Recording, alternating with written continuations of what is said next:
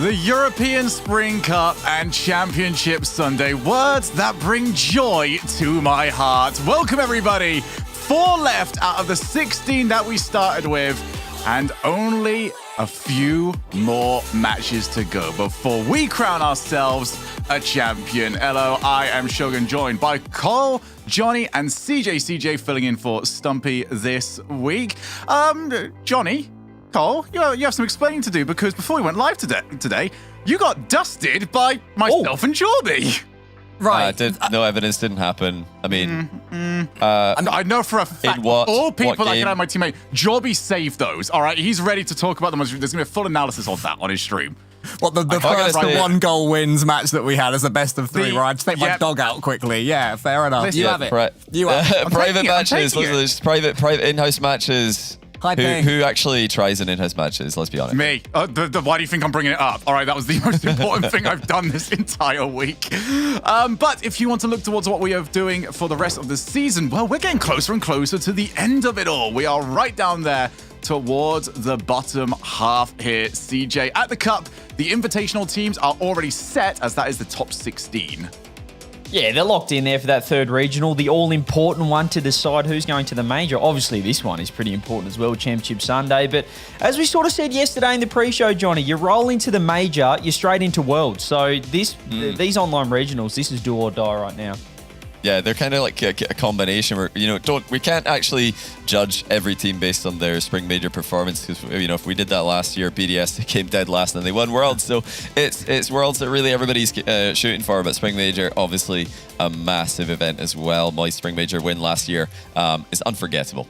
So here's the schedule that we've got for this week. APAC has either just wrapped up or is currently wrapping up, depending on if that was a bracket reset. All over. Elevate got the job done again, so they're back on top. Nice. Whoop, whoop. So obviously we are on right now, and South America, Johnny, later on. Some big implications when we roll into that after we are done here today. Yeah, and NIP Ninja Pajamas are in with a shot of making it a potentially 3-horse race for the major, or maybe just a 2-horse race for that second major spot in South America. They get 2 spots, of course. It looks like there's 3 teams who are really in the running for that. I mean, LSW7M get in there. They're still in with a chance. It's all to play for in South America. And we now take ourselves a look at what we are doing up next week. So, the North American RLCS will not be on because CRL Worlds is taking place during that weekend, but there's still Rocket League coming your way. You've got OCE, if you want to go and check out all of that. You've got Mina as well, which is turning into quite the fight, Cole, for that 1 spot. Rule 1 have got the driver's seat. I'm just chuckling because of your wording. You said CRL is next week, but there's still Rocket League on. There's also Mina and OCE. Listen, so your I was allegiance just counting my inner Stumpy. Yeah, your allegiance is showing through right there. I'll be honest, I didn't even hear what you asked me, but Rocket League looks great. Mina. Go watch it. Mina's amazing. So's OCE. Get your tickets. You were locked in. That just really distracted me. Right, well, don't get distracted yourselves when it comes to your chances to go to that event. Boston coming up very, very soon. And whilst it is looking more and more likely that we've got our European teams locked in, you can do what many of the European teams will not be able to do. You can go just through the art of buying a ticket, heading on over, and we will see you there. So looking forward to that. It's going to be a fantastic time. Yesterday, though, we narrowed down the field even further. And Johnny, starting off with Vitality 4-0ing Moist. There was a lot of one-sided matches that we got yesterday, but at least we ended on a bang. Yeah, Vitality just look absolutely unstoppable right now. Moist have had a good tournament, and they were able to regain in the lower bracket and make top 4, but Vitality were just on a completely different level. If we think Zen and the rest of the team played well in Regional 1, I think they've improved, if anything. We'll have to see if they can bring it to today. I don't know. What do you think? Underperforming. They're underperforming. I'm not seeing what the hype is about this Zen guy. He's coming in, but I don't see the quadruple flip resets just yet. Vitality, they need to step up today, or Cole, I'm not convinced. I'm not convinced at all. Well, were you convinced, DJ, by Team BDS? Esports. It was an interesting... No. Yeah, exactly. It was an interesting show. I was not convinced in the slightest. This was terrible. This is the worst series I've ever seen. Rise admitted it. Yeah, he said on Twitter after. Yeah, to Guild's credit, Golm stepped up. He was dropping those bombs, which we love to see, and they put up a good fight there. 4-2, took it all the way to Game 6. Yeah, they made it entertaining. They made it so that Team BDS could never breathe. You can almost see the relief there on Rise and Monkey Moon and the gang afterwards. But Johnny, it led us to Moist versus Oxygen. Oh, and what a series it was. Oxygen have been disappointing overall this split. They had their moments here. We had Peakso with some brilliant winning goals, but it was really just Moist to lose all day. I think they had the defensive mistakes to keep Oxygen in the series early, but as soon as Moist got going in offense, they looked unstoppable. Cannon firing, Joyo with an unbelievable Game 7 overtime winner. And Juicy's never looked better, just making it look even more French dominant in EU. Yes, this has probably been the most obvious it has been that France is currently carrying Europe at the moment. And this is the bracket as we see it right now. 4 teams remaining, 2 teams in that upper bracket. That means that those teams still have to lose twice to be eliminated. BDS, though, and Moist do not have that luxury. If they lose even once today, then they are out and they've got to win 4 series in a row. Lower semi-final, lower final, and then twice in the grand final. So not really the easiest path, but hey, whoever said it was going to be easy over in Europe? Let's take a look now at the season points over here. Right now, we're sitting on about 6-ish, Cole. It could be 7. G1 will be hoping it's 8 as the way their season's starting to pan out. Yeah, well, PSG Tundra as well, I don't think they'd complain it being 8, just to really make sure that there's no worries as they look back towards Lunar Galaxy, who there's a huge gap between 8th and 9th. No, wait, I'll tell you what it is, in fact. It's so clear. I'm going to say it already. The top 6 are clear for Worlds already in EU because the top 5 for this major is so clear. And if you get to the major, you make even more points. But G1 and PSG Tundra will be hoping that those EU teams at the major get another spot for Europe. And that's really the spot that Tundra and G1 are playing for. If Europe can do well enough, and pretty much if Europe can get 4 teams in the top 8 at the Spring Major, then the team out of G1 and Tundra who finish off next regional with the most points will definitely go to the wildcard. It's as simple as that. That's going to be scary for them watching on at home, right? G1 and PSG Tundra, you're there. You got your little EU flags. You're waving them, going, "Please, boys, please win this." It's scary enough watching G1 play in general. I think they need a bit of help, all the help they can get from external sources. CJ, looking at the split points that we've got at the moment, it looks like for once Europe has kind of just settled on who the top 5 is going to be. How do you feel about this top 5 that we're seeing from Moist upwards? Because to me personally, I think this is the strongest that Europe has sent as a whole pack. Yeah, I think it makes sense. The top 4 was probably expected. It's just whether Moist, out of the roster changes, was it going to be Oxygen, was it going to be Moist, or even G1? And clearly it is Moist at this stage. We saw them handle Oxygen yesterday. So it is nice to be sending 5 teams. I'm not going to call any teams out in particular from other regions, but sometimes we send that one team, Johnny, that, raises a few eyebrows. Yeah, no, not to name any names, of course, but we've also got to give the shout to Hogan Mode. They have made Regional 3, so of course they're back in contention. They're a long way back, but a simple regional win would get them back in the mix. So can't count out Hogan Mode going for the gold medal. So for all of you at home, you might know that we have recently decided to add a little bit of an international flair to our top plays, taking something from each of the regions that are happening over this weekend. So we've got APAC, we've got South America, we've got EU, and CJ, your boy Karmine is going to kick us off. Yeah, speaking of gold medals, Johnny, we're kicking off in APAC. They've just taken out the regional, and Karmine's taking out everyone with the ceiling pinch top corner, if you don't mind, as well. Look at the angle. He had to come off that sideways. The bounce wasn't generous, but he saw the open net, and that is a pretty unique goal right there from that angle. Love seeing that from my absolute... My boy. He's my man. Number 2. Boy. Yeah, check this out from Motta, the new signing for NIP. Ceiling recovery, ceiling shot, fakes out the first challenge, and then floor doubles past the second one. We've seen quite a few ceiling recovery goals recently, but this one is a ceiling recovery 1v3 play. Motta has really slotted in well to this NIP roster. They are a contender for the major over in SAM. And number 1, at the start of the split, Joyo tweeted that he may not be the player from Moist that people would have wanted to stick with this roster, but he is proving, hopefully to himself, that he is just as good as Ryzen Vatira. He's capable of winning Game 7 overtimes. He is icy. Look at this double tap. The pass was inch perfect from Cash, and Joyo's had so much work to do with the Oxygen players looming. massive for their split and for their season over on Moist. That was to get them past Oxygen and keep them in the tournament. Oh, wait. Before we move on, though, Shogun, I know you had one save, I believe you called cringe yesterday, so we're going to open it up to the panel. Let's have a look cringe. again. It is cringe. No, Cole, you better be on my side on this. This is simply done. Look at Jaria's positioning there. It's a cringe save. Makes it look easy, but we saw so many, accidents happen this weekend where goalkeepers are the wrong side of the goal line. Look at Jaria's. They're inside the goal. Take notes, everybody, not cringe. That's the way I want you to position if you're in my team, in my ranked games. I don't think it's cringe at all. Great save by Jaria's. It was good. You're on my side, aren't you? I don't know what to say. He should have let it in. No, I'm with Shogun here. Jaria should have yielded. Should have touche and jumped over the ball. That's what. All right. Just to avoid this potentially being a split, CG, I'm skipping your vote on that one. What we have had up to this week. Obviously, APAC just finished. We are playing out today, and then we've got South America following. So if you want to get your Rocket League fill, this is the place to do it, because I do believe we usually send a W raid over to South America once we are done. So let's take a look at our teams remaining, shall we? We said 2 weeks ago that it was the strongest top 4 we believe that we have ever had. Where do we rank this one right now? Starting off with the very, very tippity top, the undefeated this split, Vitality. Who wants to try and take these guys?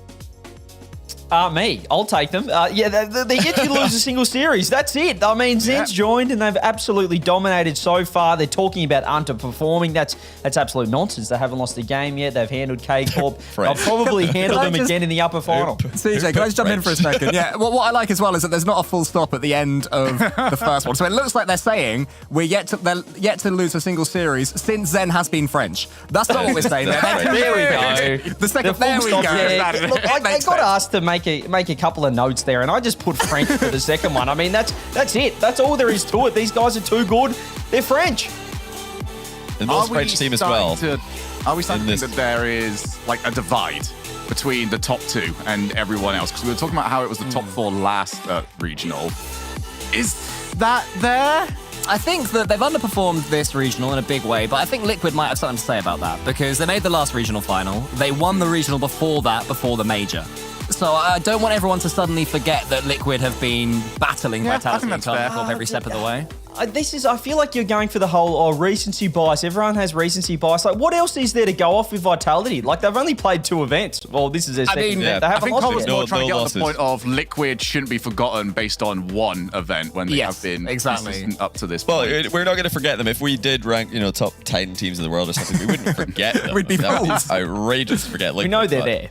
Yeah, just because they're eliminated, we're not going to. Yeah, we just keep that written on the hand at some point. So it's just like all the top teams and Liquid. Okay, let's take a look over at Corp. We haven't written down that they're French on this one. I feel like everyone knows when it comes to this team, but they are. They all speak French. Morocco, obviously, is Itachi's country of residence. Well, not residence, but country of origin. But yeah, they speak French. He speaks French, and that's obviously just as good. It's enough. Playing French teams. Yeah, we do have a look. The San Diego Major champions, Vatira, along 3 different players looking to try and prove themselves to be the king of spring, having won over in London last season. Yeah, I also saw an interview with Eversax, their coach, and he basically said in the first regional, sure, other teams performed well, Vitality and Liquid, but they also underperformed. Karmine Corp were not at the level they expect to be. They're looking more like they're at that level. But Johnny, was their upper bracket run a little bit easy for them to be, considered up there with Vitality at the moment? It was definitely a lighter bracket than the Vitality bracket. Vitality have gone through Moist and BDS, whereas Karmine Corp had PSG, Thunder, and Guild in the last 2 rounds. So yeah, definitely easier, but they look pretty flawless. So let's have a look then at the tweet that was posted out earlier on yesterday, actually. This is to do with the old Moist roster. Bring him back. At Vatira 5, be sure to follow everyone here. At Rise, at Joyo, I'm really happy that all of us are still at the top. Love you, with a little heart at the very end. Oh, that's so sweet. So lovely. It's nice to know that those can come out, because, people are iffy about Vatira's tweets. There's nothing iffy about that. That's just lovely. The question is, if Vitality keep this dominance up, do we see the return of the OG Moist? Do they come back? Does Vatira get the gang back together to try and knock down these new kings? Vatira's going to bed at the moment, hearing Rise, Joyo, Vatira, tossing and turning, going, no, I shouldn't go back. All right, let's take a look then towards the lower bracket. Our next team up on the spotlight, Team BDS. Rise was the one that made the choice to make this move. He believes, Johnny, that this is his shot to win the World Championship. How has that looked to you to this point? Well, but I think both Rise moves so far this season, they look genius because he moved to Oxford, didn't they? Made the major, Moist didn't. And now he's moved to BDS, and they're looking like a lock for major and worlds. Yeah, look at that grand final win rate. They've only lost one grand final. That was to Moist, who they played today, since the fall major, which they won in 2021. So if they do make grand finals, their win record is unbelievable. Their failure to make grand finals is really what's got them in a bit of a slump. That's the tricky bit, isn't it? Making these grand finals, but they're performing a lot better. It was an ugly series versus Guild Esports, but you have to remember that at that point, they'd gone through Team Liquid, they'd gone through SAR. They've had a bit of a lower bracket run here, after losing to Vitality by getting one game in a best of 5. No shame in that. They're not quite at their premium best, CJ, but certainly right now a team to be respected again. Yeah, I think they'll forget about this series and focus on their win against Liquid. They'll regain for today as well. So not too concerned about this one. Obviously, Corp did handle Guild a little bit easier than BDS did. The interesting thing about BDS, I didn't know Monkey Moon's name was Evan. So there you go. That's my fact. There's the fun fact that we should have had written down right there. Let's see what fun facts we've got for Moist. Shall None we? of them are called Evan. None of them are called Evan. I'm just scanning for that one just to make sure that you are correct. And it does seem you are right. Just have to make sure for you there. Cool, Cole. As Moist Esports got in here after a overtime winner from Joyo. He was the player to step up when they needed him. And he is the one that has brought them through to this point. But this is now a team that we're still trying to really get a read on as to their overall skill level. Are they major challengers? Are they world challengers? Or are they just going to be there to fill out the numbers? If you ask any of these players, they'd rather it'll be the former. My worry with Moist Esports is that they're just a little bit delicate. At this level, you're going to have losses. You're going to have people on your back if you start to underperform. Do they have that player in their roster who just, someone like Vatira, if everyone calls out Vatira and says, you're rubbish, you're not the best in the world, he'll go, that's not true. I am the best in the world. Does Moist have that? That's my biggest worry about them. I'm going to throw that one out there to the class because it's just in my mind a little bit. Well, I think Joyo's putting his hand up, certainly with that OT winner from yesterday. But I'm with you. I need to see some more from this new Moist lineup. I'm just still not fully convinced. I know they've had a pretty good day so far, but... This is good news for you, CJ. You can see more from this Moist lineup because we took time out of our very, very busy schedules and we decided to grace Moist Esports with our presence on the field. Let's have a look at how we did. Come on. This is too much pressure. We've been practicing for this and they've got no one on the kickoff. I'm going to sit behind someone and hit me. What am I? Hit me. Oh, they're doing our kickoff. It's not. They don't know what to do. Stumpy Goblin does it again. Well done. Love that. That's so dominant. Oh, Straight to Cole. go in. Go. Yes! Hey, okay. Double kickoffs are good. We've learned that. Oh no, he's up for double. You need to touch that. You need to touch that. Johnny needs to This is. I'm just alone in defense. It's so scary. Well, do you know, pass it back What to is you. that, Stumpy? All right, it's just me versus, well, that. That's fine. They actually don't have that. Okay, 50. Low 50. Oh. Why do I still have 0 points? You got to go backwards. no, Matt. Cole. And backwards. The ball was directly 45 degrees Cole, behind you may have me. got a bit big for your boots there. Remember, you have tiny feet with tiny boots. You look like a dolphin breaching. Do we want to tell the whole world, by the way, that we've been practicing fours this week? True. We've been taking this seriously. We have been taking this serious. A backflip. I'm panicking, not gonna lie. Demoed one of theirs. Oh my god! Backboard. Well done. Yep. Go on, Shogun. Middle. Go on, Shogun. Fake. Yes! Yes! Come on! Good fake. Great fake. This is the best match we've ever had. Huge clear right now. Don't worry, they're not there. No There you need go, to straight panic. you got some time. Oh, you've nearly done him. dribble. You've nearly done him. You can't be serious. Honestly, I love you went for it. Might have missed. Oh, no, I'm upset with that touch. I'm really sorry. I'll grow up. I'm there. Oh, wow. How do they What does that actually do it actually every grow time? up? It's because they're freestylers. It's just different, Is man. that the best goal we've conceded? I feel like they've scored a few bangers, to be honest. There's so long left in the game. It's incredible. No, you Oh, don't. Oh my goodness. Johnny is the only person to have not scored a single goal across every recording we've had. That's quite fun. It's actually true. I'm the only person to not score this game. Oh, that's upsetting. He is there. It's over. They can't possibly score that. Yes! Stop it! Oh my goodness! Yes! Oh my goodness! What a win. I tried to type beaten. Gets Benspin. Ben, Okay. he's got one more.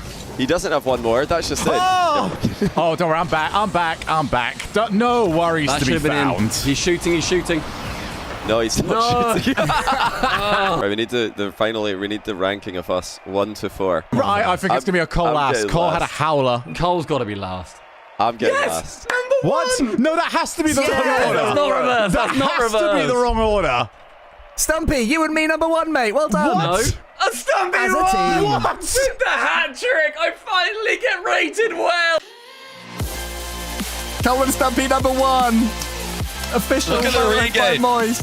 At the end of the game, I had so many points. Johnny's None at 3-1. blurry. As much as your performance, you were moving so fast in that match, your camera's gone blurry. You're right. Never now. believed. What just Chat that my never favourite part? believed. And we My favourite part not was- smashed them, but we were there. We are close. I'd say we're top 6 teams in Europe. Yeah, we're right You there. guys were 3-1 up, and Johnny still had 0 points. I absolutely love it. Type 1 in chat if that is your ranked teammate. Let us know. I I want to did you know. see how I finished, though? I finished second of the scoreboard. Yeah, you What did, a you did, you did regain. come back. But I'm a Yeah, little best bit performance confused, ever. boys. I'm a little bit confused because Why? I'm pretty sure you guys usually play 2 games. Was No. That doesn't ring a bell. was- No, not this time. That no. was just game 1. So No, I'm pretty sure we didn't play again. No. don't you always play No, 2? they don't had you? No, we we had didn't. places to be. Where's the second No, we didn't have to. No, Yeah, there was that nowhere. As well. They hate this. Wait, we're scoring. Cool, we're scoring. Go on, let's go. Yes. Blow the whistle. This is the one, boys. This is the one.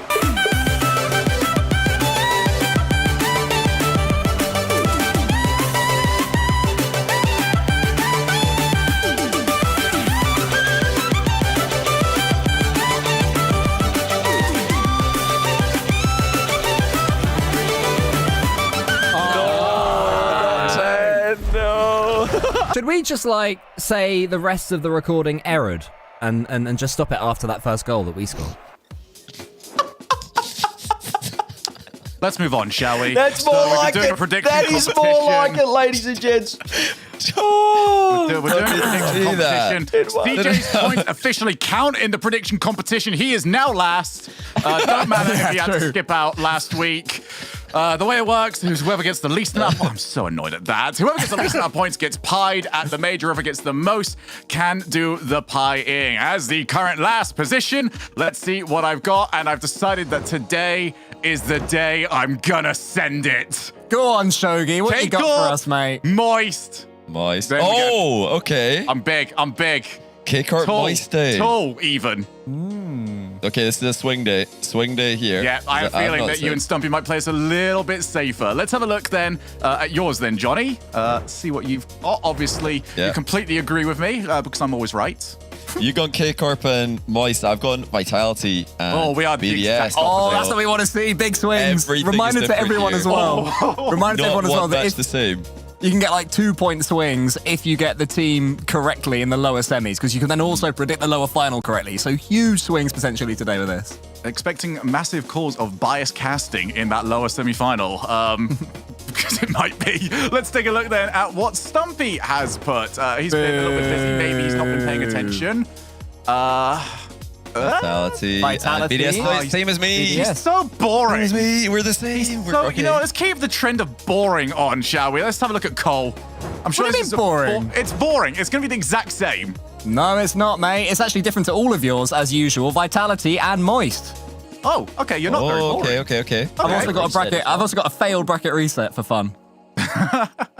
All right, nice and spicy. I do like that one, Cole, who is so far ahead that this is actually almost kind of irrelevant. I am you Max can do whatever you Verstappen. want. Let's take a look then at CJ. You've decided to throw your I've gone hat with my into it. brain. It's Yeah. boring, What but was it that makes told you? sense. It Vitality makes dull sense. day. BDS, join the That's team. a dull day of rocket. DJ, stop boring. being Johnny team. That's how we do it. Dominant scorelines. I'm not going these 4-3, sit on the fence. I want a 4-1, 4-1 grand final. I want you to know go I am bad. both a bad winner and a bad loser. So whatever happens today, I'm going to be awful to be around. Okay, let's have a look at today's schedule, shall we?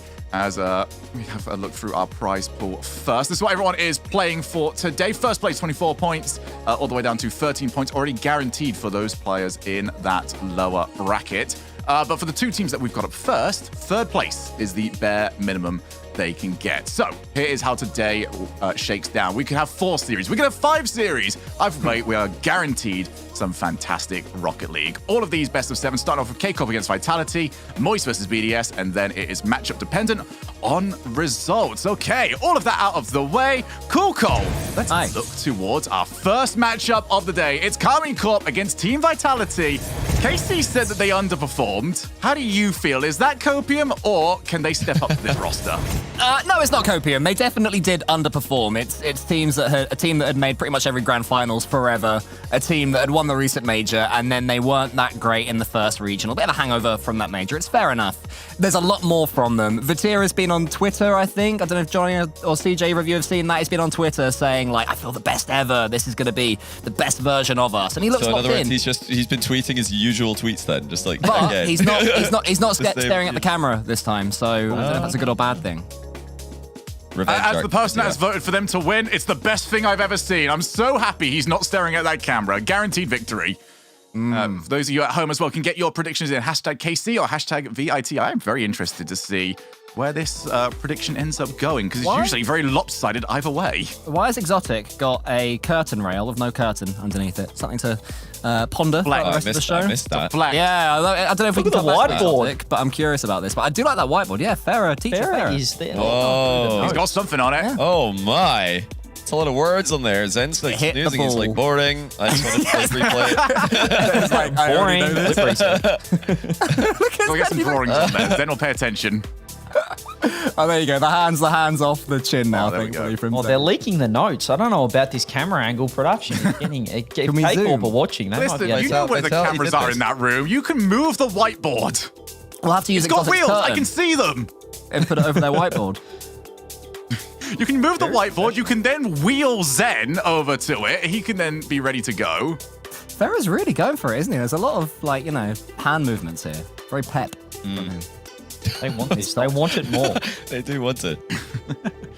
I'm very curious. It's a lot of words that say give the ball to Zen. I do like that you bring that up because, again, this has been another weekend where Zen Oh, here we has go. been the facilitator He's of this back. team. But He's back. Shogun, do Johnny- you still believe? oh no. Oh. This is like Well, serial that's- 50-50 winner vibes. Are we all having a little competition with him right now? I hope all of us at home are also having a competition. I've lost already. I already blinked. Oh. Yeah, the crazy thing is he's Right, probably still he's gone. scoring. You won at home. He's probably still scoring in free play without looking. Full peripheral mode. Still knows what he's doing. plays. Must say though, Johnny, on the Vitality side, Radosin has really looked like he's come into his own Nice, during this yeah. tournament. If Alpha was his tournament 2 weeks ago, there it this would have goes. been Radosin. Oh no. Oh, Nice mechanics there. Clean exit for the whiteboard without any contact from the door. Shogun's so desperate to take this seriously, and we're just That's right. making gags. Sorry, you're saying about Radosin, but like, did you see them move that whiteboard? You know, to be fair to Radosin, is having an absolute screamer of a regional. He's taking over. So, yeah, I'm loving what I'm seeing from Vitality as a team. right. Well, there's our predictions then. It's incredibly lonely over here on the left-hand side of the screen. That's a But host maybe you at vote over home- there. Maybe you are all, I'm part of the blue wall today. I'm all up. Yeah, me and the Ooh. blue wall. We love it. That's actually a lot closer than I thought it would be. But let's see if it will be close on the field or whether or not Vitality can continue to steamroll the entire region. Best of 7. Whoever wins this has got all of the advantages in the grand final. Let's see who can take it.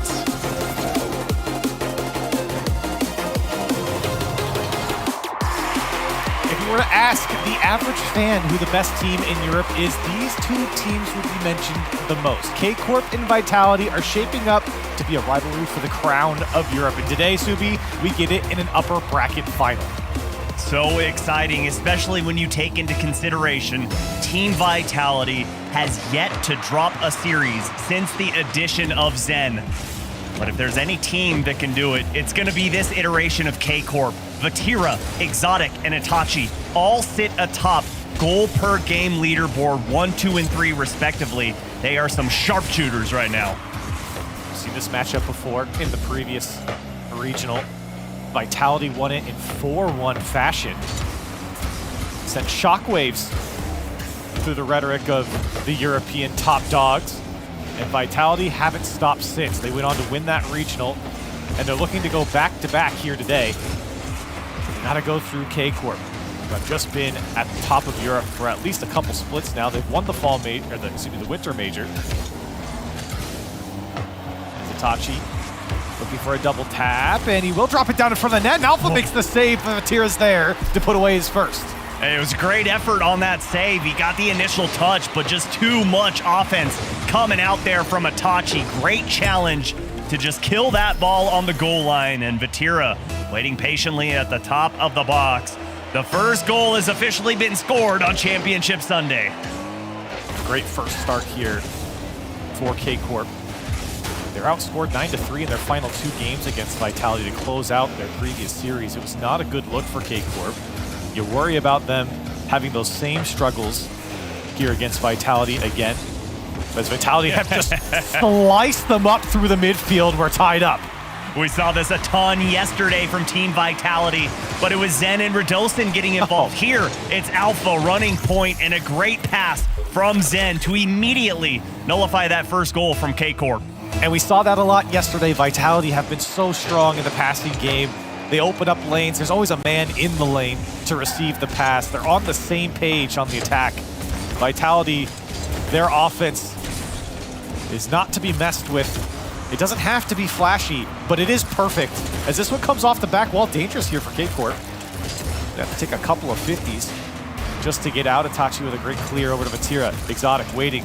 Vatira can't hang on to it. Exotic's beat to this ball. Vitality on the counter.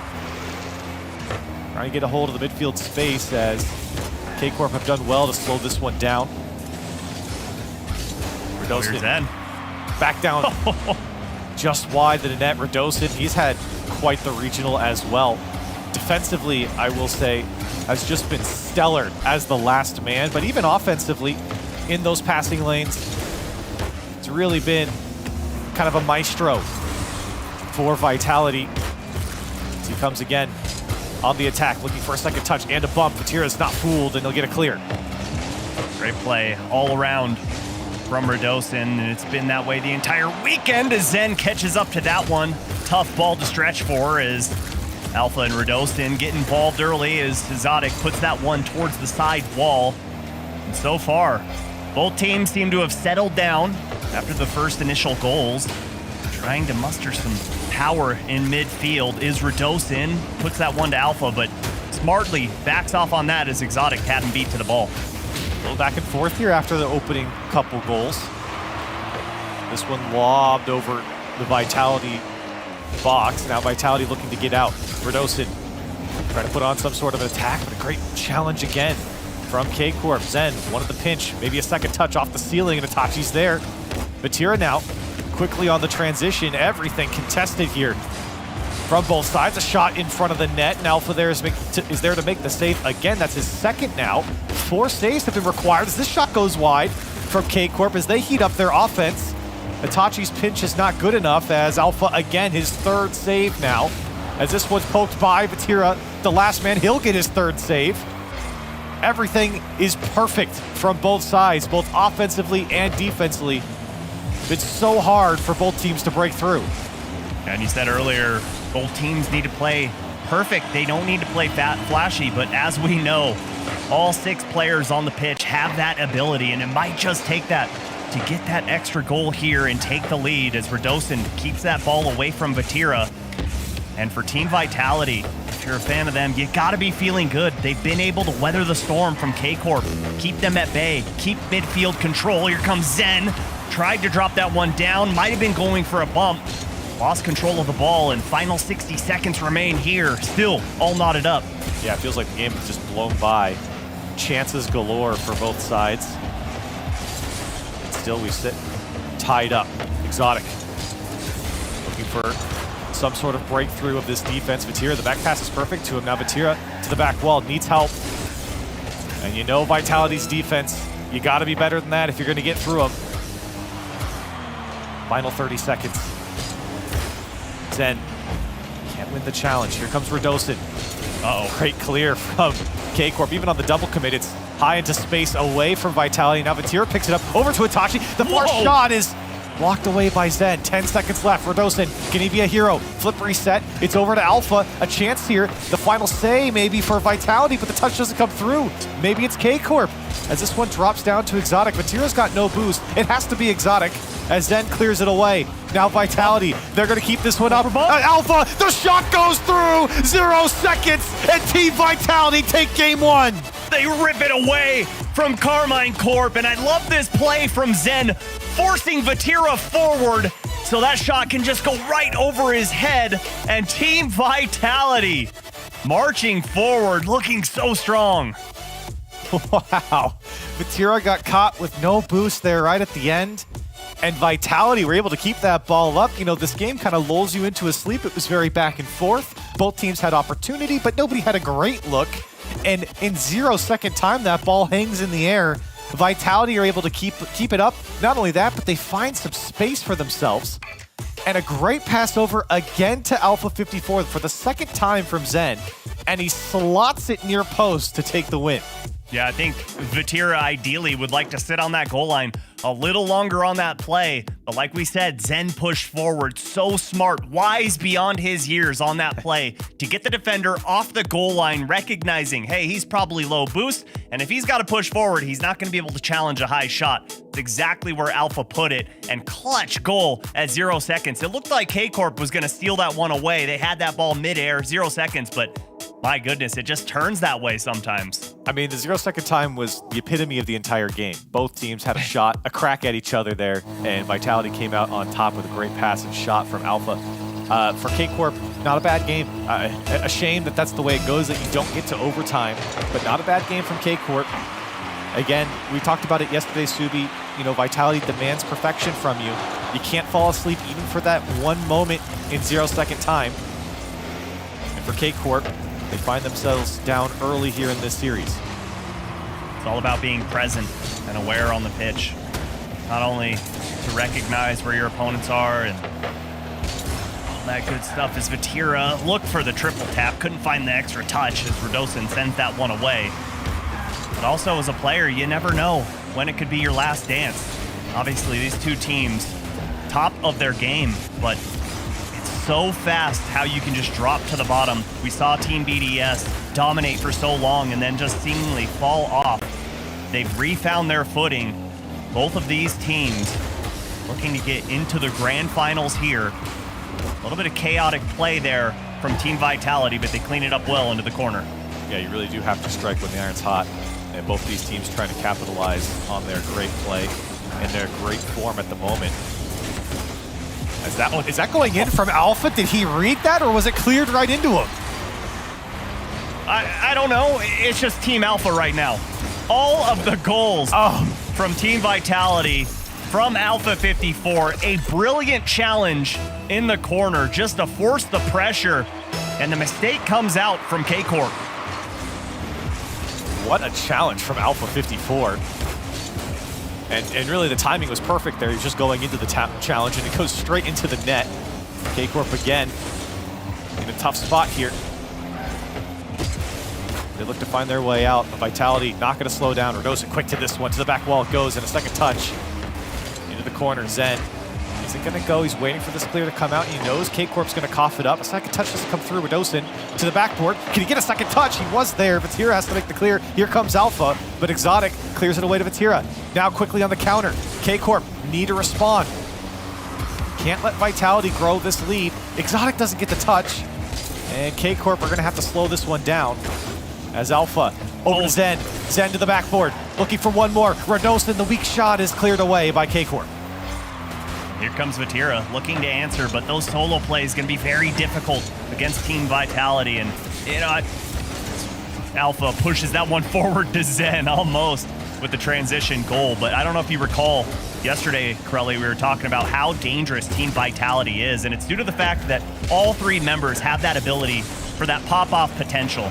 And we were talking about how Zen and Radosin were just teaming up and down the field to get those passing plays. And Alpha could just sit back.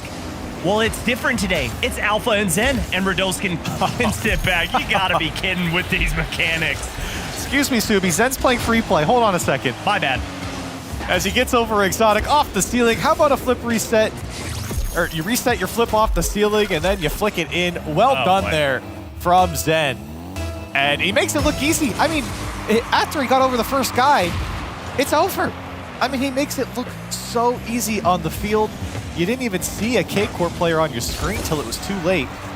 And a 2-0 lead here for Vitality is exactly what they want in a series like this. Such big implications for who's the top dog for the crown of Europe. And right now, Vitality are leading the way. Presented just, it's effortless. It seems to just come naturally. And I think the biggest thing that he has for him in his corner is he really lives up to his name. He plays Zen-like. He's just so calm at all times. He never seems to panic. Every time we get a look at his face, yeah, he's a little bit lean forward, but you never see him getting too high, getting too low, just staying in the moment. And Team Vitality have about 90 seconds to go here in game number 2. They've got that 2-goal advantage. They've got to hang on as the shot's coming out, but a big save from Radosin. He had him yesterday, and it continues today. There he is again. Big-time saves from Radosin have kept Vitality in these close series, and another one there off his crossbar against K-Corp. And this time they have some cushion. They got the 2-goal lead. Now Zen over another one, buying his team some space. Alpha, a second touch to the backboard. Radosin's pushed up as well. Vitality very aggressive here. This one pops out for Alpha. Zen all the way back. Waiting to see what K-Corp gives him. He pre-jumps this touch from Exotic. It's perfect. Beautiful. Gets the read right into the corner, and now Vitality just dogpile on top of it. Zen, a couple chain dashes. Down to the ground, to the backboard it goes. One more touch will do. Radosin's touch is too high. With 40 seconds left, and Vitality are pushing like they're down a goal right now. The aggression just doesn't stop. I love it. Don't give Karmine Corp any room to breathe. Smother them, suffocate them, keep them in their own half. As Team Vitality, 2-goal advantage, less than 30 seconds to go, and possession of the ball. This is going to be a miracle for K-Corp to climb out of, but that infield pass is how to get it going. But with 15 seconds to go, it's looking like Team Vitality going to take a 2-game advantage. Batira over to Itachi, maybe the last gasp here from K-Corp in this game, but they can't get one on target. They need something with time left on the clock, but it's just not going to happen. Vitality going to take a 2-game lead here over K-Corp. Oh my gosh. This is almost an identical run to the Spring Open with Team Vitality, just utter domination. They've only lost 2 games so far in the Spring Cup. And right now, they're just dominating Karmine Corp, forcing them to take a timeout after game number 2. Exactly what you said from the previous regional. Vitality went up 2-0. K-Corp had to take a timeout. They came back from the timeout in the previous regional and beat Vitality 6-2 in that game 3. We'll see if this is similar. But Subi, I want to talk about the game plan here from Vitality and K-Corp, because it's really impressive that both teams are able to make transitional plays look so fluid, even in dicey situations defensively. Both teams are doing this. The difference, though, K-Corp, when they try and move through the midfield, Vitality are there to cut them off every single time. Yeah. And it's a big difference. K-Corp are trying to take these solo plays, and Vitality are just stuffing them in the midfield, whether it's up high on an air dribble or down on the ground on just a regular dribble. It feels like Vitality know where K-Corp's going to go, maybe too predictable, but Vitality are there to stop them every step of the way. And the big difference is Vitality are using each other in the space that they've created or the space that they're afforded on transition to move downfield, and K-Corp just simply can't keep up. Yeah, the offense is beautiful from Team Vitality, but what's even prettier in this series is their defense and the ability to take away the shooting lanes. Right now, it just seems like K-Corp can't get off good shots. Yeah, they might be going towards net, but it's not dangerous. It's not putting Team Vitality in a pickle. And You look at the stats between these teams for the Spring Cup, and they're neck and neck when you look at offense. I mean, goals for, shots for, assists, all that is great. But the big separating factor is the ability that Team Vitality has to hold their opponent's shooting percentage to a measly 12.6%. They are doing a great job at limiting the great value shots that their opponents are usually getting. Yeah, I think that's actually a great stat to bring up, and I think a big contributor to that is Radosin. His defensive work for Vitality has made it so tough for anyone to break through. And K-Corp obviously has had the similar type of stat, but obviously their run has been a little bit, I think, easier than Vitality, and you're seeing it here. I think the quality from Vitality right now is just on a different level. We'll see coming out of this timeout for K-Corp. Can they pull it together as they did in the previous regional? They beat Vitality by 4 the last time they came out of a timeout. Now let's see if Eversax has any wisdom to bring on the pitch and the secret cheat code to beat Team Vitality. But right now, it's going to take some creativity to pull them off their lines, to pull them out of position. Because like I said, they're holding their opponents to 12%. And just for context, Karmine Corp is holding their opponents to 24%. So it's almost double. That's how good Team Vitality is. And you were seeing it there in Game 2 when they had that 2-goal lead.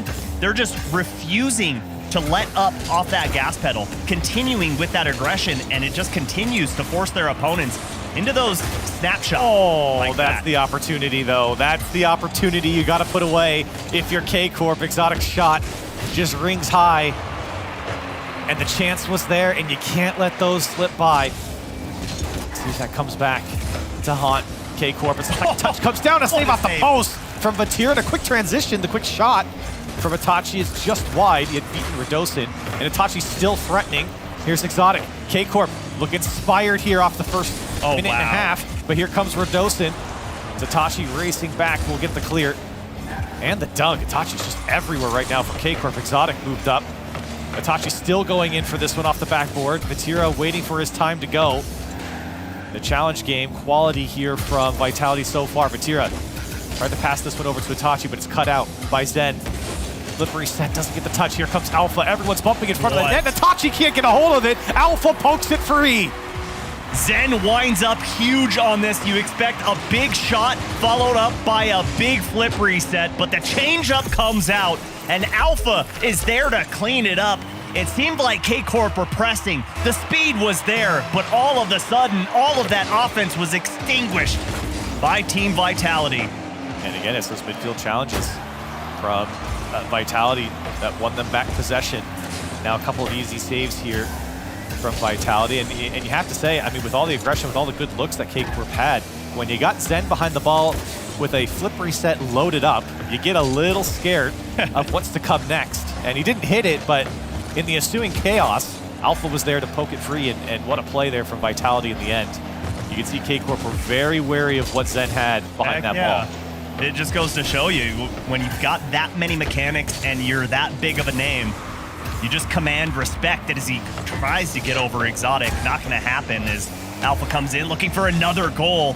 So far in this series, already has 4 off of 4 assists from Zen. Zen gets a big save there, and a Savior medal for his efforts. Savior medal for Zen, 6 saves total for Vitality, maybe a 7th looming here as this one goes just high of the net. K-Corp, they are really moving the ball around this Vitality side. It's just Vitality defensively have been rock solid. There's a double commit. There Exotic, you got to slot this one home, and he does. K-Corp finally find the equalizer. As we saw earlier, those windows are tiny that Team Vitality gives you. A massive double commit on the back line, and still Radosin almost caught up to that one, but Exotic knots this game up, trying to keep Karmine Corp away from having to get a reverse sweep. And just as you said, Subi, a small little window of a mistake from Vitality. That's the difference, as this one goes off the crossbar and down. That's the time you have to strike if you're K-Corp, if you're anyone playing against Vitality, and they showed it there. They are human. This one finds the back wall. Vitality hunting. for their lead once more. Alpha, great pass over to Zen. He has to keep it in play. He'll pop it up. Redosin gonna take the challenge. Another quality challenge comes out from Vitality to keep it in play. Vatira can only just lob it downfield. Alpha tries to poke it away from Itachi, trying to get it to Zen. But it's an awkward ball. Now Zen, with a bit of boost here, is shut down by Exotic. Itachi will play it across the field, but Vatira has to sit back. Redosin gets the mind game.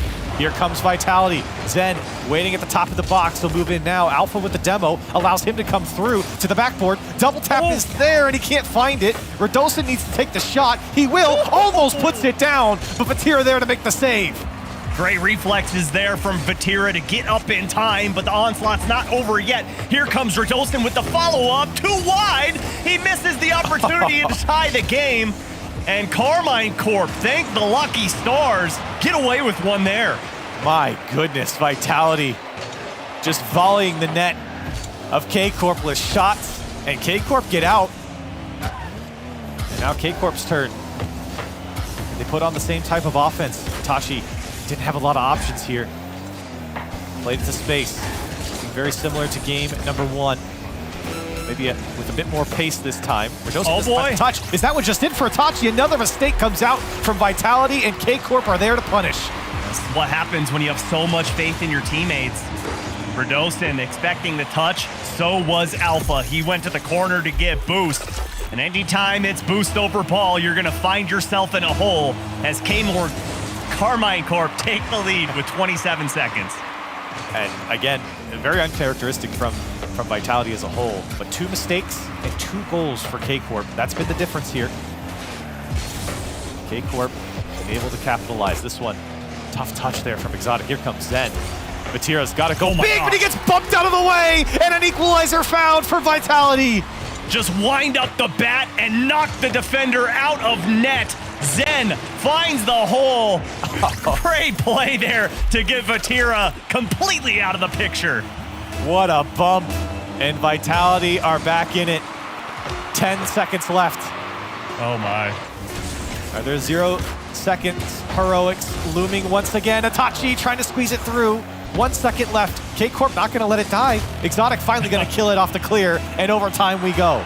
They played that game before. They played with fire in game number 2, or game number 1, I'm sorry, and you don't want that to happen again, but my goodness.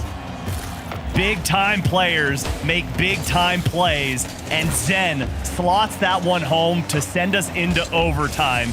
You love to see it. But another mistake as that one bounces up. Can Itachi finish it? No. But Team Vitality has to clean up these double commits. What a tough touch for Itachi's. That one goes wide. Now it's Exotic against Alpha in a 1v1. Alpha wants to bump him away. Doesn't get it, but he puts it through. Exotic couldn't get there. And an overtime win once again for Vitality. Team Vitality can do no wrong. Alpha gets this one right past Exotic. He had to respect that. Gets just the slightest touch to trade paint. And Team Vitality up 3 games to 0. It was tough to tell if Exotic got bumped, but he had flipped as soon as he got bumped, so he kind of just sat in the air. If Alpha got a piece of him, which was just enough to stall him, and the ball just floats past him. What a play. And Vitality squeak out a win here against the resurging K-Corp. But that offense from Vitality was something different. So many shots coming out from them, and for K-Corp, I mean, they only actually made 5 saves, which is respectable, but they had to make, it felt like they had to make so many more with what Vitality were doing. It really did. And the fact that they had 15 shots as well, the offensive production was there for K-Corp. As we get a look at the young Zen, Redosin, all 3, Alpha 54 from Team Vitality, under the lead of Coach Farah, realize this job's not done yet. Reverse sweeps are rare, but if there's anyone that can pull it out, it's going to be K-Corp. K-Corp on the verge of being 4-0'd here by Vitality. Put up a bit of a fight in the previous regional. They put up 1 game, but this has been different from Vitality, and even in a game where K-Corp capitalized on all the mistakes, and it feels like it wasn't enough. It wasn't enough for K-Corp. And Vitality, despite maybe some woes defensively and some consistency issues, are able to pull out the win. But K-Corp trying to get back into it now. Looking to find that offense. They're able to put up like 15 shots or something like that in the previous game. The offense was there. The chances were there, Subi. We talk about that all the time. Chances were there, and maybe some half chances, but still, it's not like they're getting smothered here in this series. Well, we saw it off of that first goal from Exotic. When Team Vitality does make the mistakes and give you a window, I mean, it is a porthole. It's tiny, and you have to make sure that you are precise and accurate as Radosin looking for a double flip reset. And that's now multiple times we've seen double commits from Team Vitality. They've got to clean those up. I understand they're still up 3 games to nothing, so yeah, it's a pretty spot to be in, but if you punch your ticket to the grand finals, you got to make sure that you're playing to perfection. This particular iteration of K-Corp has never been swept out of a series in a best of 5 or a best of 7. Vitality looking to hand them their first sweeping loss. Vatira might have other things to say as Radosin. It's another big save. Zen there. Vitality trying to work it out of their own corner. Alpha. Play this one across. Zen's there. The shot was pinched off Vatira and high. Radosin tries to lob it back in, and somehow he finds the angle. How does this even go in? Vatira was here, and Itachi was there, and somehow it just seemed like Zen was in the net, showing aggression, caused the defense to panic, and that one just falls in. So a 1-0 lead for Vitality. Demos coming out, Vatira taking out Alpha. Radosin, space to work with. Might take this himself as he got 2 on the line here. Itachi lets it drop down and he'll make the clear into the corner. Here comes Radosin. Free airspace for him. I mean, there was no worry of a shot, I suppose, but still, K-Corp very late to get up to these high-flying balls in front of the box. Upon halftime here, this one pokes free again for Zen. Vitality, the race downfield, Radosin, tough angle, and Exotic will carry this one out. Great touch there from Exotic to slow that ball down. No threat going. Oh my gosh, Alpha gets the pinch pass across.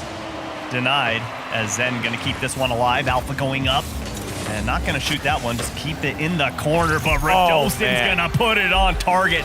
And the offense, so fluid for Team Vitality. And it just feels like Vitality have the perfect flow right now. Everything is working. Great shots from Radosin. He has been finding some tough angles and again slotting it far post. Well done. Full control here for Vitality. K-Corp I've had nothing so far in Game 4. It's 2 minutes left, still plenty of time, but only 3 shots on the K-Corp side. It's really been a quiet game on all fronts. Kachi just trying to keep this one in play. Vatira's not there. No way, he's still up. Zen's still up. Oh my goodness, Zen! How does he do it? Oh my gosh! Marquee player. Let's see a marquee play. One of the best goals I have ever seen. They're giggling. They're giggling in the player cams. They know what just happened. It's excellence. And Alpha trying to pack on here. 3-0 for Vitality, and what do you do if you're K-Corp giving goals up like that? The smile still yet to be wiped from their faces. That was a goal to be remembered. If you didn't know about him before, you know about him now. Zen, the mechanical monster, showing up big time here in game number 4 against K-Corp. Minute 20 left on the clock, and K-Corp have to refocus. How do you refocus after that? It's 3 goals down, staring down a 4-0 sweep. K-Corp is staring down a 4-0 sweep. Let me just say that again. Vitality. Wait, defending winter major champs? That's right. Okay. That's right. Unprecedented here. As Vitality have just taken over. 50 seconds left. Exotic trying to get this one out, but Radosin knows exactly where he's going. Vatira, the clear, gets away from him as Alpha's there to dunk it back into the corner. Nothing for free, says Vitality. And Exotic, that's a great touch it up. Batira, you have to score this. It's too high. And Vitality It's just in.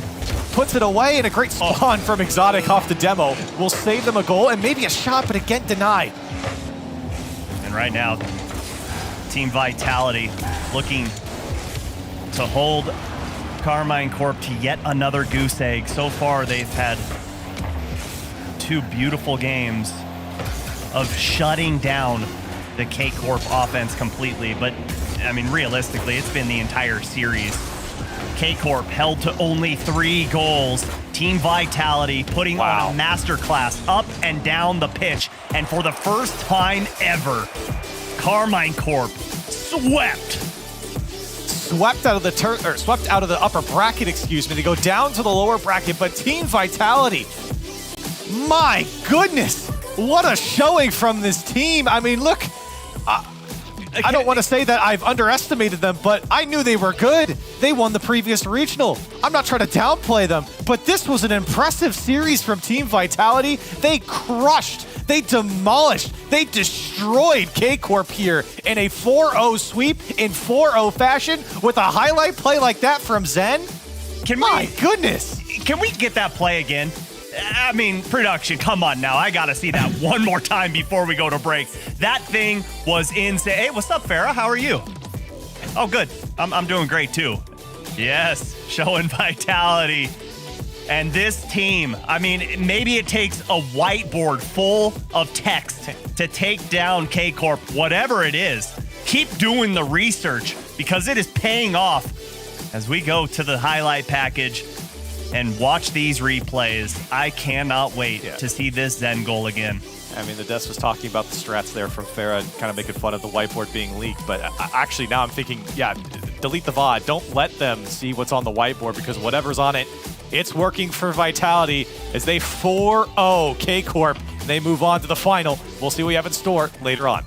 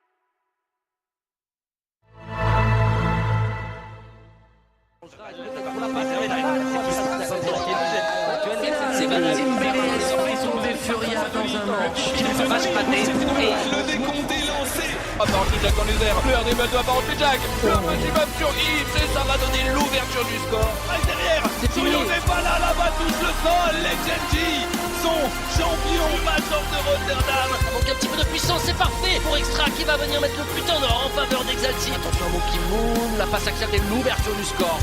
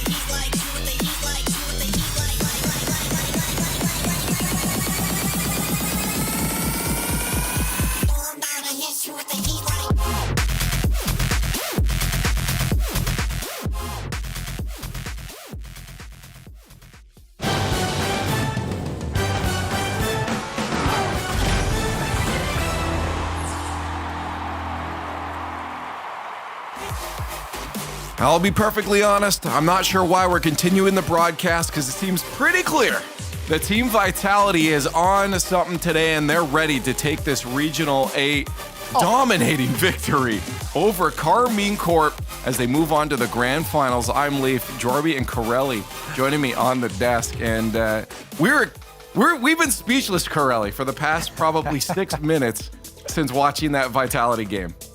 I had to say words during it. I don't even know what I was saying after watching some of the highlights there. I mean, the Zen goal aside, I mean, what a performance from Team Vitality. I said it there at the end, but I mean, this was diabolical from Team Vitality. Nobody does this to K-Corp. How dare you, Team Vitality? How dare you do this with a team like K-Corp on the other side?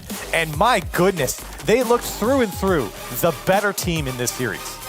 Oh my God, Zen's all over this highlight reel too. K-Corp, they had chances. They gave up that 0-second goal in game 1.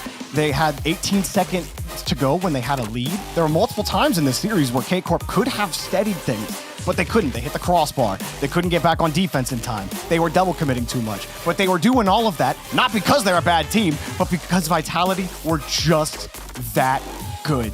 And man, Zen was just so fun watching that series. I mean, that was insane. Let's keep watching them. I'm not gonna lie. Well, I think we missed one. I'm not done. There was one goal. It's not often in Rocket League, Corelli, that you see a goal that you really haven't seen before. This was dumb. What's crazy about this goal is he kept going. Like, he knew the pass was coming, and he kept pushing. Look at him on the left side there. He's still going. He knew the clear. He trusted Alpha. He should be put in prison for that read. I mean, that is insane from Zen. I mean, unreal game sense from him to trust Alpha to keep that one going and to stay in position. And by the way, give some credit to Alpha as well for just diming that one on Zen's head to catch him as he came down. I mean, that is just incredible work from both of them. For any other player, that's like a one-time use consumable item that you get. You never hit that again. But Zen, it's like built in. It's vanilla for Zen. I mean, it's not hacks, man. It's pure program. He's like, yeah, Regional 2 upper bracket final. I'll use it now. I got more in stock. There they are in the grand final, waiting for whoever comes from that lower bracket. Karmine Corp now losing their second life, so they'll wait for Team BDS and Moist to face off against them. Best of sevens from here on out, of course, on Championship Sunday. And coming up next, we'll see if any of these teams are shaking in their boots already, seeing what just happened. But Moist versus BDS, Jorby. Both these teams, I mean, this means a lot for both of them in terms of points. Moist yesterday, their biggest day, really solidifies that 5th spot for them, distancing themselves from the likes of TFG, Tundra, and Oxygen and Seiko. We said Zen was seeing the future, or was in the future. Well, Seiko sees the future. Oh my gosh. That is wild. I love wait, they all got it. Full team. Wait a minute. I love this. What is that? And now that is crazy. Is this a staring? Is that Kamehameha? Oh. We can't. Whoa. Oh, wait. Did you just ninjutsu me? It's a rave now. What is happening? What is going on? Speaking of being lost for words. I feel like you just shadow no jutsu'd me, I think. I feel like you can actually. Rise, why are you not participating? What is this? What normal glasses? Cringe. Wait a minute. Oh, I thought he was gonna pick up some glasses there for a second. No, he's gotta check. No, it's his phone. He's got a tweet. Monkey Moon looks like he's going to the beach on like spring break. Like he's chilling. That's what the glasses allow. He just knows which camera's on him at all times. He gets a signal. What they say. You're hotter when you chill. And so Monkey Moon, I guess he's heating up there. Oh, okay. Well, I mean, they look like they're ready mentally. I mean, on the other side, the Moist, I'd be shaking now if I saw this, if that was my opponents. But Moist, they'll come into this. I mean, we've talked a couple times about how we know these players are just good-hearted and probably supporting each other all the time. But there's sometimes, Corelli, when you feel like maybe they get a couple goals against them and maybe the mental just starts to not hold as strong. Well, that and on top of that, a grueling Game 7 series there against Oxygen as well. I think Moist, they've been tested, this roster. They've been tested, especially after that previous game, but a big and important matchup here against BDS, and it gets even tougher. You got to go through BDS, then K-Corp, and then Vitality. So Moist, they know they have a very high hill to climb right now. I did think it was promising yesterday, though, that they were able to withstand Oxygen in their attempted comeback, because like Game 7 overtime, Joyo getting that goal, before it was always attributed to Rise on that OG Moist roster, right? But I think all 3 of those players had ice. They took it with them, all 3 of them, to their respective teams. And Cash, to me, was the big question mark. Can you handle it in those high pressure situations? Well, that series against Oxygen yesterday was a high pressure situation, because if you didn't win that, the race for the major was going to be that much more stressful for Moist, but they didn't. And to me, that's a big indicator for them in this series. Chat, let's get your predictions. I see you're already spamming the hashtags right now. Keep doing it to make sure that they get counted. Hashtag MST or hashtag BDS in the chat while you do those. Let's get our predictions up on the board. Corelli, I'm going to make you start us off here. Wow. I feel like I'm always the one to start. That's okay. Well, then don't. Jorby. No, I can go. No. I'll go. I got Moist here, actually. I think despite, being annihilated by Vitality just did that to K-Corp. I think they're just the buzzsaw here in this tournament. I wasn't really impressed by BDS against Guild, and I mean, Moist, I think, should be beating Oxygen more comfortably, but I think that Moist are going to come out hot and heavy here in this semifinal and beat BDS. Okay, Jordan. Nah, you know what? I believe in my cyberpunk dream. Give me BDS. I like Monkey Moon and company for this one. They've looked rock solid ever since Rise has joined the roster. You know what? I do too. Just because the swag. Mine aren't as cool, but I'm with Team BDS on this. I don't know. Oh, wow. These are all right. Whoa. I'm with BDS. Let's go with Team Swag right now. Let's take it, version 1.0 of those glasses. I'll be honest, I can't see the prediction now. I took my glasses off. Okay, it looks like it's BDS. That's the 1982 version of those. Yeah, right. Let's head down to the field because we got Shogun and Johnny ready for your next match. Moist and BDS hit the field. Rise and Joyo face off, and the winner gets Vatira. Let's see who takes this best of 7. It's elimination. Well, it seems like the script is writing itself, really, isn't it? We've got the old teammates up against each other. They've put together rosters around them that are equally as good as what they had before. Now, Johnny, we find out who's done the better job of trying to procure the talent. Yeah, they both locked themselves in firm front-running positions to making that major, which was objective number 1 this weekend for both teams. Now they move on to the second objective, which is to get a deep run in this tournament and maybe have a shot at Vitality later on today. You get Seiko, who has really stepped up yet again coming into this tournament. What questions on this roster? Because Rise was making a move down in overall season points when he made this move over to BDS. questions of, will this work out? Can they still get over there? Feels silly in hindsight now, but that was how bad BDS's season was up until the start of this split. Seiko, he's going to leave it, and Juicy will save. I really am so interested in seeing... Oh, bit of a double commit there from Ice. Not interested in seeing that, please. Okay, was saved by Joyo to back it up. I was going to say, I'm very interested to see the car designs from Seiko this weekend and this regional, this split as a whole, I should say. I really am wondering after seeing this one, is he actually seeing that on his own screen, or is he maybe using Bacchus mod to see something different and just put some ugly car on the pitch for everybody else? Those wheels look like they would slow you down. Obviously, wheels in Rocket League do not actually have any impact on how fast the car moves around the pitch, but they feel like they do. And those wheels look really, really slow to me. So I think either he's found a way to just ignore that and play well, as he has been playing brilliantly this split. Yeah, he might just be hiding this from his screen and letting everybody else witness the disgust on the screen. So what you're saying is you're going to start putting on motor mouth next time we start playing, and I'm going to have to deal with that for the entire session. As Cash has outplayed everybody. Well, he doesn't need to run his mouth at all. He's just that good. Oh, what a play by Cash. Fakes out too, and then gets the outplay of Monkeyman as well. That's a 1v3 from Cash to kick things off. Moist have got the offensive power. That's never really been in doubt. When they added Cash to the roster, we knew what to expect. And their defense held up. Yesterday, it looked pretty shaky against Oxygen at times.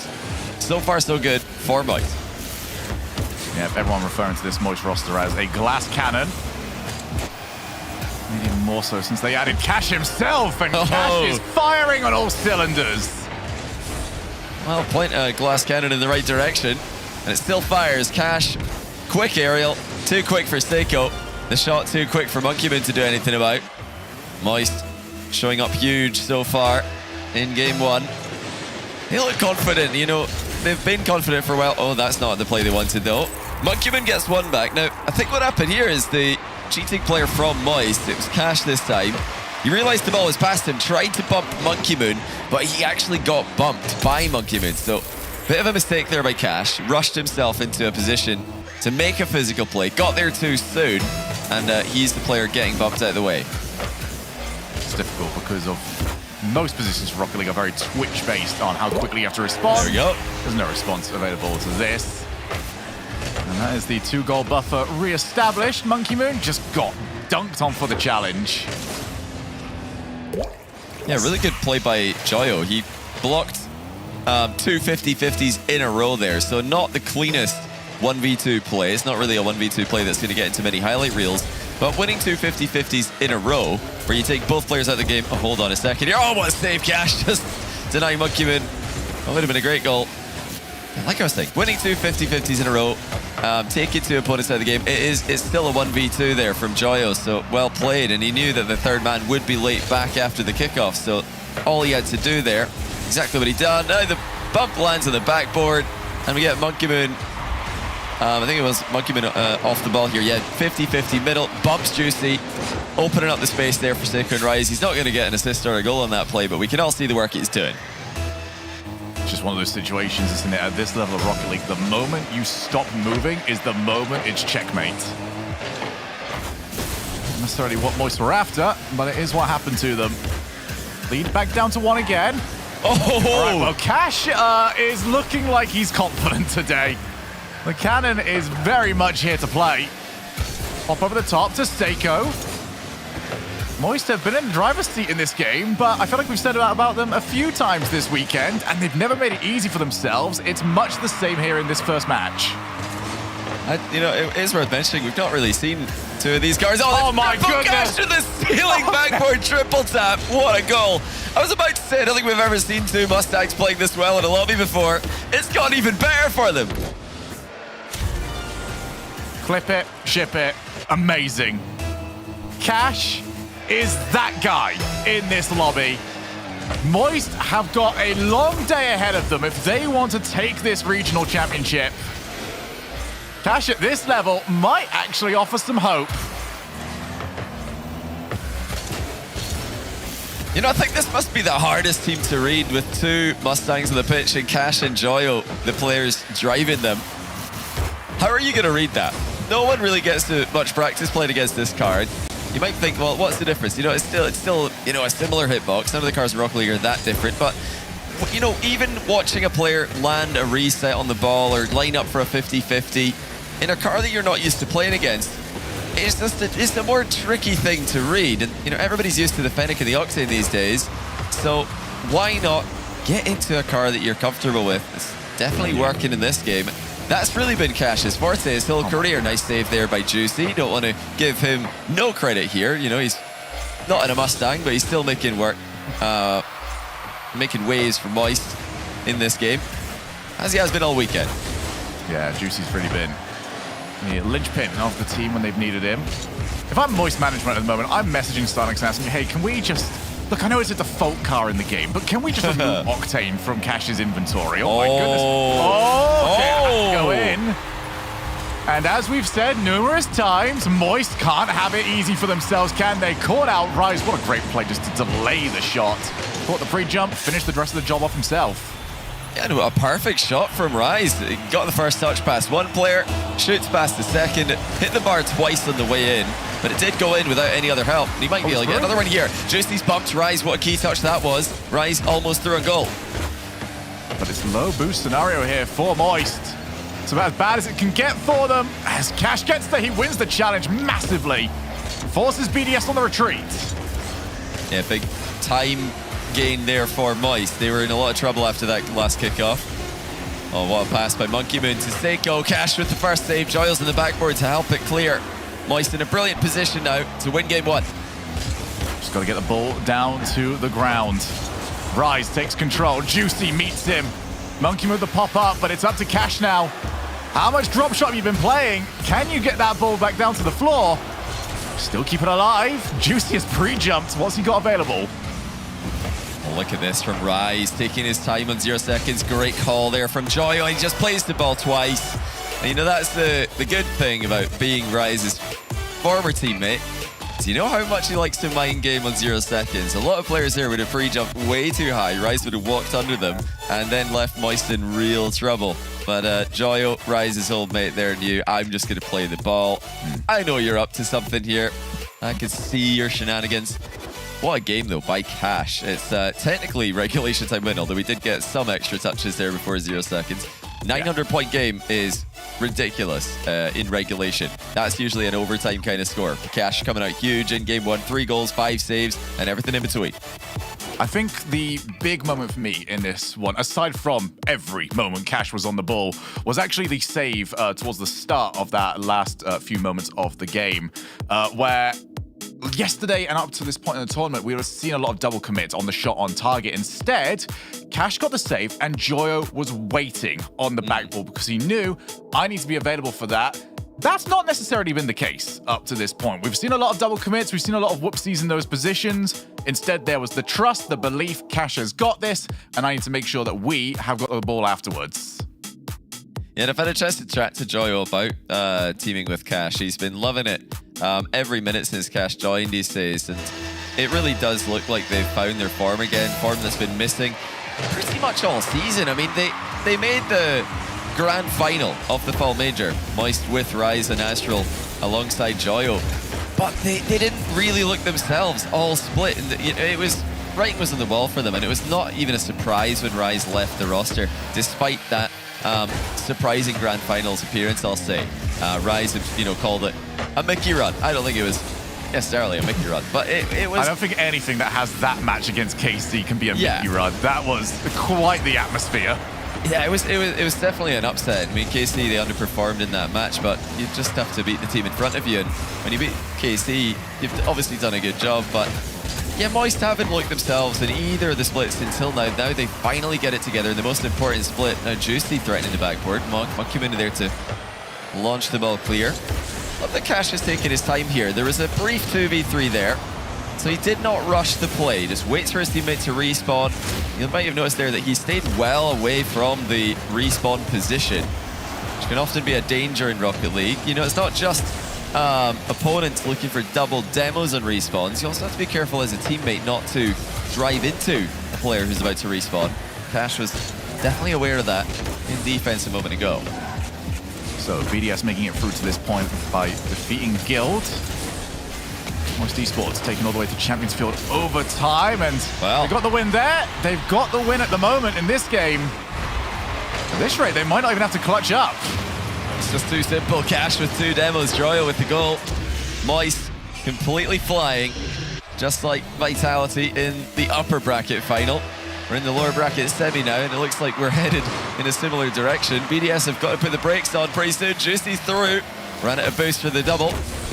This is fine for Moist. They just look the part right now. They look like they have brought their form from earlier in the tournament with them, if not improved on it. BDS continues to look a bit flat. Sort of performance as well that at least makes you believe that if they are to take on KC, they have a shot there. I don't think there's any performance that either of these teams can put down that would make the belief happen against Vitality. Such has been Vitality's level that they have set throughout this tournament, and especially today. That could be number 2. Monkey Moon palms the ball away. Juicy on the drop down, leaves it for a teammate. Teammate that is not there. When you've got a 1-goal lead, you have that liberty. You can take these extra touches. You can take your time. It's up to BDS to try and challenge them. That's what they're going to try and do. Juicy with the follow. Not quite there for him. Well, every team left the tournament been sent to the lower bracket by Vitality. They 3-1 BDS, and now they've swept both Karmine Corp and Moist between today and yesterday. BDS are the only team to take a game off them. It's not looking. They'll be the team to play them later on. Good defense from Moist. Safe 50-50s to the back corner. BDS going to continue the attack, but Moist have got a couple of defenders back here, a couple of Mustangs. Ash with a strong challenge. Ends BDS initial push. Cash cannot put a wheel wrong in this lobby. Whilst everyone around him has been incredibly solid, he has been the difference maker. Joyo delays over the top. Where's the support? There it is. Cash can hit those, but instead leaves it for Juicy. Goes bottom corner. Instead finds left post. So BDS are still in this game. Gameplay-wise, they've not looked close. But scoreline, it's still there. And they're just getting beaten in the exchanges. They're getting beaten to the ball. They're getting outplayed a fair bit. Monkey Moon actually accidentally outplaying his own teammate there. That's one of the few outplays BDS have had this game. I want to see more from them in offense. I think they're trying to be a bit too cheeky with the mind games. It's not working. Joyo, every time he's challenging, he just plays the ball. And if you're going to get past him today, you're going to actually need to move the ball past him. He's not jumping out the way for free. Oh, Joyo, past 1, past 2, into the back of the net. Just too good. Juicy with a brilliant 50-50. Joyo with yet another 1v2. A bit too much of a gap between those two challenges from BDS. If you're going to force the player high there, like Rise did, you need to have your second challenge ready to go. Monkey Moon just way too late to follow up there. BDS in a bit of trouble, in a lot of trouble even. It's looked like Moist have had control of both games, even though the scorelines have been relatively close. What have BDS got now from a 2-goal deficit? At least when BDS had offense in the last game, it felt like there was a threat there. BDS probably don't even know what color the opposite side of the field is. Such has been the lack of time that they have spent there. Monkey Moon finally gets to take a look, peek over the shoulder. Oh, wow. And it's just shut down immediately, and shut down in a way that gives time for the rest of Moist Esports to get back. Rising a big chance here. It's still blocked though. I mean, even if he does get that inside the post, it's exactly where the defender is. Great defense by Moist, who yesterday, I think, were correctly criticized for giving away many a free goal. BDS going to try one more, but Juicy's there again, and he's followed up and gotten a 2-for-1. And that almost wins the game. Moist up by 2 against BDS. This is not just bad news for BDS and their tournament life here. Very bad news for the trailing pack in the points, for the total split points. Moist right now are number 5 in EU. If they win this, they're going to extend the gap between 5th place and 6th place. In fact, it would be such a massive gap that it almost looks insurmountable. It does look insurmountable. It would be It'll be 8 points. That's ridiculous. 8 points from 5th to 6th. Timeout BDS, of course. I think that's a great call by them. Need to see more activity from them on the pitch, more aggression, certainly. And yeah, what a start from Moist. I mean, this is just they've fixed all the problems from yesterday. No free goals for the opponents. The offense looked good. Can they keep this up though? Have they really got it in them to run the entire way to that grand final? I mean, if there's an org that you associate right now with lower bracket runs, you would put it over on Moist Esports. We already know that Joyo has got what it takes to make that run. And I'm sure if it stays like this for Juicy and Cash, they'll happily play as many games as it possibly takes. This has been a little bit easy for them up to this point. And it's something, though, that BDS don't like being said about them. But let's have a look on the side of BDS, because that last result was one of those ones that you go, all right, what do you fix? And you go, everything. Everything is wrong right now. Nothing is working. Where does it start for this team? It's a lot. I mean, they just haven't had the synergy with their challenges. It's one of the biggest problems. When you've got players like Cash and Joyo making 1v2 plays, even 1v3 plays in that first game from Cash, you need to synergize your challenge as well. You can't just challenge with one player and then have a gap, and then another challenge coming in. It's all about one challenge, assume that the first challenge is going to be outplayed, and then immediately you need the second one to come through. That's where BDS have really been lacking in defense. The gaps are just too big. Moist are exploiting them. In offense, I mean, they've just looked, I think, a bit too reliant on mind games, whether it's a flip reset fake or, you know, Rise in 0 seconds there with the dribble, just a dribble fake. I would like to see a bit more proactivity from BDS in the offensive side of the pitch. But yeah, for Moist, I just want to see more of the same. They really look the part right now. The fact that they've been 4-0 by Vitality, we could forgive them for that. Vitality are just 4-0 Karmine Corp as well. They clearly, that's apparently not as bad of a result. Vitality are getting to the point where one against them is incredibly impressive. Yeah. It's only one team in recent memory has been like that, and they are on the field, at least in name value. BDS would like to re-establish themselves at that level, but at the moment in time, that looks like a very long road. And Joyo is just outplaying everything. That first touch is as good as it gets right now for Joyo. Juicy on the chance. He's got the double commit. He's beat the double commit. And Joyo finishes it off. Well, that's not what you want to see after a timeout. Double commit from Monkey Moon and Rise. They both had a totally fair angle to go there, but you've got to communicate, boys. You can't be sending everybody at what really was a very low air dribble with not a lot of threat of an immediate goal. 50-50s for Moist have been phenomenal today. Even this 50-50 by Cash, that's well worked. He's deflecting the ball back corner. It's very difficult for BDS to quickly follow up on that. Back corner 50-50s been the name of the game for Moist in defense today. Juicy narrowly avoid getting swiped at from Seiko. This is the first time BDS have had offense, and have they made something of it? Where's the follow? In comes Monkey Moon. Slots it bottom left. Well, great initial save there. Seiko's second touch surprised Joyo a little bit. He's still got a piece of it. Great placement though by Monkey Moon. Slots it past two defenders. That is exactly what BDS needed. If they did not score quickly here, wouldn't be surprised to see a little bit of tilt set in. You know, it's not a story like we like to talk about too often, but BDS and, you know, especially Monkey Moon, they've had some pretty swingy results over the years. Rise with a chance to make it two, and he does. That bottom left corner invites another goal. BDS have just put 2 goals in very quick succession. And again, Seiko was the person that started the play off. Last time over in the corner, managed to get the scramble. This time off the challenge, he forces another one, and his team was there to back him up. Monkey Moon and Rise are the ones that will get the points. I feel like Seiko, yet again, the one that created it. Now it's Rise's turn. Seiko chasing Joyo in the backfield. Feels like they've just let the reins go a little bit. Allow Seiko to bull chase and see what happens. Yeah, I want to see more from Seiko on the ball, of course. I think for him, confidence is key. He's still got what it takes. He's still got the mechanics and the game sense that I mean, it never really left for him. It's just the confidence. You know, we saw Garrett G tweeting after NRG's deep run in the last NA event that it's all mental. I think it's all mental for BDS as well, especially Seiko and Monkey Moon. Rise less so. He's usually got the mental game intact. Let's go his backboard here. You know, they're doing what we asked. They're just playing the ball without waiting to see what Moist are going to do. Seiko's got a double here, but he's off target with it.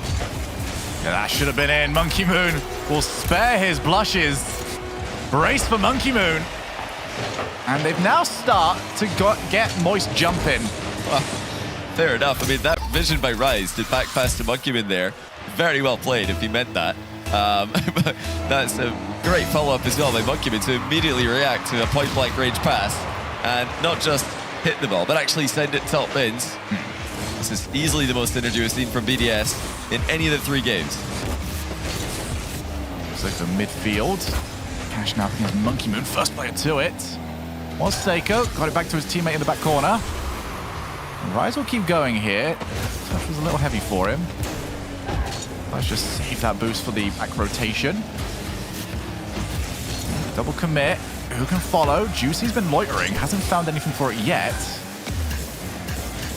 Does seem to be the target man for now. And Joyo fakes out corner play. Trying to get something from Monkey Moon. Instead, now his team's a little bit more under pressure. Backboard. Seiko goes up. Almost found it. Instead, it's Moist on the transition. Great stop in midfield by Rise. Quick cut of rotation.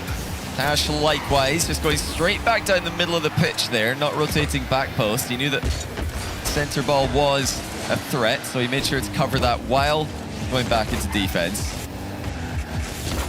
All about activity right now on the ball. No one wants to give anyone a free touch. Cash actually misreads the clear.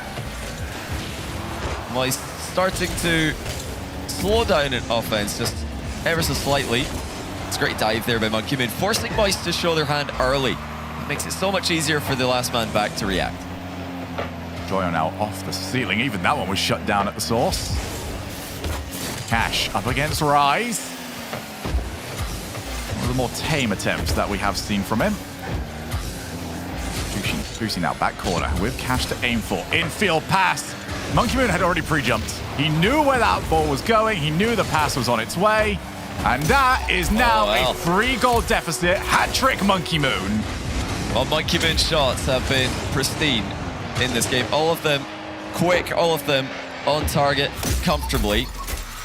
Like I said, hat-trick Monkey Moon. I think this is the ideal scenario for BDS. When Monkey Moon is happy, when Monkey Moon's playing well, it seems like the whole team is happy and the whole team is playing well. Moist didn't really seem too bothered by the regains. Oh, not quite. Monkey Moon's going to be there to save it. But yeah, Moist not really bothered by the regains and the comebacks that Oxygen had yesterday, so I'm not at all worried about how they're going to react to this one. You do wonder, it does that reverse sweep from Team Liquid still linger in their minds? It lingers in mind. Yeah, it does. I feel like it's hard to forget things like that, no matter how much you try and no matter how long, how much time passes. Really well done there by Monkey Moon. Awkward position, but he just knocks the ball again into that back corner. A Rise looking to get on the end of a passing play. Oh, what a first touch. Monkey Moon really set that up well. The lean back reset was saved by Moist, although they're going to need a lot more than that if they're going to come back in this game. Yeah, right now this one looks like it is already shut. And outside of a miracle here from Moist, will be BDS cutting that lead down in half. Juicy tries to get the ball to a teammate. It doesn't happen. The time has run out for Moist Esports. And what an answer. And what makes this more impressive, Johnny, is the way this game started. If you could list worst possible ways you can bounce in from a timeout, double commit, losing it, going against one of the sacred oaths of Greasy Meister, that's not how you would start it off. Yeah, it's usually double commit, double the chance for success, but yeah, it's certainly not that time with first goal of the game. Like you said, great regain. We will get a bar down in shot from Cash, not the dreaded bar down and dead on the goal line as the clock hits 0 seconds. No more than consolation for Moist in game 3. BDS back with a statement game after timeout. Will there be more of that as the series continues? Yeah, we already know the prowess that BDS tend to have, at least normally on defense. I feel like there was one time that we saw them on Friday where it was just all over the place. But typically, when they've got a lead, they're okay at it. And you really know how good Monkey Moon is on the goal line. Monkey Moon stepping up is best case scenario for them in this series. And he's done exactly that. More of it, though. I'm interested. It's just hard to shake the feeling for Moist Esports, isn't it? That one loss can just have that domino effect. And it's going to take a while. It's going to take results. It's going to take, going into this next game and just putting it aside and playing your best Rocket League for, their opinion of that to change, for our opinion of that to change. Yeah, it's results like yesterday's win against Oxygen that really helps change, the fans' minds on Moist and just how high up the choke scale they are. But I'm more convinced, a lot more convinced after yesterday's win against Oxygen. They seem pretty solid, and I think they really improved throughout that series as well. Yeah, like we said, bigger picture. Remember, guys, if you are a fan of teams like Oxygen, Guild, PSG Tundra, or any of the rest of the chasing pack, G1, Hogan Mode, Star, and so on, then you want BDS to win this. Moist are the team in 5th place, and if your favorite team is going to make the major, they're not currently top 5, Moist is the easy spot that they could be taking, and even that one's not too easy. Especially as well, when you look towards the Invitational, it's not an event that you qualify for in traditional manner. It is based upon your season points up till now. So there's going to be a few teams qualified for that I feel like most of these squads, your Moist are going to be quite happy to see in that first round. As we do see, Cash is still giving it a go. He was the player to watch in the opening 2 games. We'll be eyes on him as well in game number 4. Oh, it's not a terrible idea there by Joyo. He actually faked out the defense, but unfortunately faked out his teammate as well. The call did not come early enough in order for Cash to correctly react to the play that was available for him. This little offload here from Monkey Moon towards Rise, who 50-50s it right back towards Monkey Moon. Seiko in a brief 1v2, but Cash got up to him. The recovery demo saves Moist, and now Joyo saves Moist as another shot came rocketing towards the top corner. That's incredible as well from Joyo, because he's got to make that decision. Does Monkey Moon have that? He's already on his way up. If he does, you try and meet him. If he doesn't, you have to play where that shot is currently going. He did make the right decision. 20 seconds into this 4th game.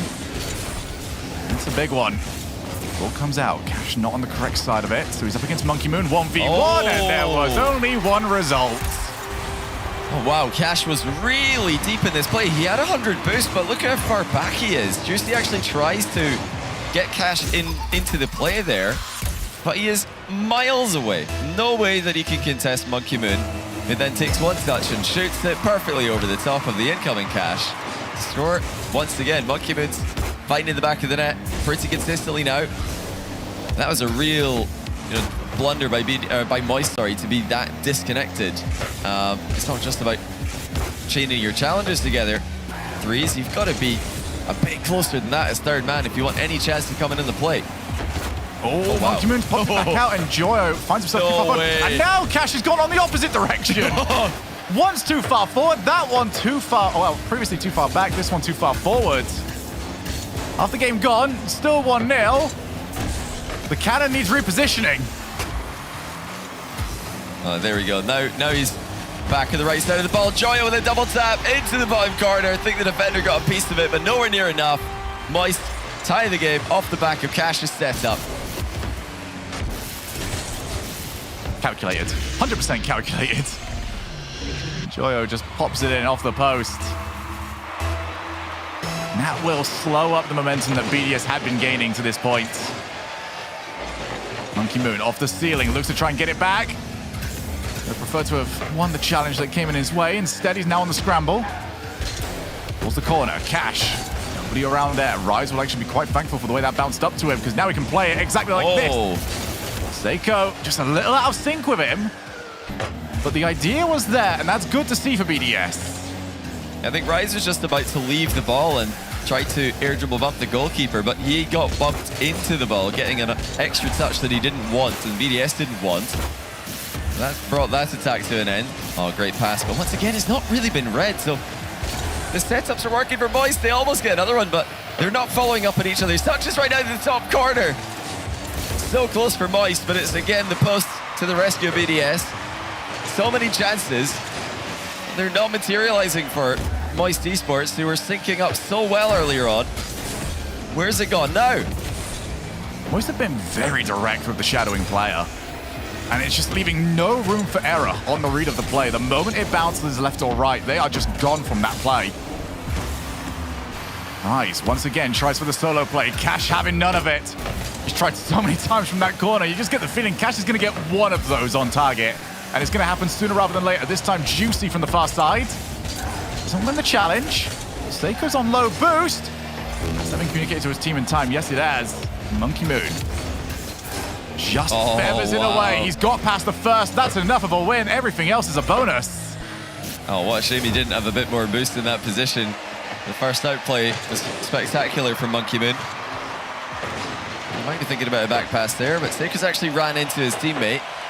Great read. EDS been under pressure for a long time in this match, but they're dealing with it well. Trying to just feed that ball to Rise to get rid of it every single time. On the ball again. Monkey Moon chasing down Juicy. Can Juicy avoid him? Well, he avoided the bump. Unfortunately, he avoided the ball as well.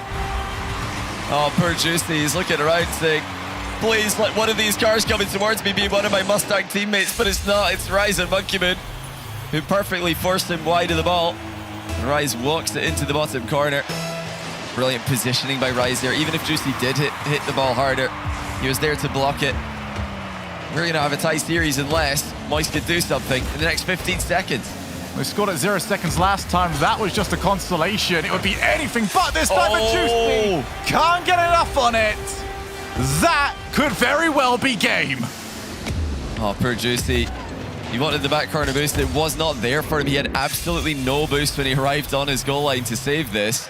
And in it goes. I mean, all BDS have to do here is play a safe kickoff strat. They've got game 4 in the bag. They've got the tie series in the bag as well.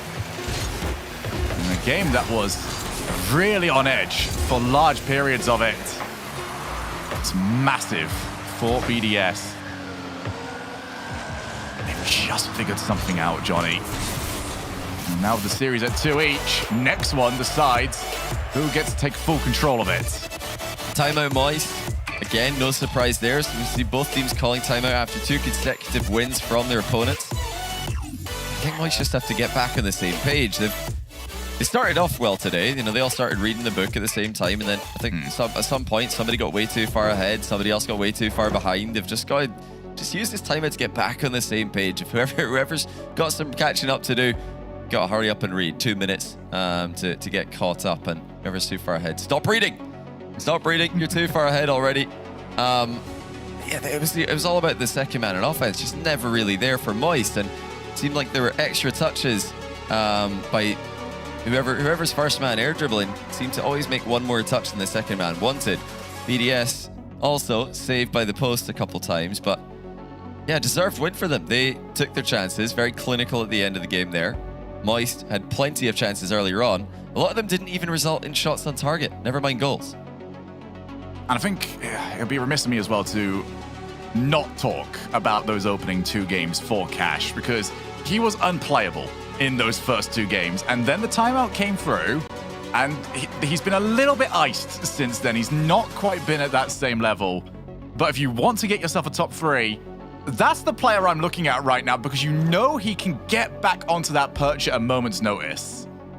You know, yesterday we talked about Moist and not just their run through this tournament, but also their attempt to essentially lock in a major spot yesterday against Oxygen. They can just help themselves even more in that regard with a win here.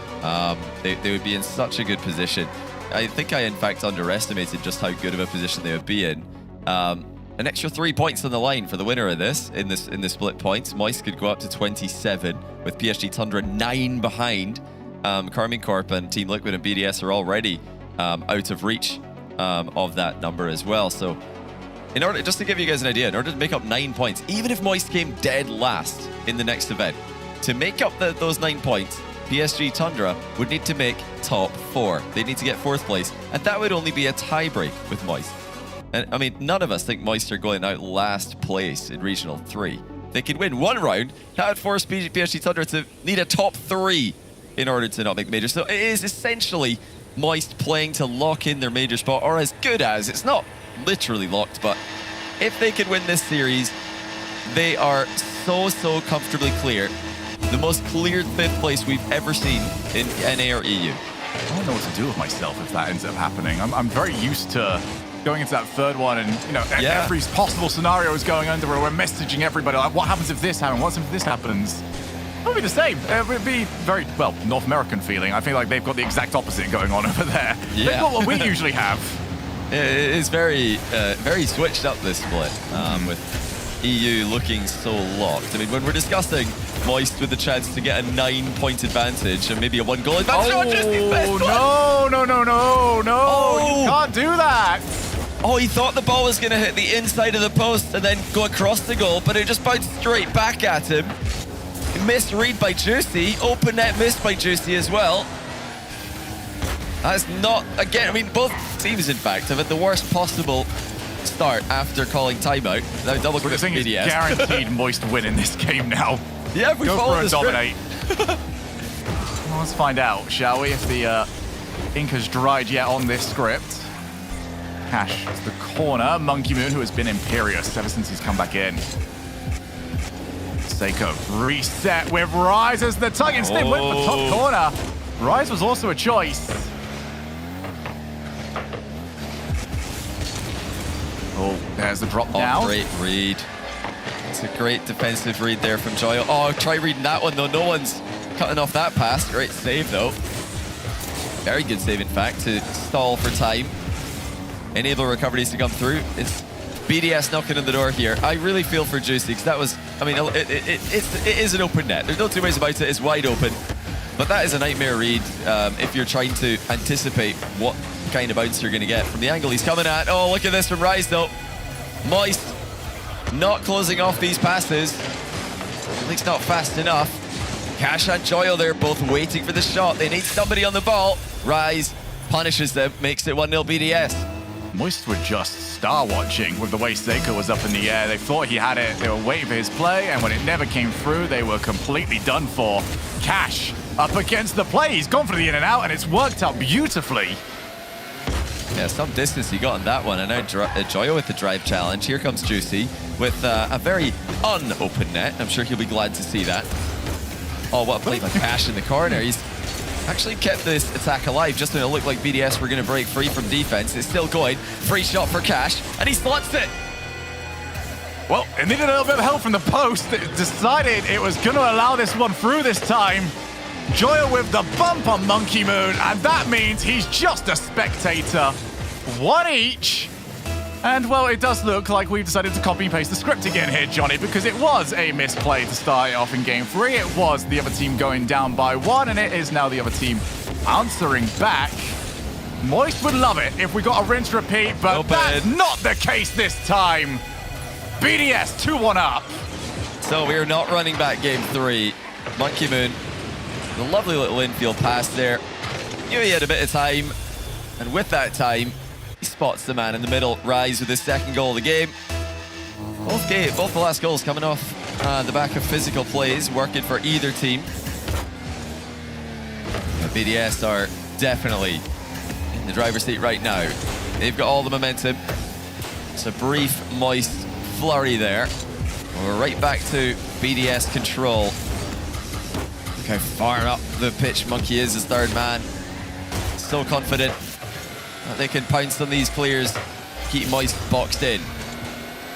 Monkey Moon pops the ball up. It's awkward for Cash, who tried to get there before Rise. Keyword there being tried. Ends up being a bit of a no contest. Seiko outplaying everybody. BDS have found a rhythm here. Cash doesn't even get the reset. Instead, it's over to Joyo. What can he create from the corner? Unfortunately, not much. BDS have looked incredibly comfortable at this point. And that kind of encapsulates it right there. That is such a good way of getting rid of the ball. I'm loving this entire series, Ryze's ability to help his teammates clear the ball. He's just right underneath the ball a lot of the time. When a soft clear comes through, he's there to either 50-50 or dribble the ball to safety.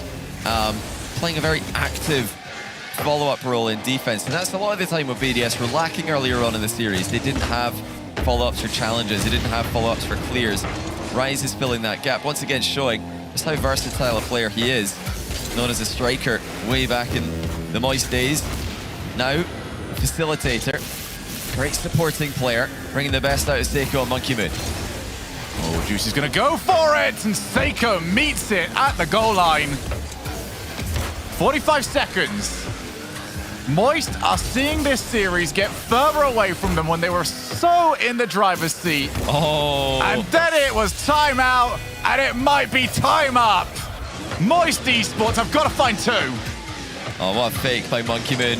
Ryze ready to shoot it. I think he probably called Monkey Moon to fake that. He was lining up the entire time for the shot. And yeah, Juicy just wasn't ready for that. Again, he had boost, but he's being harassed off the ball by Seiko.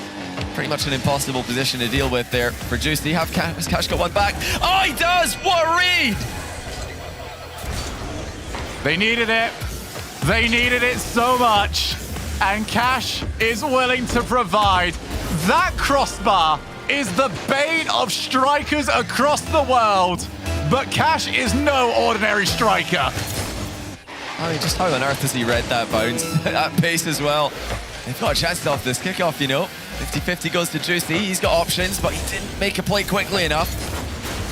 Moist trying to keep the pressure on. They know that BDS will be on low boost for a while after a kickoff like that. Joyo takes the ball very, very high. BDS investing almost everything to get something on it. Great follow-up again by Ryze. Juicy just was not quick enough on the third. That's wasteful as well. Time ticking away. Moist Esports.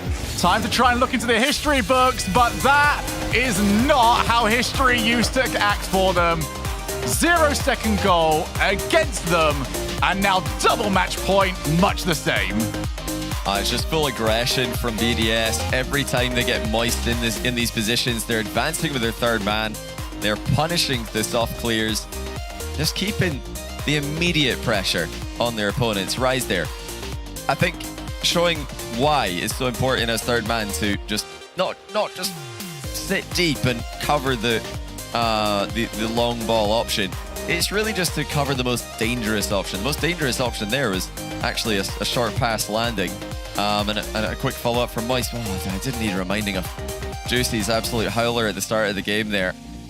I feel like he could have covered both the bounce in and the bounce back with the same run-up. I don't know why he committed so early, but, you know, I say that. I'm probably the worst person in the world to be, you know, criticizing someone else's open net miss. I feel for you, Juicy, there. I really do. It's the most high-pressure situation in Rocket League. I won't have anybody tell me different. Listen, at least he didn't have all three casters shouting at him to shoot. So he just had two teammates. Unfortunately, it did have the same result. Do you think Joyo and Cash were yelling there? It's open, just to make it even harder. I would hope that nobody in the world of professional Rocket League replicates anything that the European casters do in those lobbies. Never yell it's open when your teammate's got an open net. Unless they've got a lot of time right to up process there. that. We basically just quick chatted you during that match. Still didn't help. Still can't hit an open net to save myself. Anyway, game 6, Moist. 3 losses in a row here. BDS have got their number at the moment, and they have really looked like the team in full control. Oh, nearly winning another goal for themselves early on here. Yeah, ever since that timeout has been called by BDS, they have looked like the better team by a fair margin. You know, Moist definitely lacking the same synergy they started off the series with. I think we have to compliment BDS for that, because BDS have just plugged all the holes and they've left those gaps a lot smaller than they were at the start of the series. Moist having a much more difficult time getting through the first and second challenge. Moist Esports, they're still kind of benefiting from the good work they did at the start of the series. Grab a win here, go over the Champions Field. And they'll feel, after yesterday, that they can get the job done now. Pass away from Joyo. Couldn't quite find the contact to turn it in. Cash just delaying. Dares anyone to come his way. Instead, well, it's option 2. Allow Cash to go for the solo play. Passes off to Joyo. And now Rise on the chase away. He's got Seiko in support. Fake out one. Now he looks for the pass. Just a little too heavy for his teammates. Yeah, Seiko would have liked to have a teammate approaching at that far post side. Monkey Moon is coming straight down the middle of the pitch. Rise coming down the same side of the pitch as Seiko. If he just had somebody back post to aim at there, it would have been an automatic goal. EDS were expecting him to drop the ball a lot more central than it did. Juicy now with a scramble save. It's BDS knocking on the door once again. For now, Moister surviving. Feels like only a matter of time before a BDS goal. More when than if at the moment for BDS. When? Not yet, as they missed another opportunity that goes across the box. Yeah, Cash just managed to wrestle with his opponent to take him away from the shooting angle. But BDS are probing here. There's the double commit that they wanted to see. Juicy recovered it. Oh, Close. Close hasn't given them the goal just yet.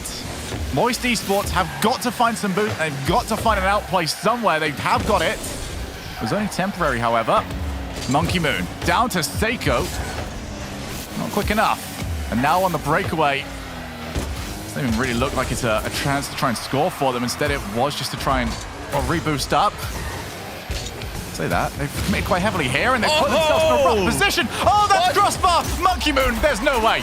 There's no way Monkey Moon's ever going to miss it. And Rise will be so thankful for that. I mean, this was super open, Rise.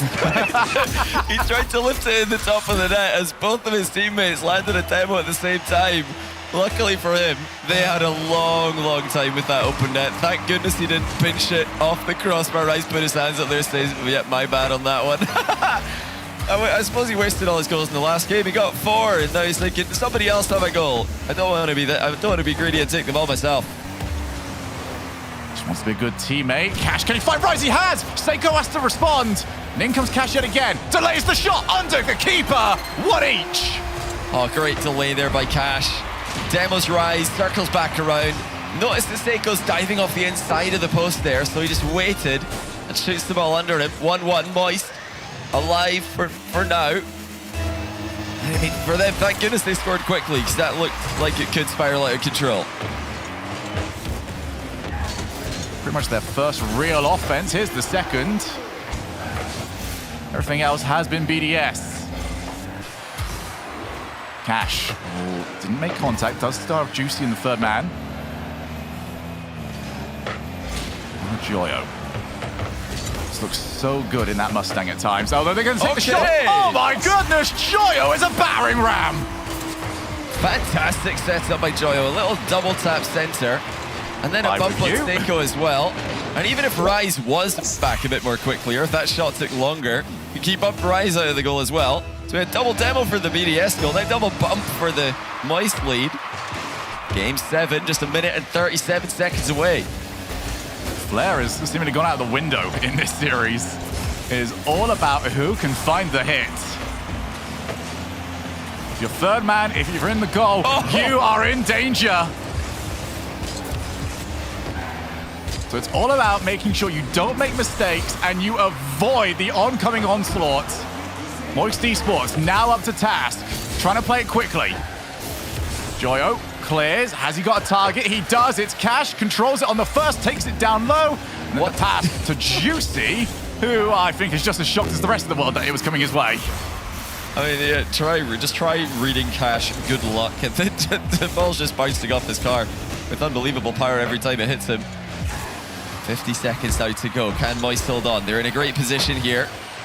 EDS trying to get control of the midfield again. It's firmly Moist right now. Troyona safely pinches it past one. Again, look into the bump quickly. Cash and Juicy are both up here, but Cash calls it early enough that Juicy can get out of the way. And with just 30 seconds left, it's still Moist leading by a goal. Yeah, they had to get that one right as well because their third was not back for a while. Rise off from the corner, and now the infield. Joyo up quick enough that BDS aren't even going to commit.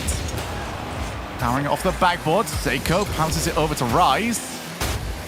And that's just going to be time killing here for Cash. Can he get it away? That's a bit of a rough first touch. The idea was good. The execution was iffy. I mean, he obviously wanted to bait a back corner 50 there, but that looked like a dangerous angle for a moment. Okay. Okay.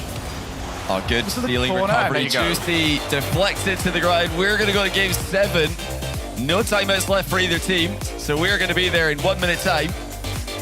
Moist have a chance to all but secure themselves for the major, secure themselves by an even larger margin for the major. BDS, the only team to take a game off Vitality in this event, still on the run as well to that grand final. Who's it going to be?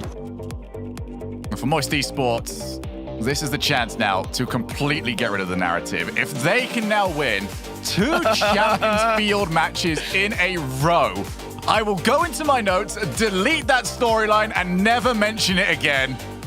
But they got to go and do it, and they got to go and do it against a game BDS, who are not giving this up for free. Moist Esports not just had to rip it from their hands, they had to push them over first and then take it. Well, at least we know one thing. Based on the last 2 games, we've got a quota of 1 open net miss to make up before we can really find out who's going to win this match.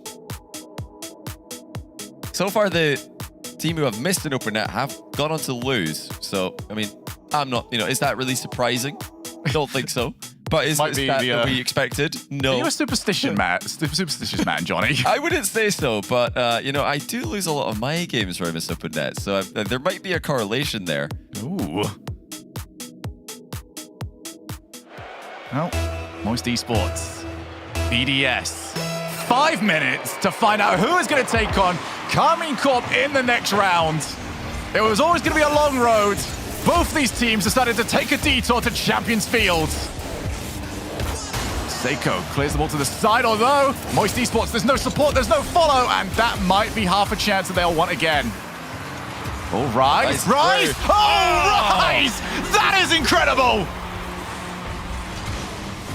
Open net, bit of an issue. Full pitch air dribble into a little crossbar pinch, double tap, pseudo. No problem. 19 seconds in, Rise opens the scoring. Goals per game, definitely up to the task today. Now Seiko's got a chance. Oh, he fixed it for Rise. Still a long time left for Moist. If you are going to go down, better it be early. Here come BDS again. Seiko not able to connect to Rise's infield pass. Rise is being such a nuisance here. He won't leave Moist to just have an easy touch in the back corner. Cash. Over to Joyo from the ceiling. Looks for top ends. Rise again there, ready to meet it. Now it's Monkey Moon. Got it across the face of goal. Thankful that nobody was there to try and follow it. Probably the hardest position to try and commit to if you're on the shadow. A minute gone. 1 to the better here for BDS. Looking to try and get rid of the ball. Monkey Moon, no boost. Tends to make that job a little bit more difficult. Joyo's first touch, trying to bait somebody in. Seiko tries to meet him. You can just see in the background as well, Joyo looking for those bumps, looking for the demos. You get the feeling if Moist are going to find a way back in, it will be through that. I mean, it's not a bad idea. Seiko's been very hard to get the ball past in these past few games, so if you can't get the ball past him, just take him out of the picture, take him out of the equation, and then you can just take the ball past no one. Juicy, multiple touches here. Monkey Moon following him the entire way. Stuck with it as well to deny the follow-up from Moist. Now just 2 minutes and change remaining in the game, remaining in the series unless we go to overtime. Cash in the corner. Seiko first one up. Has got a passing option, doesn't even need it. Golden Juicy. Monkey Moon off the backboard. Nobody was there. Yes, with nobody to follow up. It stays at 1-0. Is it about to change? Cash not far off. Yeah, it's good vision there by Rise. Spotted the pass option, shut it down just before the shot came through. Oh, what a pre-flip attempt, Cash. Almost getting the goal back for Moist. Keeping their activity as high as possible here. BDS starting to feel the pressure. Only Monkey Moon's got a comfortable boost total. He does well with it. Cash still trying from that corner. Still has not worked. Rise off the ceiling. He's got the first man there. Juicy just jumps to avoid the demo. BDS are taking the sting out of this game right now. Cash already up. It goes backboard, and yeah, Rise is happy in those positions. He's pretty comfortable. BDS playing a very safe game at the moment. No mistakes. No free goals. Moist are going to need to do this the hard way. Juicy. Actually 50s it through one. Again, Seiko's there to just be an absolute wall. I mean, it's so difficult to get the ball through him when he's playing like this. So many low 50-50s. Monkeyman as well, just getting goal side. No clear path for Moist. That was so wasted! What? Well, that was a lot easier than it should have been. BDS playing so carefully the whole time. And all of a sudden, Rise, as third, pushes up too far. You've got two players there that might have made the worst decisions possible. Rise too far forward. Seiko dropped it on a dime for the oncoming player. A catastrophe. An absolute catastrophe for BDS. And for everything they did right, that was as wrong as it gets. Yeah, man, Seiko, he just looks so solid with all the 50-50s. Rise just assumed it was going to be another win for them. Just assumed Seiko would have a good 50-50 on the end of that air dribble. But he didn't need to do that. There was no need to take that risk. Now Cash has got options here. He's got shot option, fake option, drop down even, had a chance to run ahead and demo the goalie. None of them landed though. Now here come BDS again. Rise trying to redeem himself for potentially that earlier misplay. It's not only on him though. Seiko did lose control of the ball. No denying it. Final 30 seconds. It's another overtime on the horizon for Moist on Champions Field. Off the wall. Cash, easy clear for him. Might have wanted to find a teammate instead. Has put Seiko under pressure though. Juicy misses it. Cash always all by himself. How unfortunate for you. But Cash still does enough. Do we need overtime? Joyo sees the ball popped up. First one to it. Cash keeps that ball alive. Instead, it does drop down to the ground. We go to overtime. A huge save by Cash. Gets him across the line. And now they're right back in defense. Cash once again the man to stop the BDS push. We've seen what he can do in offense. Now he shows up in defense. Joyo pops the ball up. You're going to have to try and meet him, and Monkey Moon does exactly that. Next goal is to see the team that will play against Karmine Corp. Who has got the ice? Oh, it's Cash. Ceiling pitch pass attempted. Bit long for Juicy to get on the end of. Monkey Moon takes his time and absolutely slams a shot on target from distance. Looks like we might be settling into midfield play now. Full rotation set up, and all of a sudden, Seiko! Perfectly positioned for the infield pass. Monkey Moon snipes it towards him. And how about that for a finish? It doesn't get better than that. You gave the ball to Seiko and asked him, what can you do with it? And he gave you the absolute best. BDS move on. KC and Vitality are down the road. But for now, the speed bump has been overcome. BDS are through to the next round. Absolutely insane by BDS. The second top 3 in a row. What a result for a team who have been struggling all season. You know, a team, when they acquired Rise, one of the best players of the past year, did not look like favorites to make the Major or Worlds wildcard. But now they are front runners. Second place in overall points. They've just passed Team Liquid now with that win. Karmine Corp are going to need to beat them if they want to remain a top 2 team in EU. Now for BDS, that was something they had to fight for. But whatever was said during that timeout did everything for them, because this was 2 different series entirely, Johnny. After game 2, really felt like this might be a sweep towards Moist Esports, and then everything changed. Yeah, still good for Moist, though. 6 points clear, 6th place. They go into Regional 3 in a phenomenal position to make the Major. And we will see BDS taking on KC after this break.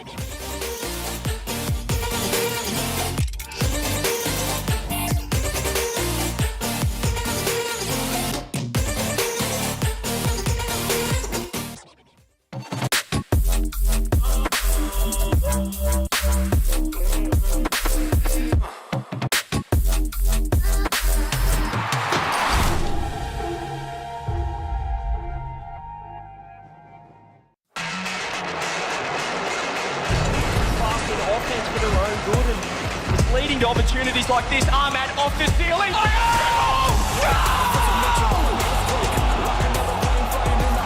Ahmad with the 7 from heaven.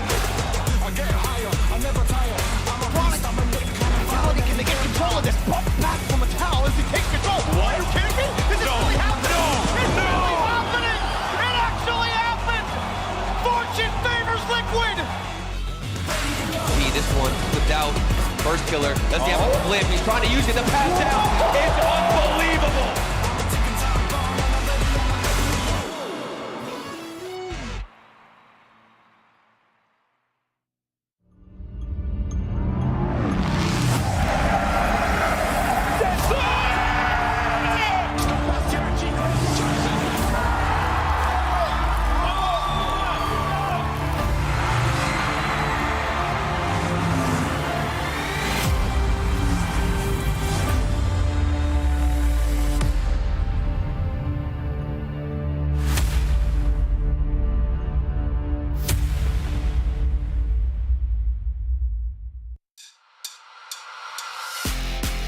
Don't pause.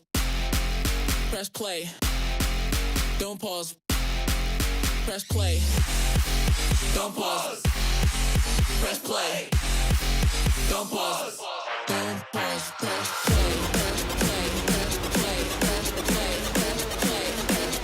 Press play. Press play. Press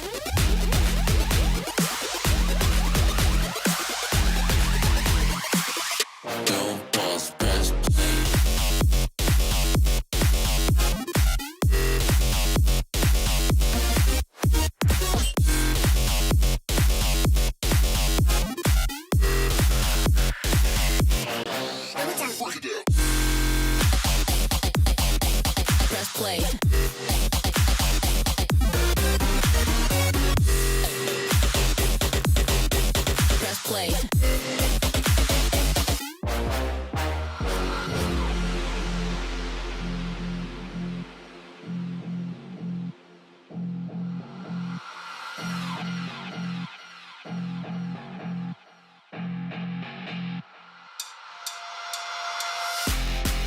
Don't pause. Press play. Don't pause. Press play. Don't pause. Press play.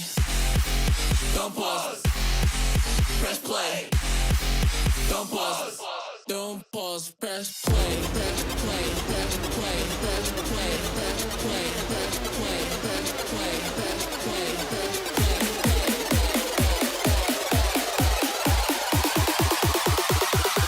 Don't pause. Press play.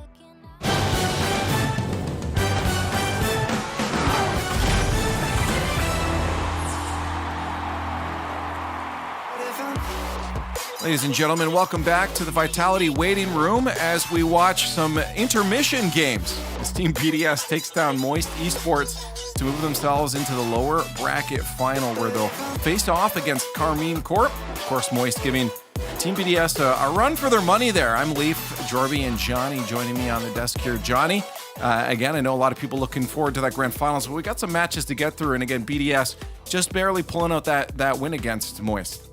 Yeah, it's a full Vitality fan club, full Zen fan club here on the desk today, but we are also here to see the rest of France play. BDS are going to be playing against KC, which is a really, really exciting match. One that we saw in the lower semi-final last regional. Now it's in the lower final, so both teams getting similar results to last event. KC will take nothing less than a win against BDS, so they need revenge. They can't give BDS another win. Of course, Vatira, he takes everything personally, but he'll take it very personally if Rise beats him again. For certain, I think Rise would like to complete the trifecta here. First taking down Joyo and taking down Vatira as well. It'll be interesting to see if he can do it, but man, this BDS team, what a comeback they've had this split, and that last pass was nasty, but the top Ridiculous. three is almost an all-French lineup here. Crazy with K-Corp, BDS, and Vitality, and still there, just based on what I've seen today, it just feels like there's a gap between Vitality in the grand finals and both of these teams in the lower final, and I wasn't saying that about K-Corp before this tournament started. Yeah, Johnny, I was saying is like, you know, we're all waiting for Team Vitality in that, and we're all hyped up on them. And I mentioned, what if we all look like fools and they lose against K-Corp and they come back, but then we all quickly press that doubt button immediately. Well, yeah, there were 9 French players at the start of this tournament, and now after we've eliminated 13 teams, 7 French players remain. So we've only managed to eliminate 2 French players, despite eliminating 13 entire teams. That's 39 players gone. So I don't know how they're doing it so consistently. It's kind of ridiculous. But the more French players you've got on your team, the further you're going to go, it would seem. But in this instance, that's in fact even. 2 each. Rise, he speaks quite good French as far as I'm aware, but he's not from a country where French is spoken officially, unlike Itachi. So I'm going to say the France buff definitely resides with K-Corp here. Yeah, well, they are coming off a loss there, 4-0 loss. We'll find out what happens because our next matchup here is K-Corp facing off against Team BDS, another best of 7. Both teams losing their second life. This is elimination, and for the chance to face off against Team Vitality in the grand finals. Both these teams still a bit of a journey ahead of them, Jorby, as they'll still have to, even after this best of 7, win 2 more if they do have any chance to win this regional. Yeah, and despite the 4-0 that Vitality put onto K-Corp, keep in mind a couple of those games were really close, and K-Corp, I think that just a couple less mistakes and they take a couple of those games. Maybe it's a completely different series, but they were hitting the crossbar a lot. They were double committing on defense, and I attributed a lot of that to just how Vitality were moving the ball around. But this BDS team, they also didn't look perfect against Moist. A little aggressive in their positioning, and like some questionable decisions here and there. It's kind of been following BDS around, but they've still been pulling out those wins. I expect K-Corp to be a very difficult opponent here for BDS. I don't expect that 4-0 on Vitality is the same K-Corp that's going to show up here. K-Corp definitely, again, is going to have to get themselves together, shake off what happened before, Johnny, to face off against BDS. I know you said they have the French buff here, but they still have to have their heads in the game and focus on what happened and make sure that they're consistent right now because, again, BDS coming off a win may have a little bit of momentum. I think definitely, yeah, BDS, they were in this position last regional. They won the lower bracket semi against KC, and then they actually got destroyed in the lower bracket final. So they're in new territory if they can make the final. That would be the first final for BDS this entire season. You know, KC have been making almost every final, not just in Europe, but even making the major final and winning it in the Winter Major. So if they miss another final, that would be ridiculous compared to the rest of the season combined. Yeah, I really don't know what to expect from KC here. BDS, they look like they're playing some pretty impressive Rocket League to take down Moist from 2 games down, winning 4 of the next 5. But we've seen regains from KC in the past. We are familiar with this team. We know that they can come back, and they've got a great mentality to win. A great drive to win as well. This team's so motivated to practice and to improve despite all their successes. I think they look a bit confused right now. Vatira tweeted actually after their previous loss today, "Don't know what to tell you." And I'm using Google Translate here, so yeah, sorry if it's slightly wrong. I said, "I don't know what to tell you. It's fast, all caps fast." I think, I don't know what really they're gonna do if they do play Vitality later, other than just hope for the best, hope the Vitality somehow fall off. But right now against BDS, I think their confidence will be back. I think KC should be feeling like themselves against BDS. I think that's a fair point, but regardless, you can't count out BDS. Their heads will be in the game. Keep those hashtags going in chat right now. Let's throw ours on the board here. Johnny, looking at this match, you already feel like you've got. I can't remember what the bracket was too, but it feels like you're definitely leaning on the K Corp here. Yes, I do back the K Corp regain so far. Looking good for, Stumpy, CJ, Johnny prediction bracket today. We all somehow landed in the same predictions. We're going well, which means Shogun is not going well. Shogun is pretty washed He's with mauling his still in the predictions. green room. Yeah, he's going to be a two-time pie boy at this rate. But yeah, I back the KC regain here. I think, the real issue this weekend for them is going to be Vitality. I do expect them to have improved between this regional and the last. They lost to BDS last time. I think this time they're going to take it down. I still think that the top two teams clear the rest. Obviously, top one, I think, is pushing that gap a little farther, but K-Corp are that number 2 right now. I have K-Corp against BDS. If BDS win it, that'd be sick, but France, just the French buff a little too powerful here. Yeah, I think I'm going to have to land on K-Corp on this. I know that they're going to want that revenge against Vitality, or at least another shot at that redemption arc, and they're going to do everything they can in their power to take BDS out. And BDS, they didn't have their swag on, so I can't. I need to correct myself. Sorry, quickly. Just need to jump in here and say I said I'm using Google Translate for a French tweet here. I should never have done that. What was I thinking? You put VIT in his tweet, obviously referring to Vitality. That's Vatira, and that's apparently been translated. So yes, what he means is that. What Vatira tweeted before, let me get it right this time. Right. He tweeted in French that against Vitality, they just get completely terrified. They get really scared. So can they avoid it here against BDS? I think so. We all think so. You guys think so as well. Still, a bit of confidence coming for BDS going into this best of 7, but K-Corp, of course, through analysts and through chat, the favorites, but K-Corp falls off a devastating loss to Vitality and now faces off against BDS in their journey towards redemption. Let's see if K-Corp journeys onward or if BDS denies the revenge.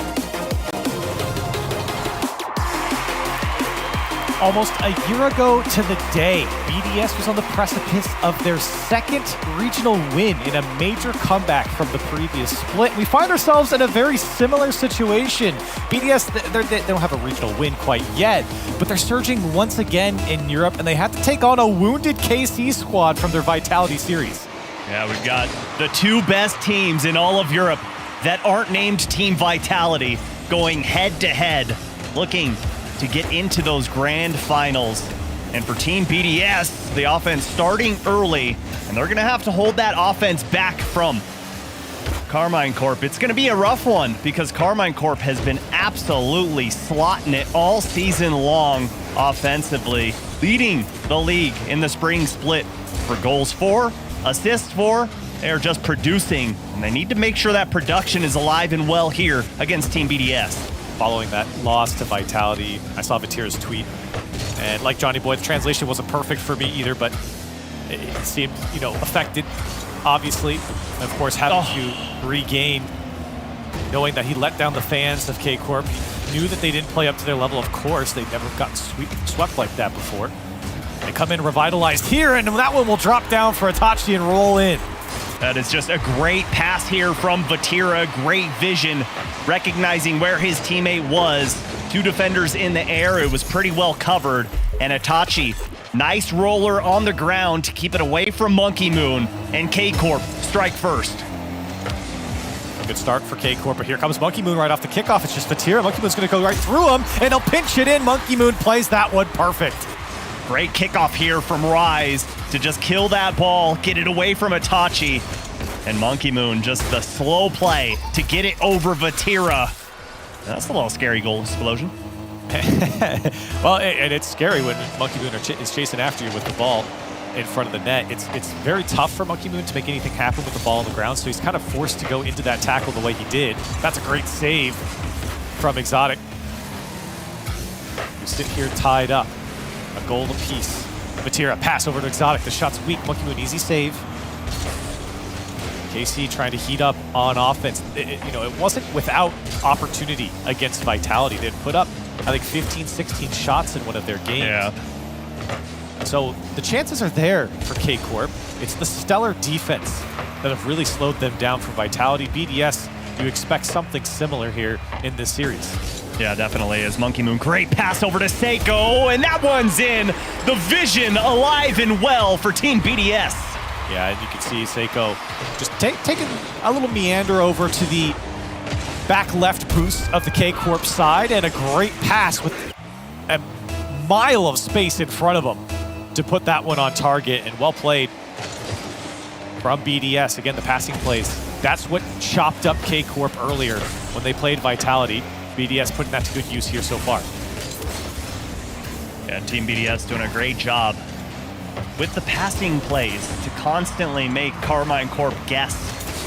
And if I know Team BDS, I know that they were watching that series with intent, with purpose between Team Vitality and Karmine Corp, and they recognized, what did Karmine Corp lack?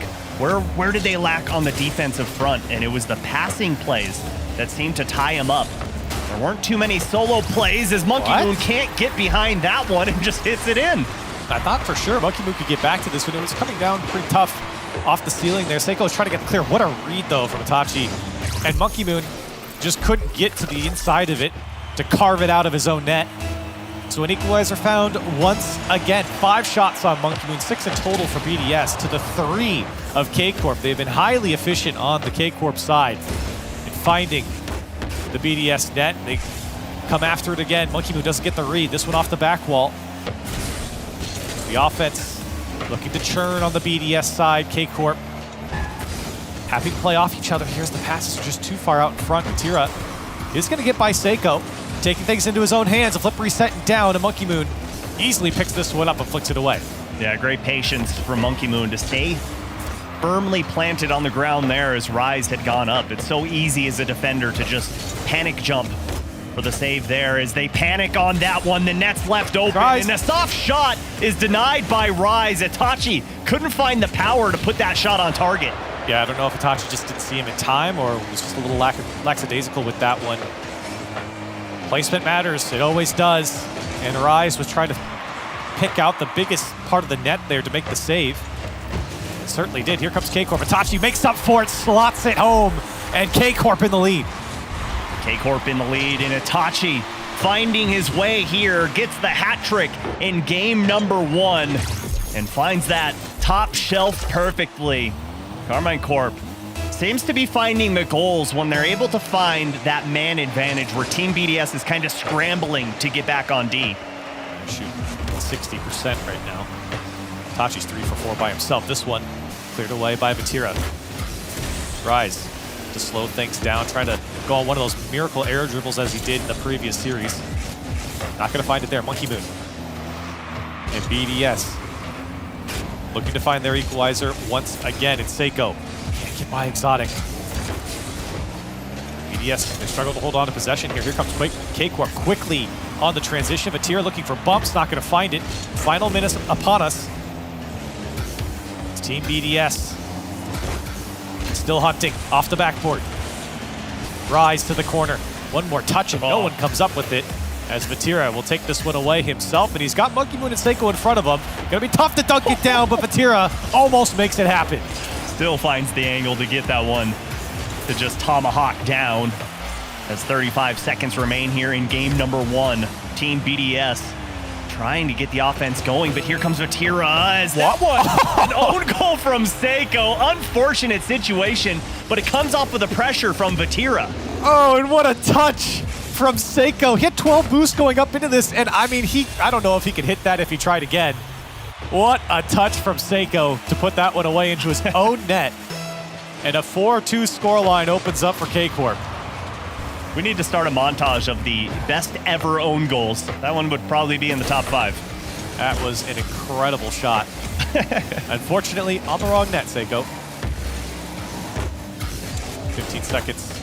Seiko now trying to earn one back. Flip reset. Itachi's floating. He gets it over. It's clean from Seiko, and that's the punish if you see a player floating like that. They're down. Not quite out as Itachi tried to pre-jump and pays for his efforts. Team BDS, 9 seconds to go. Huge kickoff here. BDS need this one. Can't afford a poor kickoff. Vatira gets boosting and the ball. Can he pump it over? He did over Rise. It's just Monkey Moon. Monkey Moon's got to get a hold of this one. As he does into the corner, Tachi's going to pop it up. So a chance here for BDS if they can get down the field. Somebody's got to go to the ball. Rise cuts back on top of his car. A flick over Itachi, over to Seiko. It's still dangerous as Vatira and Extra are trying to get, or Exotic are trying to get over it.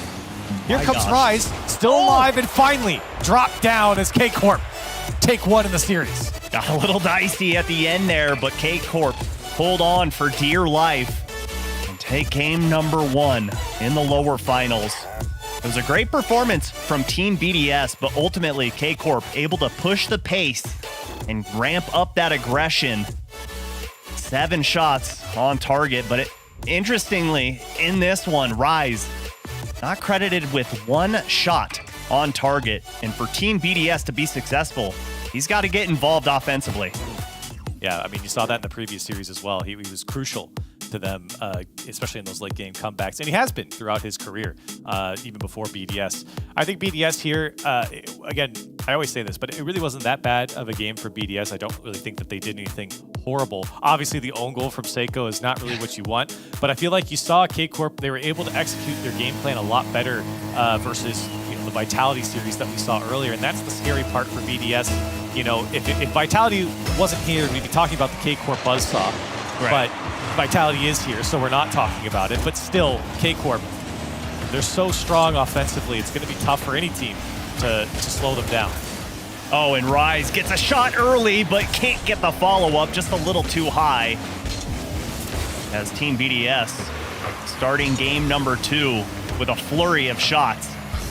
And I don't think it would be fair to talk about the Seiko own goal without also mentioning that Monkey Moon had one of his own. Sure, it was difficult, as that one a little too high.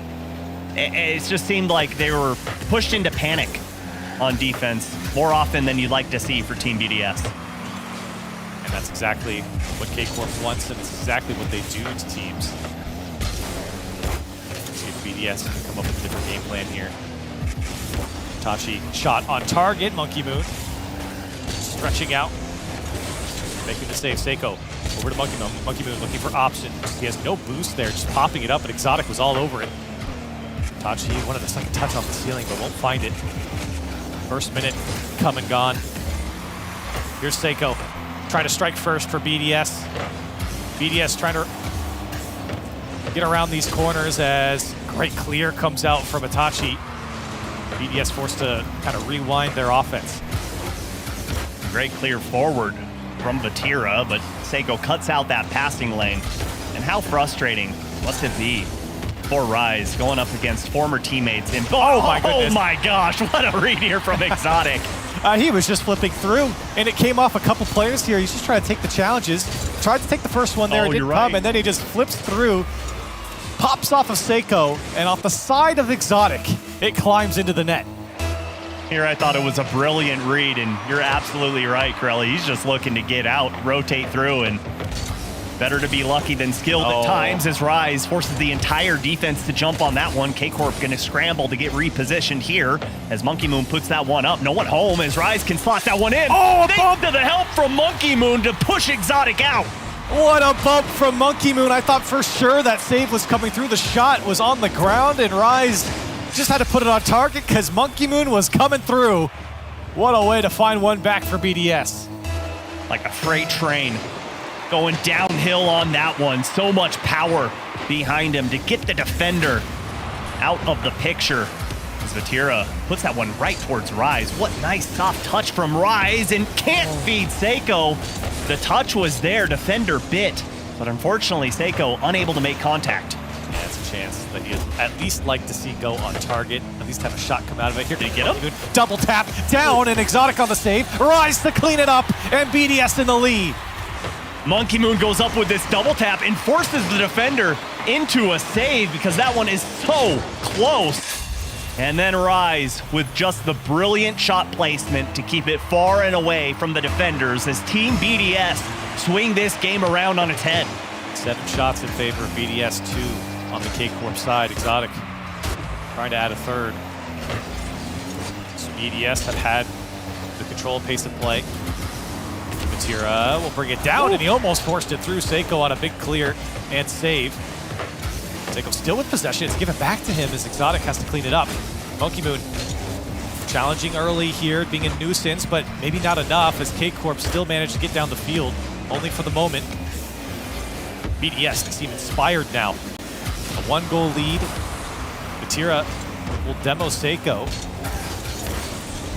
As Monkey Moon will throw this one up to Rise. Another demo comes out. Physicality becoming a bigger factor. Seiko wants to bring it down to the ground over Exotic.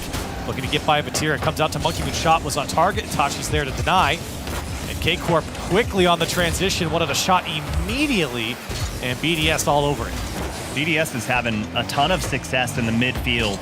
And it's coming off of important boost grabs, constantly cutting rotations to make sure they slow down Vatira and company. As Seiko gets that one, it was on target. And Team BDS defending well, but Itachi puts another shot on target. They're just starting to pepper the net right now and forcing the respect from Team BDS. Still a minute and a half left to play.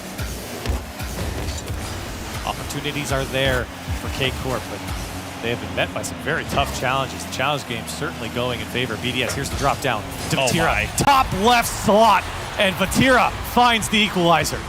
Just a master class of shot placement here. Beautiful drop down pass from Exotic. And Vatira sees all of BDS on the right-hand side. Let's just go ahead and put that one to the left. All tied up. 73 seconds to go here. Game number 2. And K-Corp looking to equalize. K-Corp looking for a way out here. BDS trying not to make sure that this one slips away. Seiko, quick reset. Less than a minute now.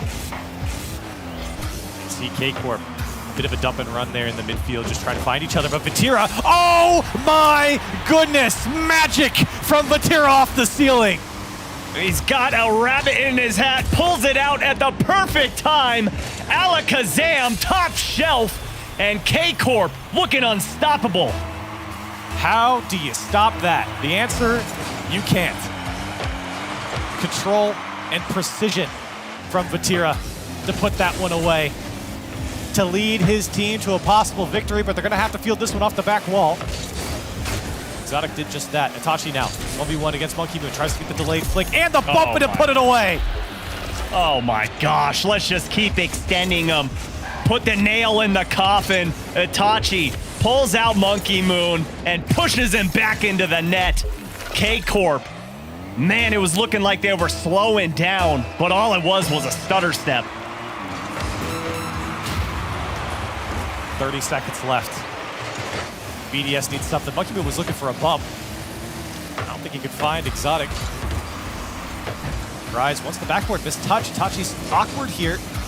BDS trying to clamp down, trying to score with some time left on the clock.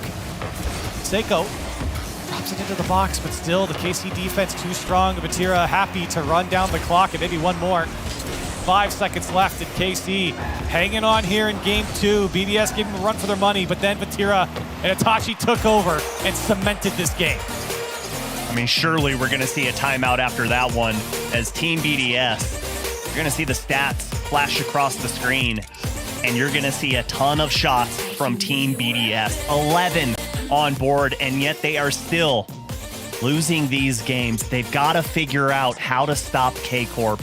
And sure enough, the timeout does come through for Team BDS. They're going to talk things over, try and figure out what they're doing wrong, because at the moment, I mean, it's a good sight for Team BDS. Monkey Moon, 100% goal participation so far throughout games 1 and 2, but they still can't find the wins.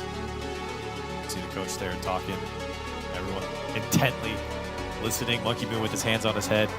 Frustrating game for sure, especially with the amount of opportunity they had.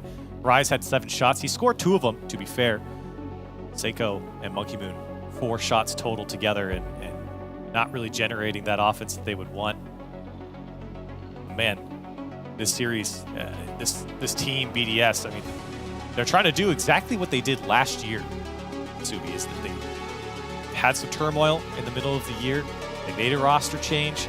They tried to get back on the horse here, and they won 2 regionals in the previous year. Obviously haven't won one yet, but a top 4 finish is mighty fine for BDS, and having to go against K-Corp, having to beat K-Corp is what you're going to need to do if you're going to make another World Championship run. Yeah, and if you're going to do that, you've got to create separation between yourself and the rest of the pack, and more importantly, between yourself and G1. Right now, there's a 4-point gap, but it would be really nice to continue to add to that and make sure you can punch your ticket to Dusseldorf, Germany. Right now, K-Corp 2-0 series lead over Team BDS.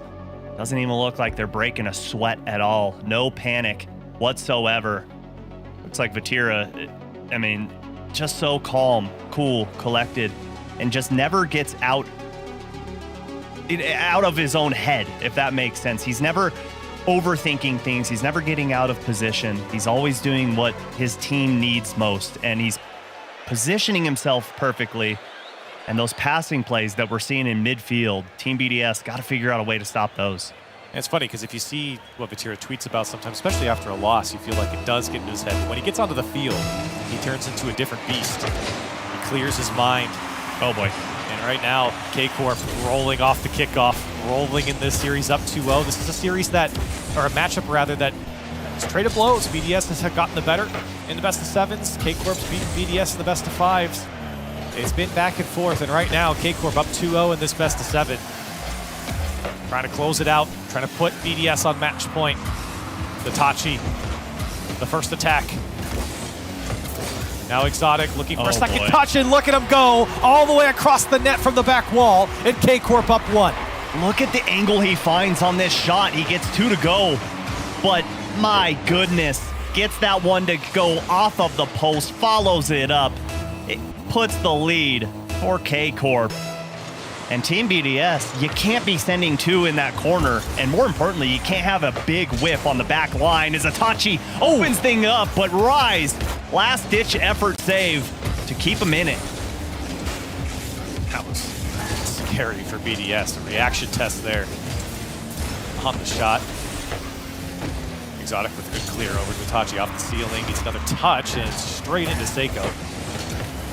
BDS very similar to how they were before the timeout. K-Corp seems to have picked up the pace. Here comes Itachi. Second touch off the back wall. It's free, but he doesn't get power. He still somehow gets it through on the fake, and it's a 2-0 lead. It's the soft catch off the back wall for the double tap. He saw 2 going. Wow. Slows it down. And I think he even... Did he wave dash to get behind that? I'm not sure, but either way, the mechanics on display from Itachi to extend the scoreline to 2. And what a way to break the minds of a defender. Typically a double tap like that is directly on target on the second touch, but he lets it drop. So smart from Itachi. He got everyone to bite on it as well, and it opened up the opening there to put the shot through in the end on the ground. Well played from Itachi. And a 2-0 lead. It's come back to him now. As some missed touches are coming out from BDS. You start to get worried here. After a timeout, maybe a third. Oh my, a save from Rise off the crossbar. It's getting scary for BDS. It really is. There just seems to be a lack of communication on the field. There's some breakdowns, there's missed touches, double commits. Just need to calm it down. Still, plenty of time to go here in game number 3. You're only down 2 goals.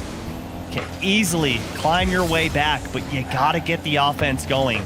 So far, only 3 shots here as Monkey Moon puts that one to the side, away from Seiko. Seiko and Rise both jumping on that one as Seiko gets back to earth, able to pinch this one downfield, and let's see if Team BDS can get the offense started a little bit. 1 shot apiece for every player on BDS, make it 4 in total now, 2 for Rise. As halftime upon us, And a 2-0 lead for K-Corp. Monkey Moon just blasting this one towards the net. Itachi forced to get up. Didn't get it. Trying to carve his way out. This one gets by Rise. Here comes Exotic, but the demo from Seiko will buy space for Monkey Moon. Dodges one demo. Is denied by Vatira. Vatira with a second touch. As K-Corp are not making it easy for BDS to get out. No, it's a tough task right now as Exotic pushes that one through. And Seiko, that save, and Monkey Moon gets the finish. Great power shown from Rise to keep this ball neutralized. And Rise, I mean, he only had 8 boost here. Picked up another pad, just trying to stall it in front of the net. And of course, Monkey Moon there to put it home. The BDS are on the board. They've got plenty of time to find their equalizer. 2 minutes to go here, but you've got to play perfect. Can't make any big mistakes. As Monkey Moon puts that into his own corner. Seiko didn't even have to slow down to catch up to that one. But again, it's the K-Corp offense going left and right into the corners, off the backboard, top of the box. Vatira denied by Monkey Moon. And K-Corp doing a great job of constantly making Team BDS guess at what's coming next. 5 saves from BDS here. And Vatira looking for a second touch. Look out, the dagger down from Vatira, and it's a 3-1 scoreline. Oh my, what a read here from Vatira. Gets the tap and gets that flip reset. Able to put the power on the double tap. And K-Corp can do no wrong. What a statement game from K-Corp. BDS took their timeout. Now Exotic's got everyone dancing. He's pulled all the strings on the puppets of BDS. Somehow BDS are able to get out of it. Itachi looking to pile on. Adding some salt to the wound here as Itachi to the backboard. Rise, got to come up big, and he does. Still, it's right back into the hands of K-Corp. Vatira's racing back to angle down their position. This one coming across the box. Exotic pinching it. Here comes Vatira. He's trying to soft play it down in the defense Reddit. But still, just an onslaught of pressure here from K-Corp. I mean, it looks like what Team Vitality does. They hold on to that lead, and the way they do that is to continue with the aggression. But smart aggression, make sure your third man is positioned well, and those front two just continue to rotate in and out to keep that pressure building and keep their opponents in the defensive half. Monkey Moon, 30 seconds to go here for Team BDS. They need to find a goal soon if they want a realistic possibility of tying this game up. Now, they haven't even shown any offense here. It's just been K-Corp. They're all over them right now. The pace is ahead of BDS, past their capacity to play at right now. Maybe a last chance. Rise looking for demos. Monkey Moon gets one, but a great tackle from Vatira. Itachi's got an open net, and surely that'll do it. K-Corp, 4-1 now. 1 game away from yet another meeting in the grand finals with Team Vitality. You've got to stay focused. Team BDS, a formidable foe. They're not going to go down easily, but as we know, history has not shown us many reverse sweeps in a best of 7. And Team BDS, the timeout's already been used. They're going to have 60 seconds to figure out how to stop K-Corp, and more importantly, how to get a win against K-Corp. How do you stop a team that's on a mission? K-Corp, they want revenge against Vitality. It was an embarrassing series from K-Corp getting swept out of the upper bracket final. They've come down and they've taken out their frustration so far on BDS. And BDS now on their last leg, on their last life. Staring down another 4-0, but this time in favor of K-Corp. BDS, I mean, they got to take like a mini timeout here in this, intermission that we have between games, because they have got to come up with a different plan. I didn't really see anything different from BDS in this previous game. It felt like the same old, and K-Corp, for whatever reason, just went Super Saiyan in this game and took over and did not allow anything from BDS. It just felt like K-Corp were playing much faster, but with no type of panic behind them. Whereas Team BDS seemed to be playing really slow with a lot of panic, which forced a lot of errors. Just need to calm down, relax, take a couple of breaths, and focus on the positioning. You cannot get out-positioned against a team like K-Corp. They will 1,000,000% make you pay as Itachi. Big demo. And another one from Rise to repay the favor. Well, first things first for BDS, you can't allow K-Corp to jump out to that early lead. So far, so good here in the first 30 seconds. Rise. Get by one. Seiko trying to steal away boost. He's chasing players across the box. Itachi is met by a Monkey Moon. Rise, the pass over to Seiko. Found some space, but the shot's weak. K-Corp looking to control this one. This does come down to Exotic. Now trying to go through the entirety of BDS there on the challenge. Really look towards BDS to change the course of this game. To slow down K-Corp. Force them to play a little bit of defense here as this one comes out to Rise, and again, dangerous. Easy control for Hitachi. Now trying to get by Monkey Moon. Exotic trying to get a piece of Monkey Moon. Exotic and Hitachi trying to communicate to each other who's going to go. Now Vatira wants to find some aerial space. Vatira, that was almost brilliant from Vatira as he just laid that one across the box. Here comes Itachi, and now Rise looking for two. Finds the back wall, can't get over it. A second chance from Seiko is denied by Exotic. A good look there from BDS, but not quite there. For Team BDS, the offense, it's a double-edged sword. You want to almost go all in because you're seeing slight openings from K-Corp, but you can't because of the transition offense. It's just so dangerous. What do? Do you only send one? Do you send two? As Itachi pushes this one forward, Rise left alone on that back wall, and Monkey Moon, great little doink pass there to Seiko. He's got time, he's got space, he's got Rise with help, but no shot available as K-Corp once again denies. BDS really going for those bumping plays, especially on the air dribbles. Trying to punch away that first defender to open up the space. And it's worked a couple times, actually, for BDS, at least on the bumps in this series, but it's a very inconsistent thing to go for. You commit numbers pretty heavily. Here's a pass from Exotic to Vatira. Vatira trying to get another touch. He'll get a bump on Seiko. But I think a scoreless game, Subi, does benefit BDS. That's more chances for K-Corp to overextend, to overcommit. K-Corp, they are moving right now. They are very aggressive on the offensive front. Yeah, absolutely. They haven't changed their game style at all this series. It's just pedal to the metal. But I would agree with you, for this to be all knotted up in the second half, it definitely favors Team BDS. I think a shootout would go the way of K-Corp, as we saw in game number 1. Team BDS trying to slow them down. We've yet to have a game be this slow. Every single game has had a goal within the first minute and a half. Oh, what a second flip reset there for real. But you're right, and I think this pace of play is where BDS feels a little bit more comfortable. Here's Vatira taking his space. A little flick on from Exotic.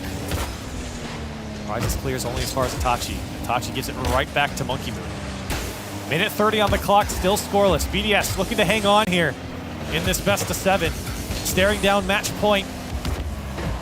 Rise can't get through, and a great clear here from Exotic. He just gets the second touch. Seiko's touches to the back wall, and Seiko almost got a piece of it. Here comes Vatira, and a pre-jump from Rise. Knew exactly where he was going and prevents the solo play. Great read. Seiko goes up, gets Exotic out of the picture, but this is dangerous. Itachi, he's got Vatira right behind him, and Seiko beats that one out, and Exotic pushed too far forward. And Team BDS still have life, but Itachi gonna rip it away. 50 seconds left, and K-Corp finally break through. It got a little dicey, a little squirrely here on the BDS side. And a pass from Exotic lands right in front of Itachi on a tough angle. And a 1-0 lead now for K-Corp. They don't need the biggest mistake. K-Corp just waiting for you to falter just slightly, just a little stumble. As Rise passes that to Seiko, Vatira easily denies. That shot a little high, denied by Itachi. Team BDS ramping up the offense, and Rise gonna tie us up. 35 seconds to go in game 4. Just what the doctor ordered. A tough save from Itachi, but that sets up Monkey Moon's pass, and it's perfect. Right in the middle of the box, on top of the nose of Rise. And a response immediately from BDS. You love to see that. And again, 35 seconds. When you've got Rise, when you've got Vatira, that is an eternity on the pitch. But they need to slow down K-Corp. Don't give them any opportunity at offense. The last 20 seconds need to be yours if you're Team BDS. BDS trying to keep it here on the blue side, but it's Monkey Moon and Seiko back in their own corner now. 10 seconds left. BDS with possessions. Vatira tries to take it away. Monkey Moon lobs this one towards Ned, and Exotic really having to stretch out. A challenge from Rise, looking to pop it up. Seiko's there, off the back wall. It needs Monkey Moon, but he's not there in time, and Itachi to put it down for overtime. Deep breath for Team BDS as we head into this overtime. They pulled out the late game heroics to keep their tournament lives. And they're looking to steal this one away. But again, Corelli, the lack of the offense really favors Team BDS if it's going to be a neutral game. They just got to keep K-Corp at bay. And the shots described that 10 shots. 10 shots for BDS, 9 saves from K-Corp. They've had to make big-time saves here against the BDS offense. Just a little bit more methodical than the K-Corp side. It's a great dunk from Vatira. Looking to end this one. Itachi will put it off the crossbar and in. It's a 4-0 for K-Corp. Oh, he has been so good all series long as Vatira gets the nasty pinch towards the top of the box. And the perfect positioning for K-Corp leads to the sweep over Team BDS. It's time for revenge. K-Corp dispose of BDS in a 4-game fashion, returning the favor from their upper bracket, and a date with Vitality in the grand final here in the European Spring Cup. Talk about a way to do it, especially after being swept for the first time ever for K-Corp. To come and do this, it's got to do wonders for your emotions to go into those grand finals saying, okay, we got swept, but we just did it too. I cannot wait for this grand finals between K-Corp and Team Vitality. If I'm K-Corp, I'm saying, okay, the easy part is done. You've taken down BDS in your lower bracket final where you could have just cried about your 4-0 loss to Vitality and bowed out of the tournament.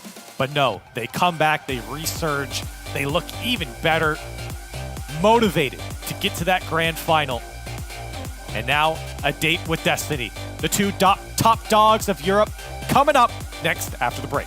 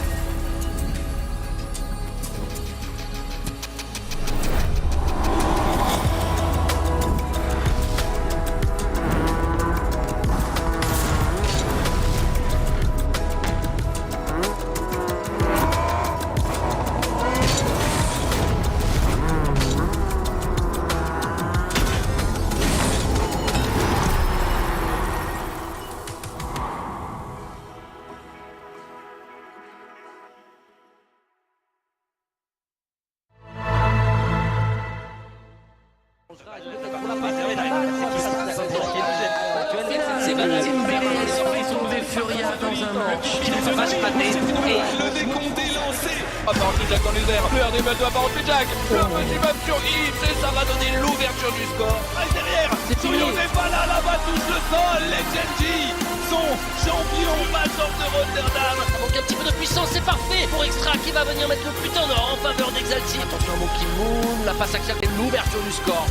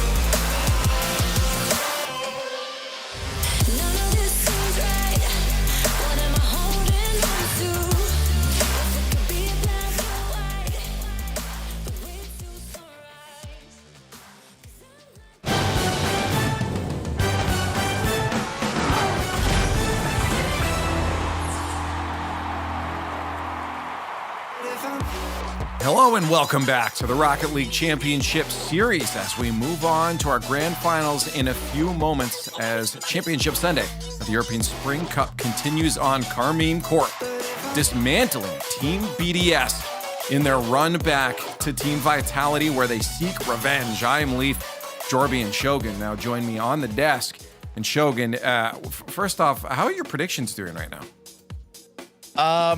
So there were a lot of points available today. I have none of them. I have not got a single prediction correct. I was behind. I had to go for like some of the 60-40s, and they have not worked. And it's possible I could be 10 points back if this one goes against me. It's done. It's done. What a matchup. My face is now pie hardened after last time. Well, yeah, you have experience now, so you're taking another one for the boys. Becoming a 2-time pie boy isn't something to be ashamed of, Shogun. You should be proud, just like K-Corp should be proud of that performance against Team BDS. Honestly, I think this just only highlights how ridiculously good Vitality are. That's all this one told me, and I had a feeling that it was going to happen, because watching K-Corp against Vitality, it did feel like it was little things, but that Vitality were just instrumental against them. And while BDS had some good looks now and again in this series, it was all K-Corp. I mean, they did to BDS what Vitality did to them. And there's just these... we thought it was top 2 coming into this tournament, and then the rest of Europe. But it turns out that maybe not. Europe seems tiered, that's for sure. And before we get to the grand finals, I want to call out a few of y'all out there, because if you're anything like me, you've been a little bit lazy, and you need a little help on your Rocket Pass near the end of it. So I just want to let you know to jump into Rocket League and complete Season Rush challenges to earn tiers in Rocket Pass. Season Rush runs through May 29th. Darby, are you where you want to be? Have you been playing enough? I'm at 240, and that was all from the Season Rush event. I got like 100 some. I play Rocket League a lot, Leaf, but I'm getting all those Season Rush rewards. And the nice thing is you can jump up in level really quickly too with the Season Rush event. Shogun, you guys have been practicing 4s, but is that it? We're all in on 4s, mate. We're all in on playing Greed in 4s. All right, that is where you find us. If you want to play some European casters, get the 4s crew together. Go and meet us in the arena, the real arena of Rocket League. Amazing. And while I have you here, something else we want to highlight is the Adaptive Esports Tournament, which is a tournament series hosted by Logitech G exclusively for gamers with disabilities. This is an awesome initiative that's now in the 3rd year of competition and features $50,000 in cash and prizing and a $25,000 grand final. This year's competition spans through September, with all events streamed on Logitech G's Twitch channel. They also host monthly community game nights and giveaways, so if you're interested in finding out more, be sure to go to aet.gg to apply. All right, now we have to get our focus back into the grand finals. Here we've seen both these teams face off before. Let's look at the bracket just to remind you of how these two teams got to this point. Shogun, Vitality, and K-Corp sitting pretty in the grand finals. Well, maybe it's only Vitality sitting pretty, because K-Corp, they got dismantled by them just before. How on earth have I managed to get the 2 correct teams to this grand finals, but none of the predictions required to get them here? It feels like quite the feat to this point. But I do like something that you said earlier on, Leaf, how it does feel tiered. And right now, the tier is supposed to be Vitality and K-Corp. Then you look towards the 3 other teams over there. You know, your BDSs, your Moist, your Team Liquids. But if Vitality do that to them again, no, you add another tier. You put the triple S tier above K-Corp and say Vitality are in there. You know for a fact that K-Corp will not want that, so it's up to them to do something about it. Yeah, Vitality are like SSJ now. Let's talk about it. Jorby, Vitality facing off against K-Corp. This is a run back. K-Corp has probably been thinking about exclusively for the past, 30, 45 minutes, knowing what just happened to them in Vitality. They just got to do what they did before. I mean, yeah, you just play your game and you're just better. When Zen doesn't just have a crystal ball, Zen is a crystal ball. It's going to be difficult to get by this team. I mean, look, Zen, he's not even paying attention. He's got the whiteboard back. No, but he's not paying attention. Look, Zen is just straight up chilling. They look like they're watching something, but they're not. Look, he's pointing at the whiteboard. Zen's not even looking at it. Zen's like, whiteboard? I don't care. He got into the trash earlier on and he's getting told off by Farah. It just does not want to make eye contact. He's like, yeah, bad dog. It's like a pre-match in an anime right before like the really big fight where the coach is trying to hype him up, but the main character is just sitting there like super focused. He's internal monologuing. That's what Zen's doing. Like what Farah says, that doesn't matter to him. Only Zen's internal monologue matters. Sorry, Farah. What you say is important to me. I mean, based off the predictions we saw from Zen earlier, I mean, it seems like this kid just knows the future. Like he knows we're thinking. He doesn't need to listen to anyone else. He's going to go out there and say, hey, I wrote the script. I am the script. We're going to win this. As far as like that was fair as being like rotate. Like I feel like what the whiteboard is just super basic terminology. And like game that's all one, that's actually win. Game two, refer to game one. Step 1, hit the ball. Step 2, don't own goal. Step 6, profit. GG. Yeah. I mean, knowing the way Vitality's been, step 6 might be 2 steps too far. It might be step 4 required at most, given that earlier result. Wow. Or actually, it might be a 2-step process, which is step 1, acquire Zen. Step 2, drink some water. Shout out to our Hydro homies. You know what? I think at this point, we all need to step back from this entire thing that we're trying to cause here. To me, on this one, KC need to just go in angry. That's the only way they can play Rocket League in this one, because if Vitality are allowed to style, it is done. They are so unbelievably comfortable having such little time together on the field, and if KC want any chance of reestablishing their dominance, it's time to get physical. It's time to play grimy, disgusting Rocket League. Steal boost, hit them as hard as you can, do whatever it takes to put them off their game. Oh. Yeah, I mean, the physical game might really be the best way to approach it. Also, just be more accurate. I mean, when these two met in the upper final, K-Corp had so many chances to take a lead or a multi-goal lead, but they kept hitting the bar, and then they kept giving up late goals. One at 0 seconds to lose, and then another one at 18 seconds, or it was like 10 seconds left. Vitality scored to tie it, and then eventually won that OT.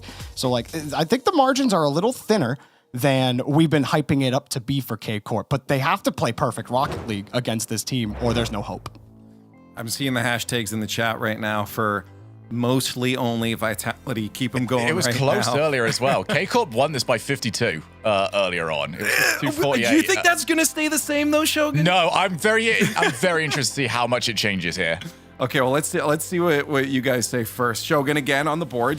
I have to go, KC. Right, just put me down for KC. I need this. Okay, this is either me 6 points back or it is me 10 points back. There is a 4-point swing on the life for here. Come on, KC! Oh, Shogun, I found a pie down here. Put KC, put Vitality, not KC. No, put KC on the board. Put KC off of mine. No, put Vitality. Vitality, dude, yeah, keep KC's. I like the team, but keep them off my prediction as well. Vitality all the way. We saw Shogun. Well, good luck down there. Hello, Let us know if you want us to bury you afterwards as well. Only 61%, but definitely not in the favor of Karmine Corp coming into this grand finals. Let's get to it. Y'all want to see it. Cole and CJ standing by. Vitality stands to take a second regional for themselves, but Karmine Corp froths with revenge. Will the old big bads of EU reign again, or are we in a new era? The desk says EU is tiered, but there are dry eyes in the house. Those belonging to Team Vitality. And CJ, my wonderful, brilliant, beautiful co-caster, how on earth did Karmine Corp win this grand final? Please tell me. It had just been an enormous feat to respond after that 4-0. I mean, the upper final, ladies and gentlemen, that was a shellacking. Vitality taking them to school here against K-Corp, but they've got to run it back. They've got to do it again in the grand finals. K-Corp will have to do it twice, however. The bracket reset is imminent. Well, hopefully, as far as K-Corp fans are concerned, the Blue Wall will be thinking, yes, let's hope it is imminent. And Karmine Corp have had a relatively simple journey in this double elimination bracket as they start off this first game well. Not too many difficult opponents in that upper bracket until they met Vitality and got 4-0'd by them. Then they return in the lowers, 4-0 Team BDS, but as we're seeing, CJ, Vitality are just built different. It's just starting to not just feel like they're regional, they're split, but maybe their entire esport right now, Vitality. It could be them versus the whole world. And right now, everything going to plan. The 50-50s even finding their way into the net, opening it up here. Vitality and Alpha 54 being the veteran, if you would, of this team, which is crazy to say. It's funny as well that Team Vitality, they come out in Zen's first regional, they win that. They win it the first time they've played with him. Then they come into the second regional and they look even better. There's even more shades to their game. You know, the first goal coming from a 50-50, they're not reliant on any one playstyle. It sounds like we've said it 100 times by now, but they haven't lost the series yet. I don't know, we talked about the last series in the upper final as well. I mean, Zen was popping off. He was pre-jumping. He was going for dunks that turned into redirects downfield. I think that he's At this point, Cole, he squashed all the concerns about him not being able to step up at this time, but the shot off the ceiling from Exotic has almost just at least kept us quite a little bit about this Zen hype. Yeah, I mean, there's also Karmine Corp hype to contend with as far as Vitality are concerned, but Alpha's coming forward, tries to juke and weave his way through all three Karmine Corp defenders. Hopefully what we've seen in this first 90 seconds is that KC won't be embarrassed by Vitality, the same way they were in that first series. They did have chances, but here's a chance for Radosinho, as he goes by in-game, or Radosin, as we know him here. Tira's touch is only as far as Alpha, who can't commit with the double. Itachi's coming forwards, and KC just having a few half chances here in the early days. Yeah, they're getting settled into this game. The 50-50 first goal won't be something that they'll love. However, it just felt like, Vatiri talked about it. He mentioned it on Twitter. I'm not sure about the correct translation. Johnny gave us 8 definitions of it, but it just seemed like they were in their own heads a little bit against Vitality. And this is what can happen. It can happen against these top players, these top teams. You almost overthink every situation and stop playing your way. Fortunately enough, Cole, they've got a, they can run it back. This is a rinse and repeat. They get another crack at Vitality, but we need to see a better K-Corp than what we saw in that upper final. I mean, if I tried to translate Johnny's Scottish tweets, I'd struggle even more than he did translating Vatira's earlier, so no harm done. Itachi's coming in, almost getting himself and Karmine Corp their first goal of the series. Is Exotic on the side, Radosin just trying to get this ball away. Vatira is there, and Karmine Corp so far have impressed me. They don't seem fazed by Vitality, and if Johnny's translation was correct, that they just get spooked every time they play the team in yellow, it doesn't seem to be happening here. There's a chance again for Vatira! Saved by Alpha, but more opportunities for Karmine Corp. Vitality's defense has gone under the radar as well. I feel like we're always looking at their offense, the way that they can just pull a goal out of nowhere, but they've really been locked in defensively, and it's caused so many issues for K-Corp down that end. And again here, we're seeing the offensive pressure from K-Corp. They're stepping up, but they're just not quite finding a way through this Golden Hornets defense, and they're just got to leave it open down the other end. Radosin gets the second from Vitality as K-Corp just overcommit everywhere.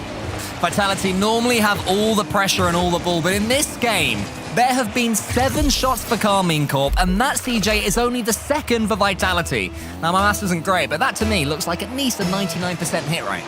Just goes to show that Vitality are pretty flexible with their play style as well. They're playing this counter-attack style, perhaps knowing that K-Corp will be coming out swinging. They are the team that's warm. They just had that victory over BDS, and Vitality are handling it nicely here. I don't mind the counter-attack style. It's worked so far. 2 goals, 2 shots.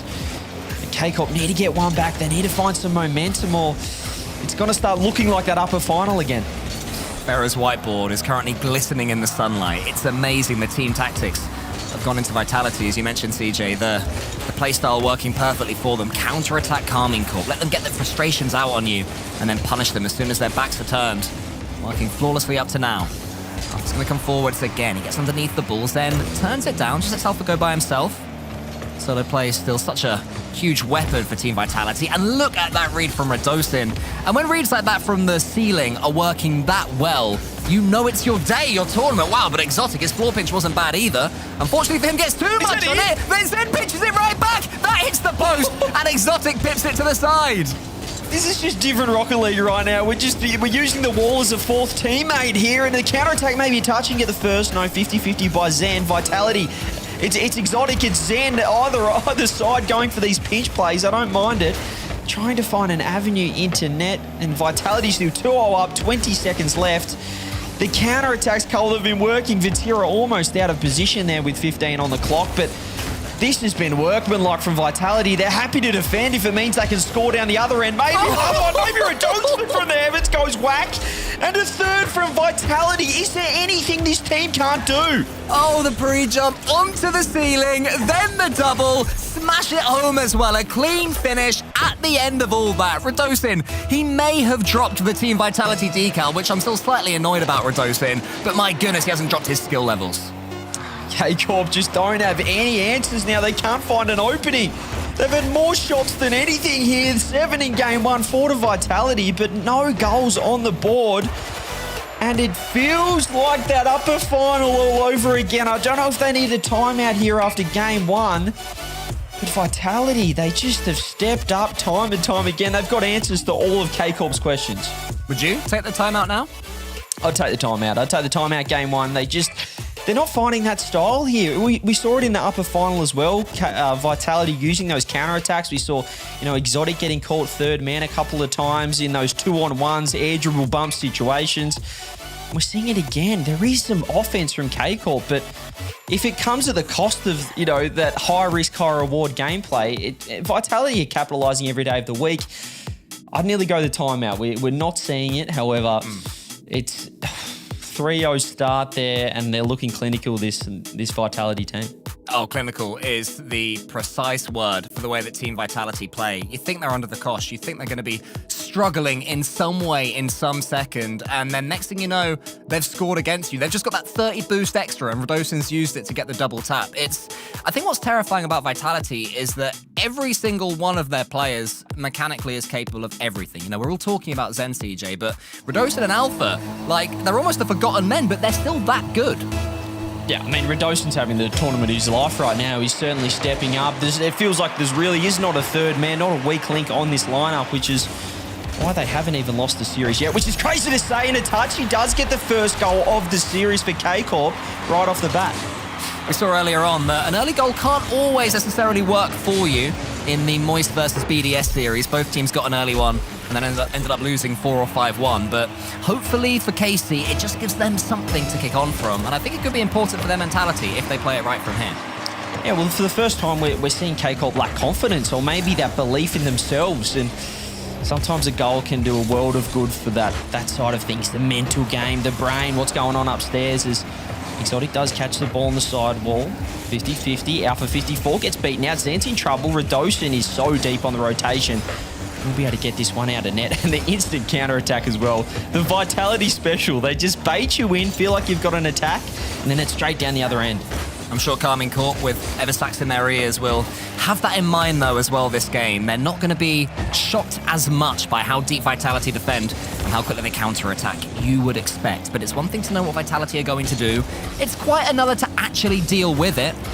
Karmine Corp up to now with Vatira buying himself some time. Unfortunately for him, the ball's right in his way, so he's going to have to guess where the Vitality defenders are. It does incredibly, actually, to get the ball all the way down to the orange end. And they're keeping Vitality pinned. Last time, it was the exact same look, but there was no goal to break through Vitality. This time, KC have their reward.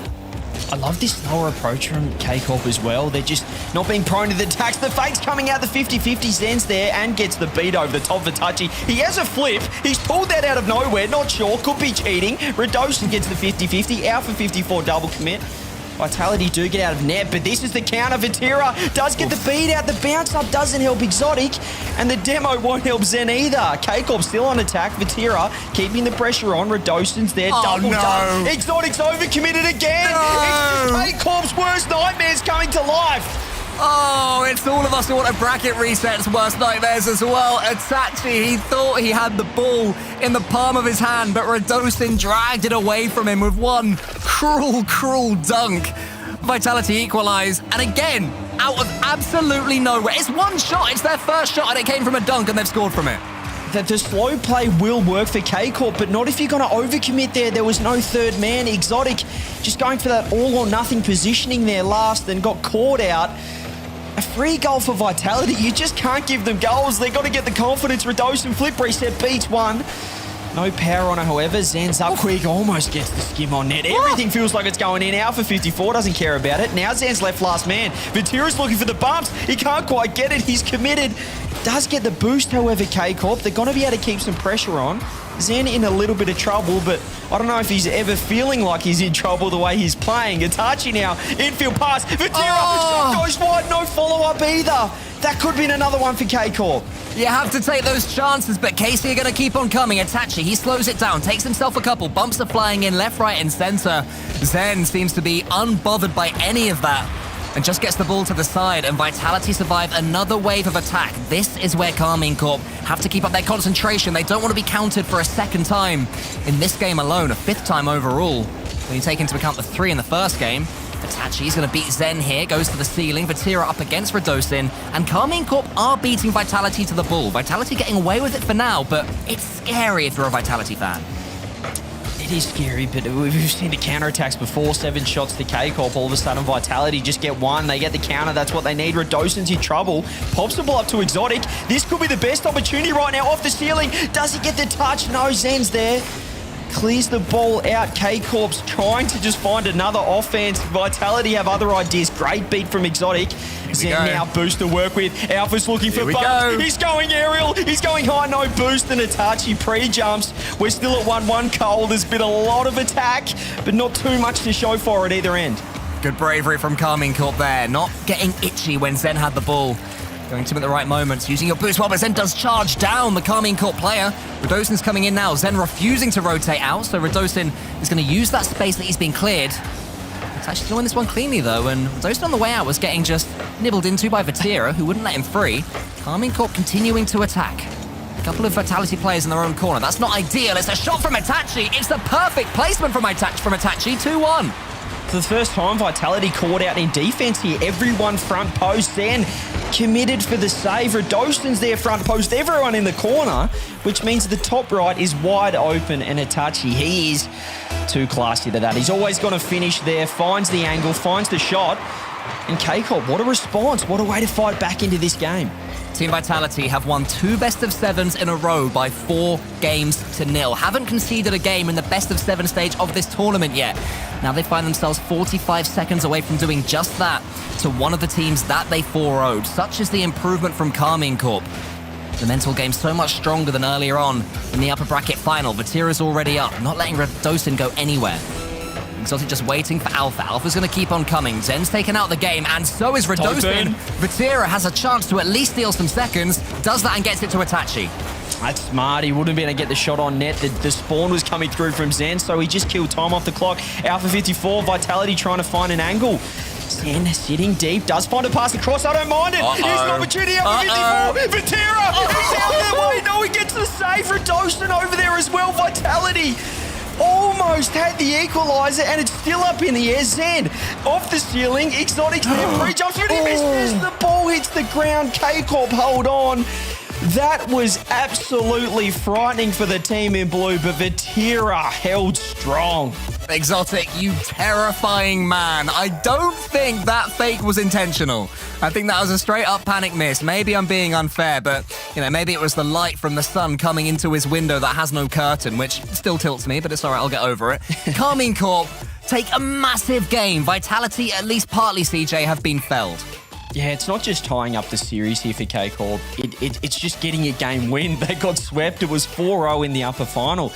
They have to know that, Vitality, they can lose a game. They can be defeated in some way or another, and they found it here. A great response. They chose that slower offense, the build-up play. They did get caught out with a counter-attack out of nowhere. It seemed like Exotic was a little bit in no man's land, but apart from that, that was a much better game from K-Corp. You can see there the sun in his eyes, looking to his window, thinking, why did the sun get in my eyes? Someone put something over that poor old curtain rail. But it's a great performance from Karmine Corp. It must have been frustrating when they were dunked just so hard by Redosen. They're the moments where your comms, there must just be that split second of, oh my goodness, are we about to tilt? I mean, it's just got to do wonders for their mentality here, K-Corp. Getting the win, tying the series up. They know that Vitality are vulnerable. They've changed up the game style, gone for that slower offense, like I said. But maybe their kickoffs need to do other improvements right here. Vitality, right off the bat, almost get a goal. But if you're just watch for this slower build-up. Even Itachi here, he's slowing it down. They're making sure they're not over-committing in offense and just taking their time a little bit more. Not just trying to bite off that first shot, that first opportunity. They're grabbing the boost and they're just trying to lock it in that orange half. And again, Vitality out of position. Exotic gets the first on the board. Not sure what happened there. Redosen seems to be in a good position and then just carried on across the top of the goal exactly where Zen was. Zen wasn't expecting it. And Exotic, he saw the whole thing happen and gratefully placed the ball in the goal, 1-0. They just locked each other front post and a bit of a mishap there. As I said, defensively, Vitality have looked flawless so far, but last game and then the start of this one, we've just seen a few positional mistakes. Players getting caught front post, right on each other's backs, and that's been costly here. Zen trying to get an instant equalizer over to Redosen, goes wide, and it may be too wide for an Alpha 54 shot, but still made Vatira pre-jump. He was a little bit worried about that one. Now K-Corp on the counter-attack. Alpha 54 with a great touch central and the demo as well for the follow-up. I mean, the end of this attack from K-Corp from the blue wall as Zen is he's just freestyling in his own half. He's feeling it. For the third game in a row, though, Karmine Corp have more of the play and more of the opportunities. Zen, he'll get the save this time, but it's another clean hit in Vitality's half. That's the last thing that they'll want, no matter how good their defending is, especially one or two mistakes are starting to come in. Maybe a little bit of fatigue showing, maybe a little bit of complacency from Vitality. Who knows? Something is just tweaked somewise. That's what Karmine Corp are doing well. It's making it happen.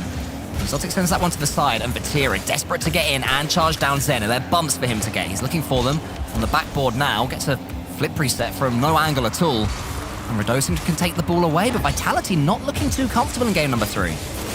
K-Corp's challenge game stepping up. That's open. Vatira does get the save. The demo came through on Itachi, which left their defense vulnerable. Exotic going for the pre-jump. Not sure about that, maybe a little bit too confident, but it just goes to show their mentality has shifted. Before, they were so concerned about every possible touch, thinking Zen's going to get a quadruple, quintuple flip reset every time, but now they're relying on their instincts, on their challenge game. They're one of the best teams in the world at 50-50s and keeping possession, and they're finally bringing it to Vitality. They're playing their own style. It's good to see. The ball is stuck in the Vitality corner. Itachi not letting it go. And Exotic should be able to get around this one with boost as well. He gives himself a wider berth. Alpha wasn't expecting it, so the 50-50. Actually, it falls to Radosin. Good read up and good sweep up there from the Frenchman. Goes into the center where Alpha is waiting and just pips it towards Exotic, who can take a touch. Vitality coming back on the attack. There's a chance here for a shot. Still 1-0 down Vitality, and still 1-0 down Vitality, because Karmine Corp, despite a Vitality shot or two, defending well. Maybe that changes here. Zen tries to just bundle his way through, but it's too central. There's no width. Everything looking a little bit simple for Karmine Corp to defend. A few huge pre-jumps defensively from Itachi has been enormous here on defense. They've got no boost though. Alpha 54's flip reset blocked out by Exotic. Still on attack here. Vitality. Itachi trying to work it out. He's got no boost. Alpha's got room to work with, but the first touch, it's just not what he wanted there. They still have the boost. They still have control. This ball pinching out will give space to Alpha, but he's got 0 as well. It feels like no one on the pitch can find the boost at the right time. Vatira air dribbling it out 50-50. Great beat from Exotic. Follow-up shot just a little bit. No power and not much of an angle on it either. Itachi 50-50. K-Corp on attack. Alpha 54 can't get the touch. Now he does across the field. K-Corp, it feels like it's their turn to start something, their turn to attack. Itachi blocked out by Zen. Is there another follow-up coming through? But again, Alpha too fast. This is where Karmine Corp's defensive play, their patient movements forward, start to pay dividends. When they do up the pace, suddenly Vitality look a little bit lackluster. They're second to every ball. Karmine Corp shocking Team Vitality, allowing themselves to be downloaded and then completely switching up their play style. Karmine Corp attacking all the way to the end, clutching on to that win. So desperate for it, but Zen's coming forward. Can't get past Vatira again. Alpha around the corner. Itachi's just going to send it on its way. More good defending from Karmine Corp. It falls to Radosin. Charged down again by Karmine Corp. Zen's turn is just over, and it's missed by Radosin. Alpha can only go high. Alpha gets the second touch. Radosin's there. Is anyone going to put this ball in the back of the net? They were gonna, but Vatira, Karmine Corp's hero so many times, comes in clutch, sends Vitality back again, maybe for the last time, but no, he's there again, CJ. This is a superhuman performance. Counter-attack, Exotic free double touch, read out by Radosin on the backboard. Vitality could not find a way through. Zen should have scored, but he put no power on the shot. Vatira made the save now with 15 seconds left. Is it going to be K-Corp taking a series lead, or is Alpha 54 saved out by Exotic again? Itachi clears the ball downfield, 5 seconds on the clock. Can Alpha 54 push it forward? Zen passed across, blocked out. Radosin's there. Alpha's ready for the pass off the corner. Itachi again gets the clear. Vitality trying to keep this ball up. K-Corp doing anything they can to kill it, but they can't quite yet. There it is. Alpha puts it on the ground. K-Corp, what a response. They grabbed game 2 and now they get game 3. I might have missed scene because the camera cut away just when it was happening, but I'm pretty sure Vatira had a huge reaction just to winning that game right there. There was an explosion of emotion. Going 2-1 up in a series. This is the man who's normally so calm and collected. That was full fist bumps there from Vatira. They are feeling it now. Vitality taking the timeout as well. I tell you what, they haven't taken too many timeouts so far this split. When you're winning all the time, that can tend to happen. But now let's see what Farah can cook in the kitchen here, the coach of Team Vitality. We saw he had the whiteboard wheeled in earlier. The size of the thing, he had 3 essays on it as well. I'm not sure what he was telling the boys. Zen didn't look too interested. But maybe now he's going to be receptive to some advice, to some feedback if they can find a way back in, because K-Corp definitely had a change up there in game 2, as I said. They went for they focused on their challenges. They picked up their pace and were able to lock the ball in a little bit more, helping each other out in offense. That's been a world of good for this side, but now it's back on Vitality to answer back. And Vitality are surely going to be able to mix things up themselves. You know, they've got Ferro there. He's talking them through it all. There's a million different trajectories this series could go as far as Team Vitality are concerned. But as of right now, Karmine Corp's playstyle is working an absolute treat. About a team that an hour ago people were calling unbeatable, people were calling the best in the world. Remember Karmine Corp? You know, they're really looking like strong contenders, and they're defending as well. I mean, how on earth did they keep that one out? I mean, this looks like a K-Corp against any other team in the world right now. It felt like they had a mental block against Vitality, particularly in that upper final earlier today, but they found a way to respond. They've had the rematch, and so far they are not wasting this second opportunity here. And just notice how much... We saw a couple of overcommits early, but they put a rest to that. They put a stop to that in game 2. And they sorted it out. They stopped overcommitting third man. They focused on their challenges. They started playing as a team. And since then, well, Vitality look a little bit rattled. It's almost like the shoe's on the other foot now. The ball's in the other court. Well, this is where there's a different sort of pressure on Team Vitality. You're coming in Zen's first regional, and if you finish third, fourth, whatever, people think, oh, that's really good for a first regional. But as soon as you win it, there's this expectation that you're going to win everything. And then when you get to the major, that you're going to win that. And then when you get to Worlds, that you're going to win that. And the pressure builds and builds and builds and builds and builds. This is the first time we've really seen Team Vitality put under the cosh in a best of 7, you know, in the knockout moments of a tournament. And we're going to get to see what their metal is made of. But Vatira, he's heavy metal. He set it all the way up for Exotic. Redosin still gets the save. It remains 0-0. There's no way he's recovered off that save, off his own corner, off the side post, inside the net. Redosin with a double save. Now Zen faking out, no boost to work with. Redosin has been the subtle, the hidden MVP for Vitality this regional. And he's showing up again where it counts here. Game number 4, Vitality looking to tie up this series. And saves like that, opportunities like that can go a long way to getting this done. Yeah, Redosin and his slimy ASMR boost that's coming out of his multicolored Fennec is doing some serious work for Team Vitality at the moment. Huge performance from him, keeps it at 0-0. But it's a 0-0 that overall Vitality will be much happier with than Karmine Corp will be much happier with than Team Vitality. Double pinches for Exotic. He can take a touch here. How's his 50 game? Alphas is a little bit stronger. Then he's bumped out the way. Redosin up against Exotic. Doesn't get the ball, but does get the demo. We'll have a little bit of time just to catch a breath or two. Exotic now beats out Alpha 54. K-Corp continue winning these 50-50s. Vatira off the corner gets the shot on net. It won't worry Redosin, but Alpha 54 will love a counter-attack. He gets fed into him. Exotic's in trouble. He misses the ball. Redosin cleans up. And Vitality get the first one on the board. A little bit of the Karmine Corp shakiness back up against Team Vitality. Exotic just crept forward a bit too much, and Redosin was not going to miss that one. It's a deserved goal for him after the huge save he had earlier. And Vitality take a lead in the game that they had seemed a little bit slower at until Karmine just gave them that goal. And he's such a smart touch from Alpha as well that it was too heavy to follow it up himself, which was perfect because he could just offload it there to Redosin. And well, Exotic was playing for the solo play. He was playing for the one-touch follow-up from Alpha. But that didn't come through. Exotic, just couldn't quite make it work. But Vatira can. He's getting the fakes in the midfield and he's getting the finish in the top corner. There was a demo that came in right when Vatira started his jump, and he just slowed down, turned it into a backflip, baited Zen out, and prods it home. It's great play from Vatira. More good teamwork as well from Karmine Corp. And so far, we've seen games where one team has been dominant, even if they haven't won it. You think of game 1, that Vitality won 3-0, but Karmine Corp had all the pressure. This one's a little bit more back and forth. This is a shootout, and I cannot wait to find out who comes out on top.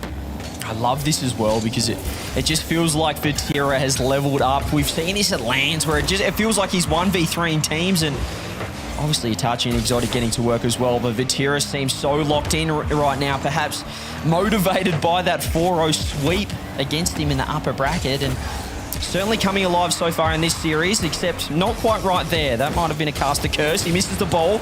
Zen misses the ball as well, but finds Exotic in the meantime. Itachi, a poor clear. Could be dangerous here. Zen doesn't quite get the touch off the corner, and K-Corp trying to clear the ball out. Vatira with so much speed and almost a dunk through in the net as well. He is just feeling it right now. Not too worried about where the ball's going, but just trying to get anywhere as fast as possible. So desperate for this ball as well. He is very much the man with something to prove. Always chasing it, always there, closest to the ball at all times. Charging forward in front of the ball, chased down by Zen, those two. If they have a proper, most goals win shootout, it'll be something entertaining to behold. Vatira's going to chase this one as well. 24 boost and attack to play with. Exotic in the center. If he can flip reset his way to him. Actually, he doesn't, but he gets the perfect challenge. Down the corner for Vitality. Karmine Corp keeping forwards, but Itachi's touch is a little bit weak, and Radosin can clear for now. Zen does get 50-50'd out again. The ball just laying around in midfield. Now there's a bit of space to work with, but Zenot just opts for the shot. Vatira ready for it. Exotic fakes out Radosin, who still gets a touch on it somehow. Past infield. Vatira is there. Vitality trying to attack, trying to get some 50-50s, but it might mean that K-Corp can counter unless Zen... Well, he's pre-jumping down one end, now he's pre-jumping in defense as well. Vatira, though, he's got other ideas off the shield. He can't get the touch off the ground. Alpha 54 now, counter-attack Vitality. Game 1 on repeat. Radosin's awkward! He's trying to own goal. Please stop doing that. Oh my goodness, bailed out by Alpha. But he knew he had Zen, it was Zen behind him, and he thought, Zen's on the goal line, he'll be all right. He'll be able to deal with this. Thankfully for Radosin, he was absolutely correct. Vatira, though, he goes high, gets it almost over the top of Alpha. But Karmine Corp still coming forward. Itachi is met by Radosin on a mad one. Chain dashing all the way. Trying to up the pace, trying to drag Vitality onwards. Get them marching again, put them back in control. They haven't been in control of this game at all. Exotic wants to get the double tap, does get the double tap. Itachi's there. It's sent high. So much danger for Vitality, but finally they clear their lines. It feels like there's so much aggression right now from K-Corp, but it's controlled aggression. It's smart. They're not just throwing themselves away. They're making the challenges when they need to. Radosin again, 50-50'd out of touch. He doesn't get the touch, but it just forces a poor clear there from Radosin. Here we go. 1 second left. Maybe down to Vatira. He's been enormous so far. Or is it going to be Itachi here? 0 seconds. He's off the ceiling. Show us the magic. Alpha gives us overtime here in a crucial game number 4. A huge moment in this series and a huge moment in this split. Karmine Corp, if they can get one more goal, they're so close to forcing a bracket reset, to toppling Team Vitality, and they do have their goal. It's the Exotic, and it's the exact finish he was after. He just slams it home, top corner. It felt like he wasn't going to be able to get the angle. Zen's there. Alpha is ready for the shot, but he's not ready for the top left slot. Bang, K-Corp 3-1. What a response. What a way to start this first best of 7 potentially. And it's the back and forth game that Karmine Corp were desperate for. They wanted one like this. They wanted to suck Team Vitality out of their own goal line. That's exactly what's happened there. And Team Vitality as well, CJ, they've used their timeout. There's nothing left. They have to roll this one straight forwards onto the next map. Karmine Corp have them exactly where they want them. And isn't this brilliant for European Rocket League and Rocket League in general to see a team stand up to Team Vitality? It's just such a mental game, Rocket League, Cole, and you've just seen the swing here. K-Corp in the first series, in the upper final, Vatira said it himself. They were inside their own heads a little bit. They didn't know what they were doing. They weren't focused. They weren't playing the K-Corp way when they came up against Vitality. And then all of a sudden, K-Corp get one win on the board. They win that game too. And now Vitality are almost not playing their way. Zen's being a little bit quiet. Obviously, Radosin's still stepping up in defense and offense. But really, it's been Vatira to swing things around, try and show why he perhaps is still #1 in the world. It's not this new kid on the block. But can Vitality respond here? They're facing match point, or series point, should I say. Bracket reset on the line if K-Corp can land this one. I don't know if Vitality wants another best of 7. A bracket reset is on the line, and across all the regions in the RLCS, There has not been a single bracket reset this season. Karmine Corp trying to change recent history in so many ways. And maybe Deadeye Canyon is the stage upon which they do so. As Vatira launches this ball towards Exotic, you can already tell what Karmine Corp are planning. Radosin could tell as well, and he gets the clearance. But again, it's Karmine Corp that start the better and have more of the ball. Feels like Vitality are opting for the counter-attack strategy again, but I'm not sure it's going to work against this locked-in takeoff. Or this Itachi sitting downfield going for the cherry picks. Zen, again, going for the counter-attack meta. I don't mind it. It did work in game one, but it hasn't worked since. Alpha 54 passes it across, but well, he's got no one there, no support. Shot on net is very, very wide there from K-Corp. Radosin walks it out.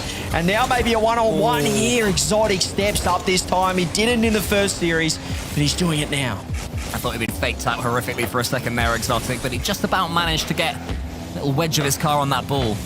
Alpha keeps it coming. This is better from Team Vitality. Radosin, he has the ball again. He's got the bracket reset off the wall. It's just wide. Karmine Corp would claim they were confident. That one wasn't going on target. I'm not so sure there weren't any sped up heart rates on the goal line there.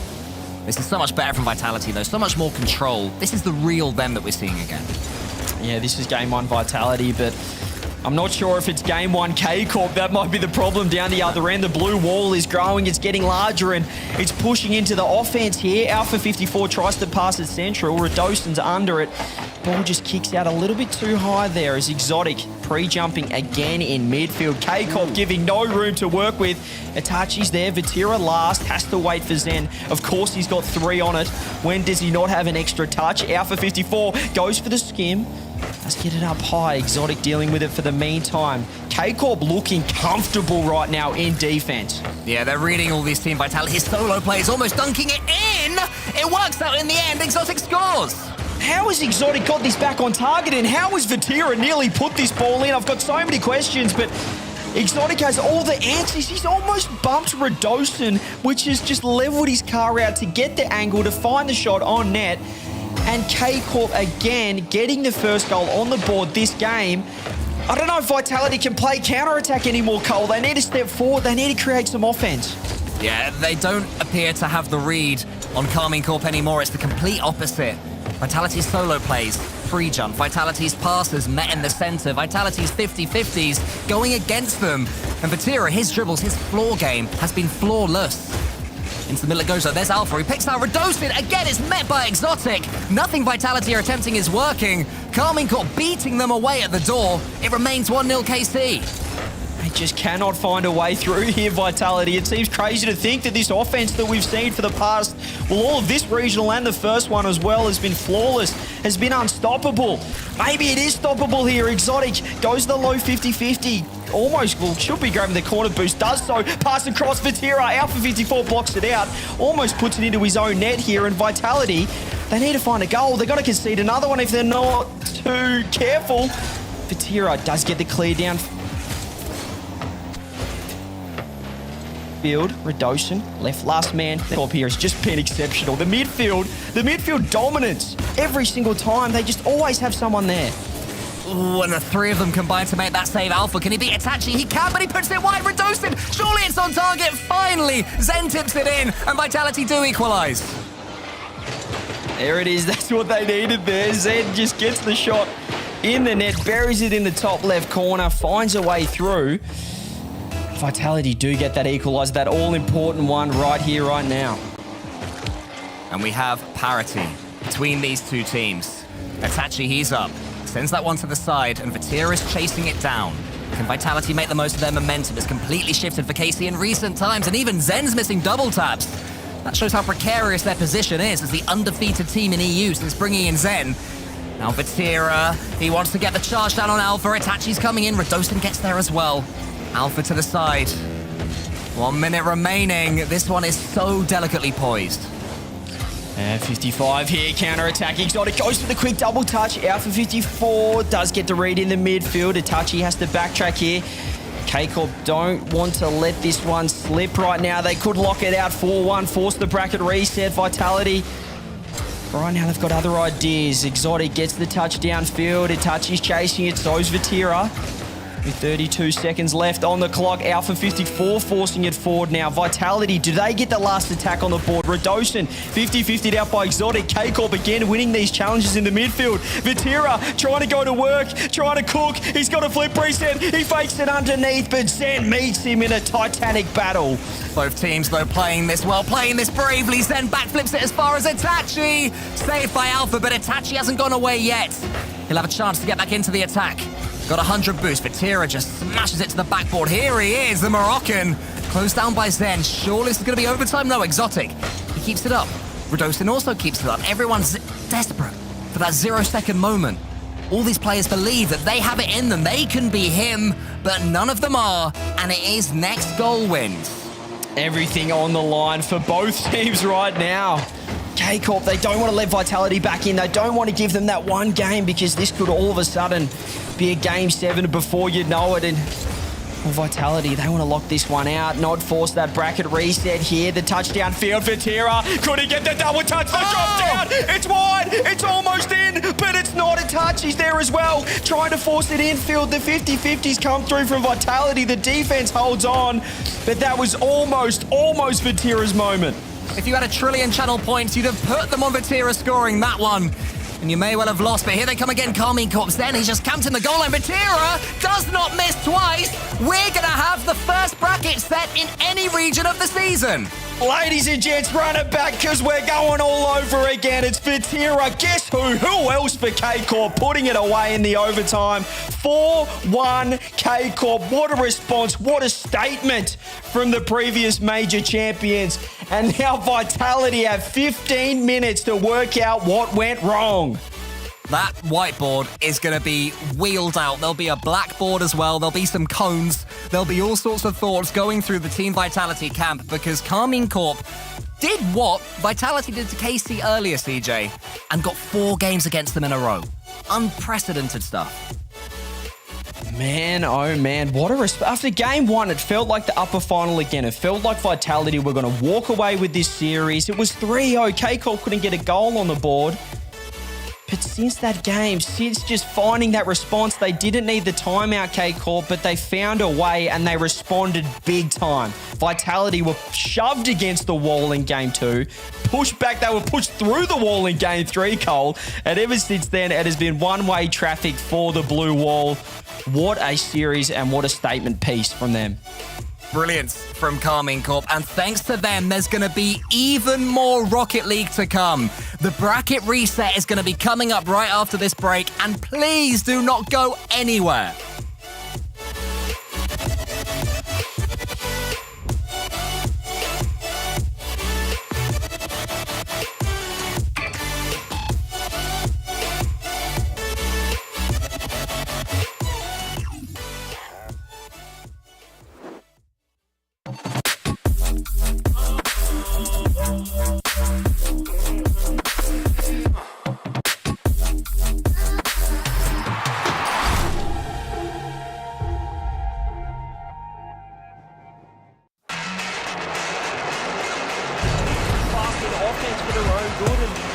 Leading to opportunities like this. Ahmad off the ceiling. Ahmad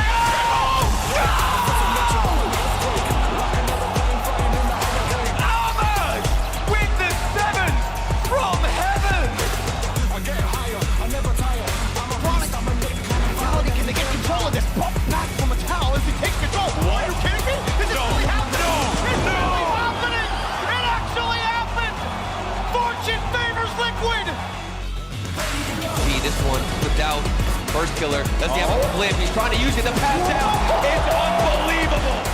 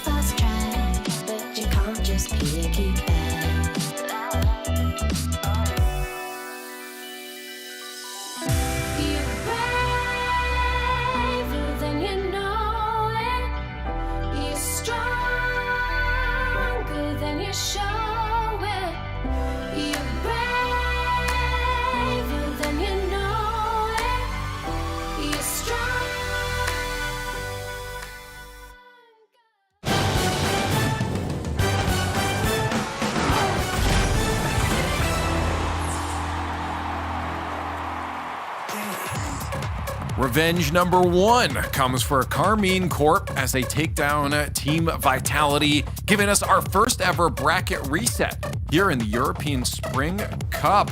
Championship Sunday, but they have to do it again. I'm Leif Jorby. Shogun, you got it right, but it doesn't count. I haven't got a point for it yet, but I'm a believer at this point. And imagine saying that after what we got in the upper bracket, Jorby. I'm a believer. You're a believer. You're a believer. Come on, man. Jorby believes. Well, Shogun's not putting words in my mouth. Jorby believes. He told me. I believe in he didn't want to tell you Vatira. guys. That's who I believed in that series. He came online after that first game. Vitality won 3-0, and I mean, all of us in the green room were like, "Well, all right, chalk it up. This regional's done. Move on to the next one." And then after that, not just Vatira, but Exotic.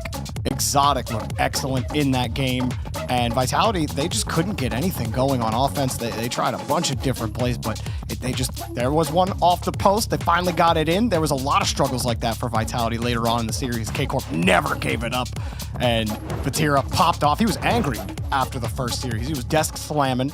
Someone should trademark that at this point. But they get the bracket reset. Vatira looked amazing, and this is anyone's final now. Honestly, it really is. And just in case people aren't aware of what's going on here, K-Corp did get a win, sure, but they had to come from that lower bracket. And since Vitality hadn't lost to this point, it's only fair that K-Corp has to take Vitality down once, and now they're on even playing ground. So now it's just one more best of 7, and that's the winner. That's the champion here in the European Spring Cup. And K-Corp will have the momentum, of course, off their win 4-1. But you look at that scoreline just before that, Shogun in the upper finals there, and it doesn't look the same at all. It was dominating for Vitality. Yeah, it really was Vitality's tournament to lose coming into this grand finals, but they're up against the ropes now. I mean, we have seen from Zen in those 1v1s that he was playing where he was on such a long undefeated streak, finally took a loss, and then quite a few losses followed after that. If that one sounds familiar too, it's because that is the storyline I'm kind of hoping for to get my predictions back on track. Johnny was talking about it in the green room that Zen, when he was going on his insane 1v1 run before the spring split, that when he did finally lose, the losses started coming a little more quickly. But for what that's worth, Zen did bounce back after that and started clutching up in those games later on. So I think the regain on the mental should be expected for Vitality, especially with the team environment that they have. I don't expect K-Corp to just run away with it from this point. I just think they had the momentum and they took advantage of Vitality, who hadn't lost anything up until this point. And then they go down 2-1 in the series. Now it feels real. Now losing feels real. I'm looking at this room. There's something missing. What? It's gone. Where has the whiteboard gone? Where's the whiteboard? Oh, no strats. They've This got is no the strats. They're out of final right ideas. here. They have nothing left to beat KC. Farah, with such a big Rocket League brain, has no idea what to do against an angry Vatira. It took too much processing to decode his hand signals earlier, and there was too much information. So it's like, you know what? No, they're going back to they're just going. They're saying, you know what? Zen knows what to do. Just play rock. Don't overthink it. Let's just play our game. I love the idea that you're going into this without a plan. You know what? I'm good with that. And you like that for your. I feel like potential. KC I don't know. Vitality winging it might not be good for you, Shogun. That might not be good for you. Wait, this is it. Come on, it can't get worse. Fair is actually going to sub in for Redosin. He's right. All right, so that's my. Oh yeah, he's changing his settings right now. He's like, sorry, give me a minute. This is the wheels you need. Here's the decal. Yep. He's like, all right, where's my email? I need to get the 2-factor sorted out. Oh yeah, changing Redosin's preset. He's like, those wheels are too heavy, man. Yeah. Okay, so this one is the Airbus preset. I've been here before. Look, we got multiple. How many Vitality staff does it take to fix Redosin's computer? Well, one right now. Well, then there's two. There's two surrounding him. He's there to give. There's only one really doing something. Look at here, Ted just by himself. Well, he's just in the zone. He's like, okay. He's just ready to go. Yeah, I don't know. I mean, you talked about mentality though, Jorby, and I don't know. I mean, This is the, well, let's say overanalyze. That was the body posture of someone that's shutting down. That's someone that's just took their first loss and doesn't know what to do with it. I don't know. I don't know. I think that's just Zen's. That's his Zen position. Is it? Like before he's kind of like sitting a little lazily in his chair. He's not really paying attention. Now he's just waiting because Radosin's having issues. He's like, is Radosin done fixing his PC yet? Bro, Can we get into the next game? I think he just wants to go. Well, on the other side, I mean, this is good for Karmine Corp because again, they're coming in with momentum now. They come off a 4-0 against Team BDS, and then you get a 4-1. I mean, we've seen a fired up Vatira before, and this is a Vatira seeing red, Shogun. Yeah, it very much is. He is unhappy with what has happened previously. He is ready to go. It looks like we might have that is either problem solved or problem given up on. I don't know. I don't know which one I like from that one. Hey, all right. It looks like they are locking in. So I do appreciate these camps because this means that we do not get the start the game calls anymore. Like you know, all right. This is what we're sorting out right We want here. the games to start too.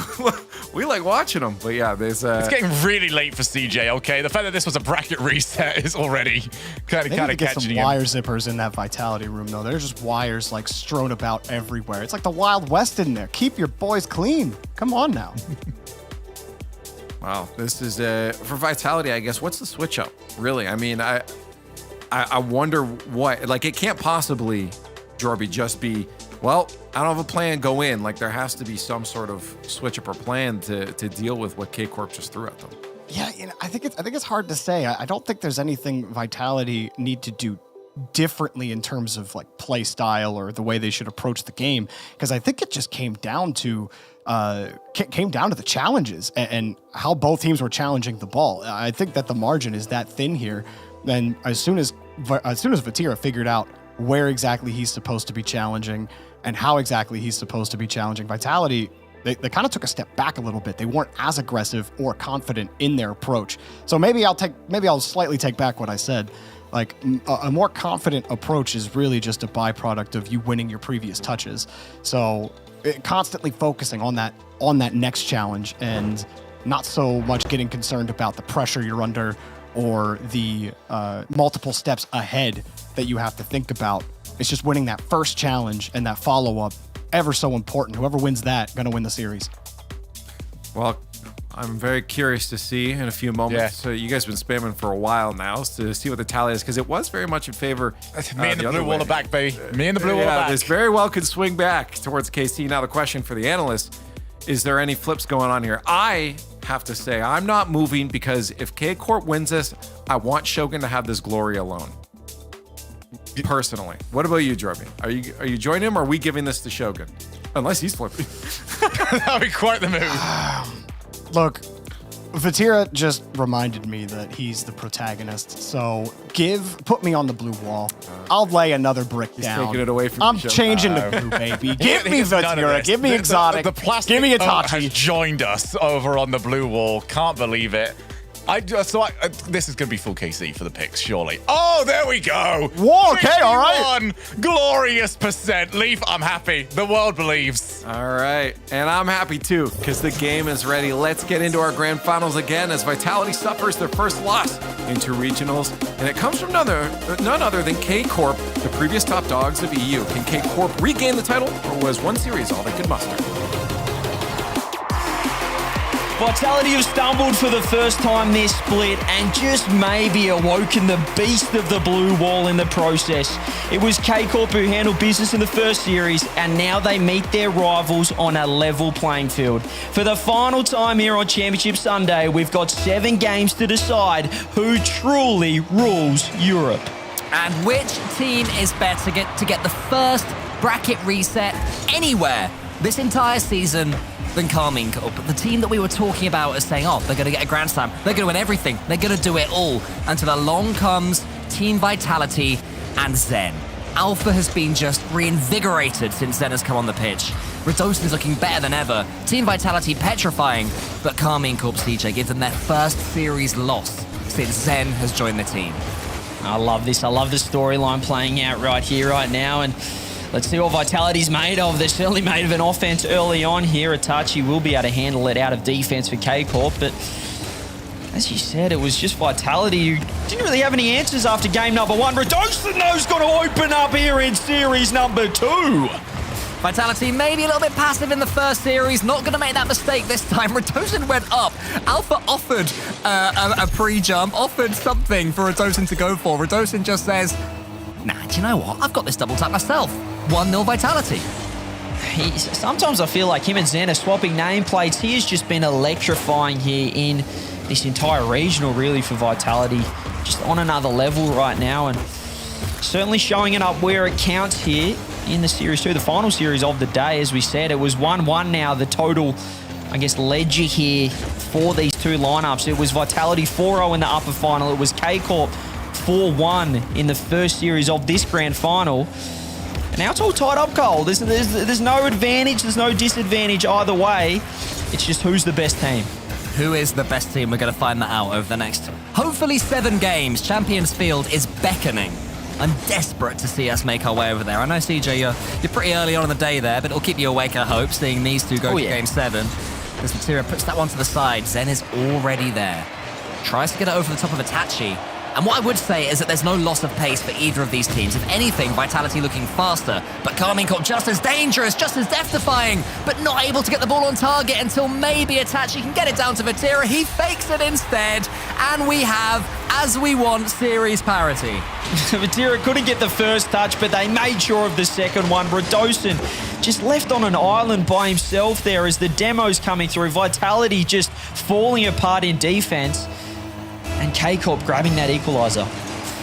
Karmine Corp still looking like they could just be the twist in the tail that EU potentially needed, but Vitality, they've got the passing plays too.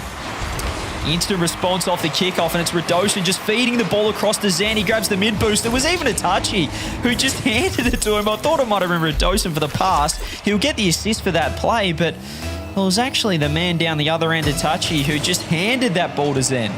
Maybe an example of Karmine Corp trying to be a bit too fast against Team Vitality. And Karmine Corp just making the most of putting them in that trap. They could have another. There's 2 players challenging Zen's finish.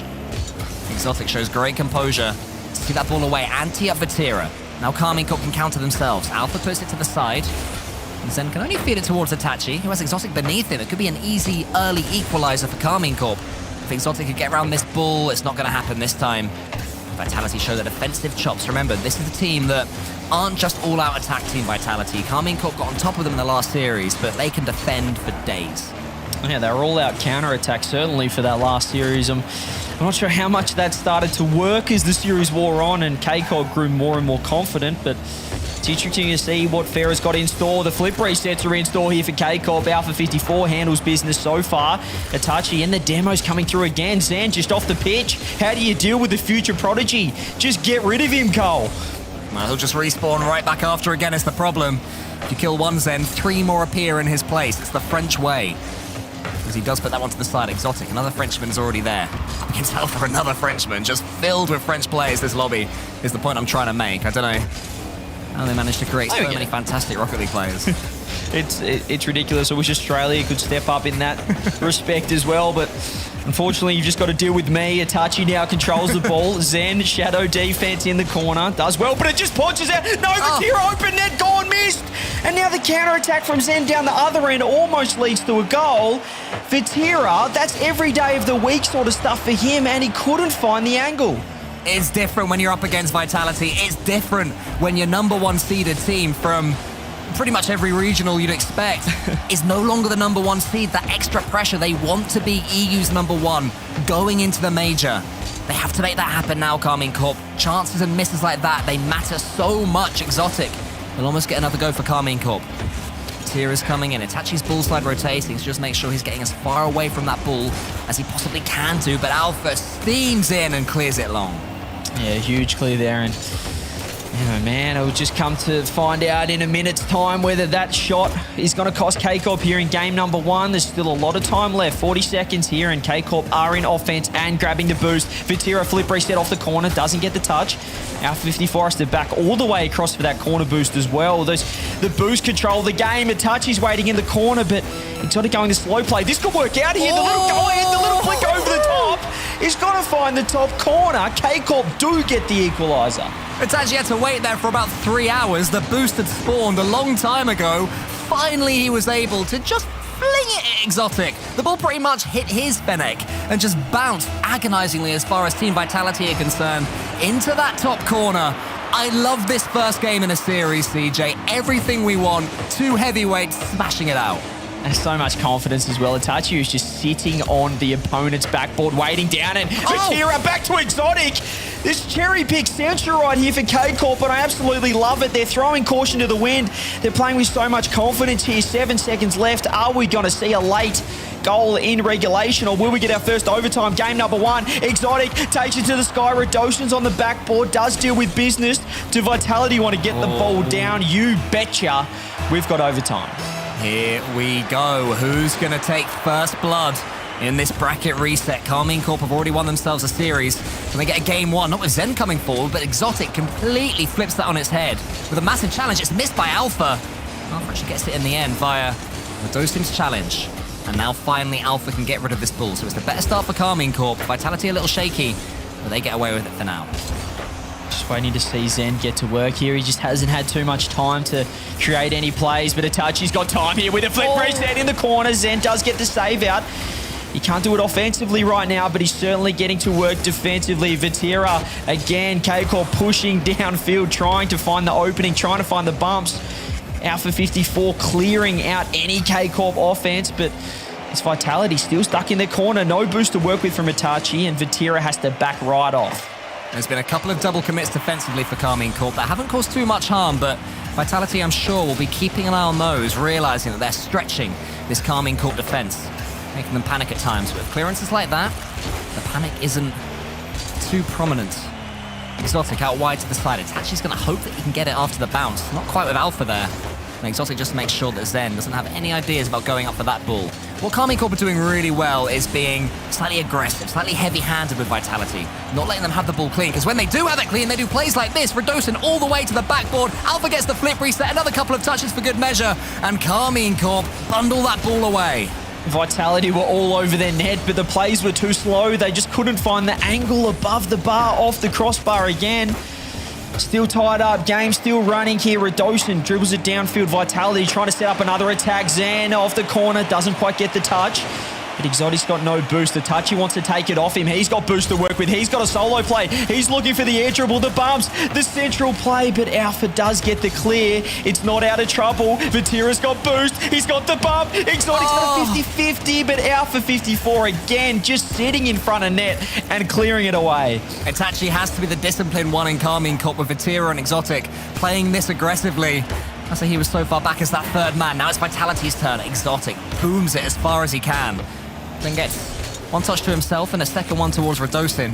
And Itachi's already up again. So aerial this game. Everything is just being sent straight into the air. Just like that touch from Zen. It slams down, but again, there's no one from Vitality. So stretched. Booster's such a premium. Itachi fakes his way past one, not the second. And Vatira can only get the 50-50 into the center. Now it's Alpha's turn.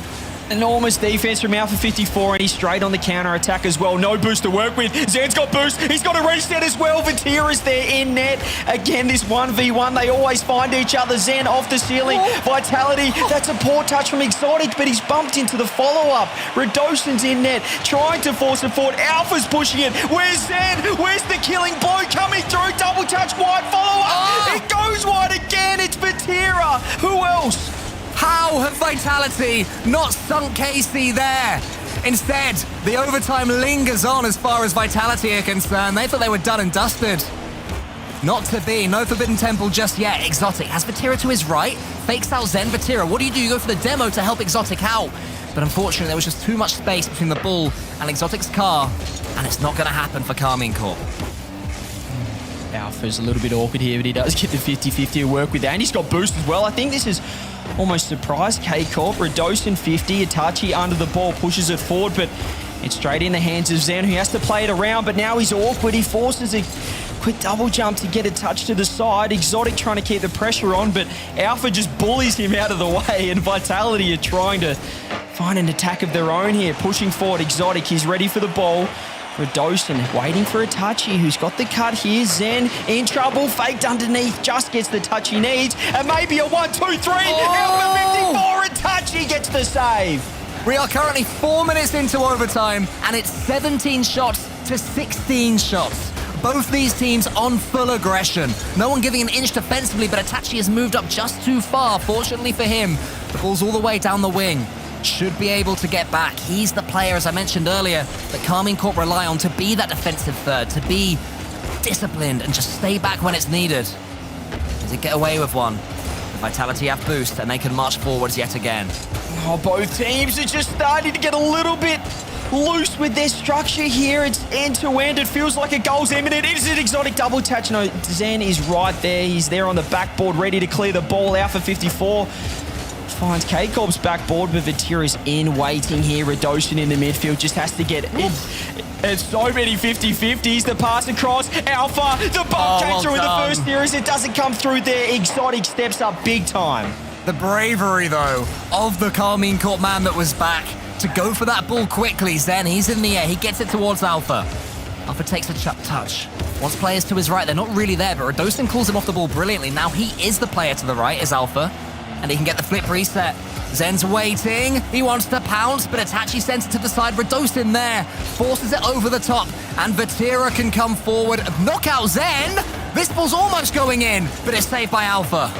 Yeah, guess who? Alpha just always finds himself in front of net to help out his teammates, but Vatira almost got the touch. The demo coming through. Alpha 54 is removed from the pitch. He's got other ideas. It's an open double touch on net ball. Radosin. It's Vitality getting the first on the board. And there's the emotion from Team Vitality. We question them. How can they handle it when things are against them? There's your answer right there. Zen with the double tap. Radosin following through. And then Zen and his teammates having that reaction, having that emotion, having that fist bump.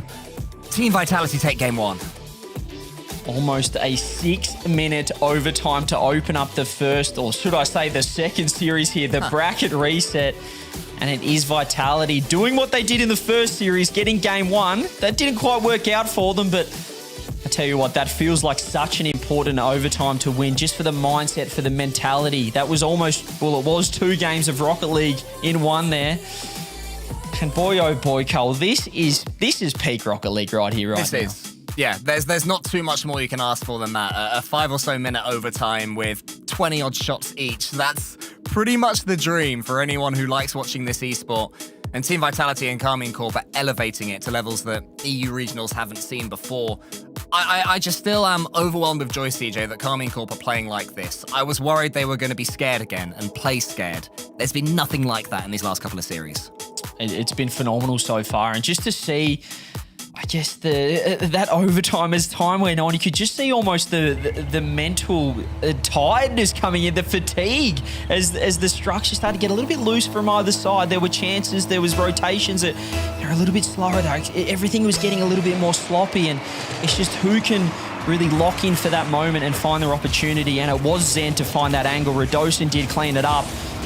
But it was a great finish there, and Alpha with no boost has beaten 8 people to the ball. I'm not sure how he's done that here in game number 2. But what did K-Corp do? Can they respond? Oh, Zen, he almost gets that ceiling play. No way. Just as I was about to say that if there are any blue wall bricks that need some hopium, after losing that overtime, Karmine Corp lost the first game in the first series and then won the preceding 4.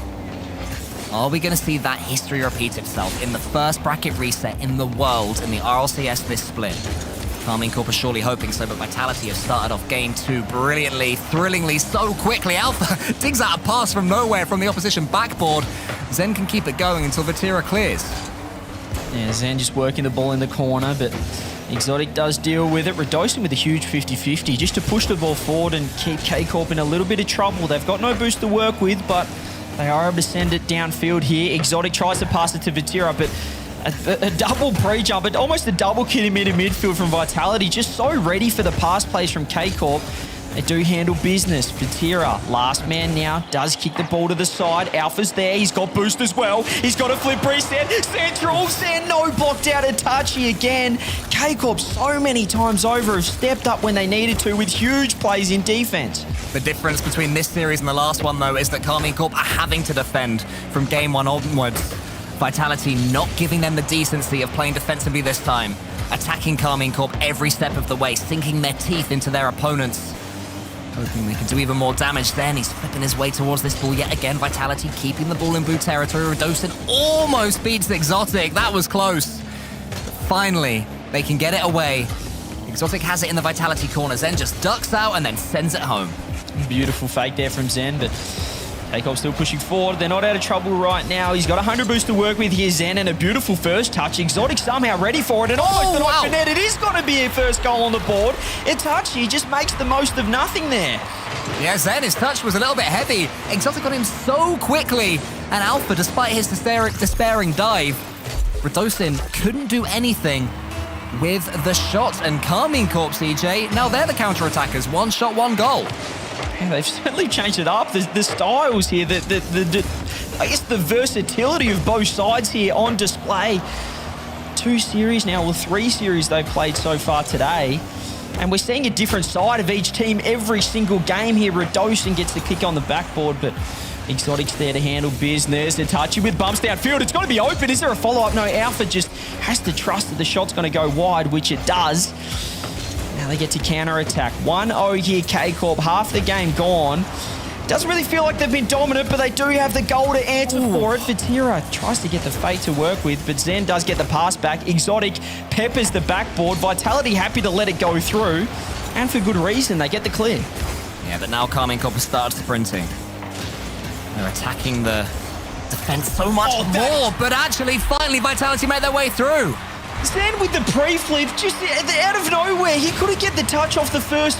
Oh my goodness. He's just found so much power, found the perfect position on his car. The pre-flip is ridiculous. He wasn't going to be able to reach it any other way off that pass, and he still was able to put it behind over the top of the K-Corp defender. Zen coming alive here. That's scary for K-Corp. Pretty much a perfect finish there from Zen. Karmine Corp, for all their good work, find themselves equal, and now look how much space there is for Team Vitality. They've got in behind the Karmine Corp defense. Vatira sends them away for now, actually stays behind it too, and gets some dribbling time. Brilliant from Vatira. Exotic, though, tries to continue his good work until Zen dribbles it away into the center. Vitality with even more time and space to play with. There's just a snapshot there from Alpha from the ceiling. Karmine Corp having to do some tough defending. Vitality not too shaken after Karmine Corp took the lead. Well on top now in game 2. Exotic does get a huge beat out. Zen is very awkward, but just finds the best touch possible. No way! This is the best counterattack in Rocket League history. Redosin follow-up shot. Vatira can't get the touch. K-Corp save it. It was 2 skimmy dim sims in a row. I don't believe it, and Redosin still wants more. That was the most gentle counterattack you've ever seen, like ushering a duckling back into a pond, and suddenly the ball is in the Karmine Corp goal almost. Another one from Zen. It's over the top of Vatira, is it not quite? All the fancy touches that you could ask for from Vitality. Karmine Corp defending as much as they can. Vatira, he's up. Can they turn it into more attack? His touch is also gentle. Well done, Vatira. It's towards Exotic. But he can only find Zen. 40 seconds left, and it's 1-1. Just getting so much value. Every player on the pitch right now is locked in. They're getting value, and so is Zen right now. Alpha centers the ball. Exotic's ready for it, however. Now Zen's in trouble. He's last man. Vatira's under the ball, but the flip break comes through. Saved by Alpha. Somehow off his own post. I don't know how many pixels remained outside the Vitality goal right there, but it was enough for that little round thing in the center not to explode. 10 seconds left, it might go bad now. Zen shoots, but it's saved by Exotic this time. Then the ball pinches towards the Vitality goal. Can Alpha reach it? Yes, he can. And get the second touch on his backboard. Entertainment and anxiety all the way up to the 0-second mark in game 2. But we are gonna have the second overtime in a row, CJ. I don't know what's happening right now on this pitch, but I absolutely love it here. We have overtime again. Are we going to get 6 minutes of it? Another game of Rocket League. Can we get 14 games in 7 here? And can K-Corp get their first game on the board? Drop down, you betcha! It's not going to be 7 minutes, it's 13 seconds, and Itachi levels it up. The 4th straight overtime in a row between Karmine Corp and Team Vitality ends almost instantly. And it's the equalizer for Karmine Corp, refusing to fall behind in this series.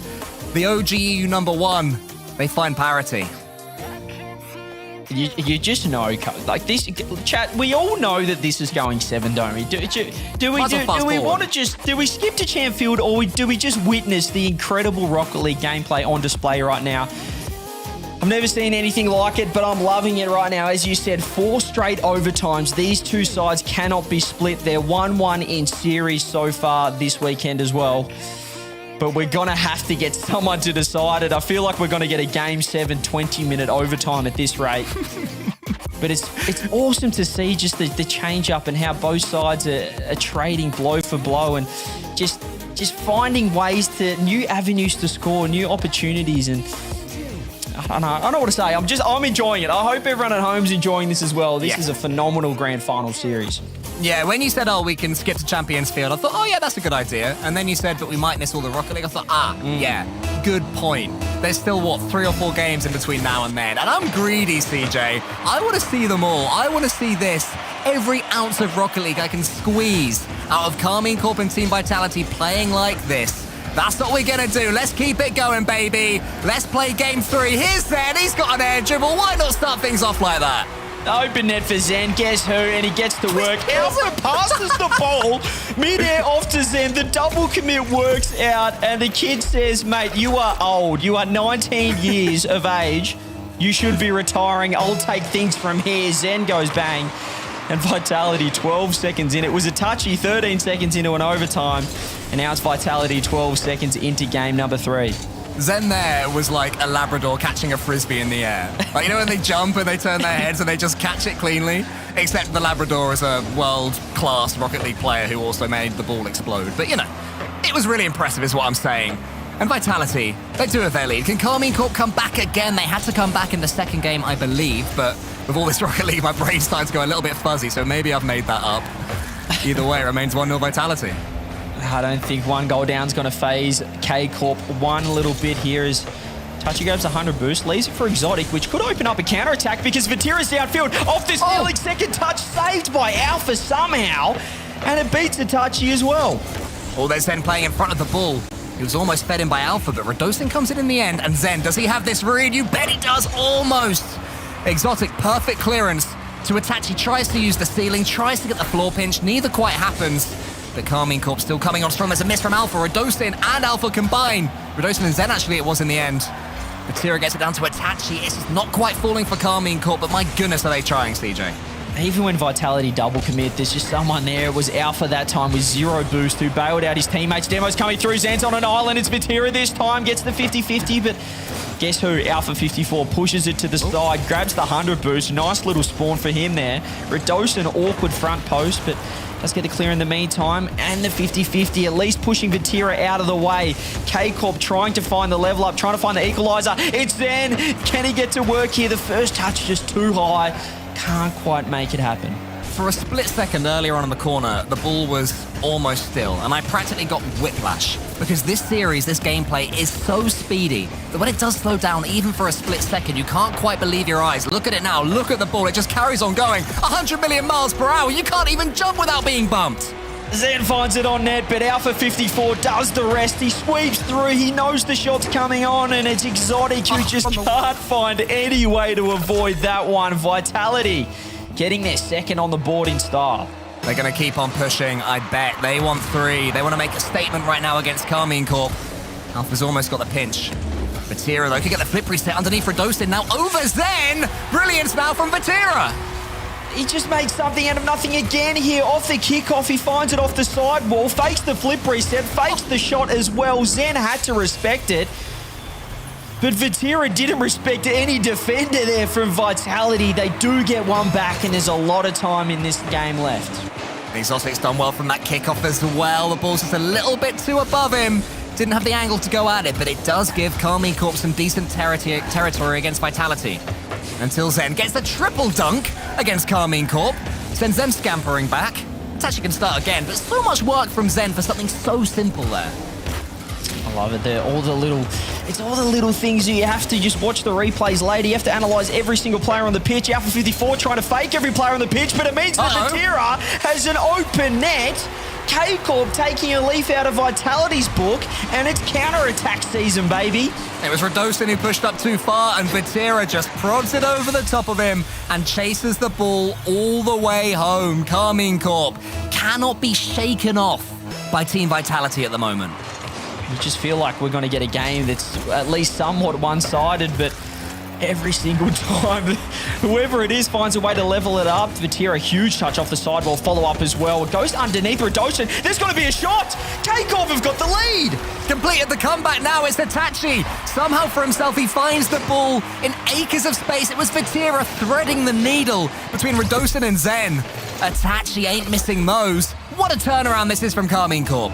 And Vatira bumping Zen on the line as well. He just stomped on him, so he couldn't get any time in the air. He couldn't get up to the ball, couldn't get anything on the shot. Vatira again going for the skim. It feels like everything right now is coming off from every player on the pitch, both sides. As Zen now gets another redirect. Guess what? It is on target, but Vatira's ready for the ball. Now for 54, gets the block out. Radosin's there. Zen has to push upfield. He's a little bit out of position, forces the challenge, but Vatira's quite ready. And all of a sudden, it was 2-0 Vitality. We're now 3-2 K-Corp. It feels like you just blink and you miss it. Pythagoras himself would be stunned by the angles that these players are generating from these redirects. It's crazy.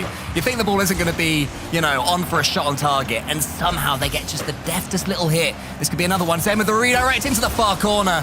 Exotic was waiting for it that time, and Vatira can keep on Exotic's good work. Here he is again. Itachi tries to flip it over Radosin. Radosin saves to the side.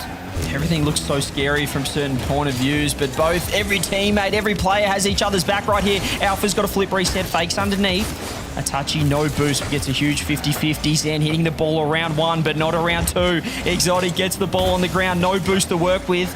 Vatira has to clean up, has to create an offense by himself here, but now Exotic is on an island by himself. Alpha fakes it out for Zen, but he's not quite ready and gets faked by Itachi. This one's into the center. Radosin just waiting to see what Vatira's going to do.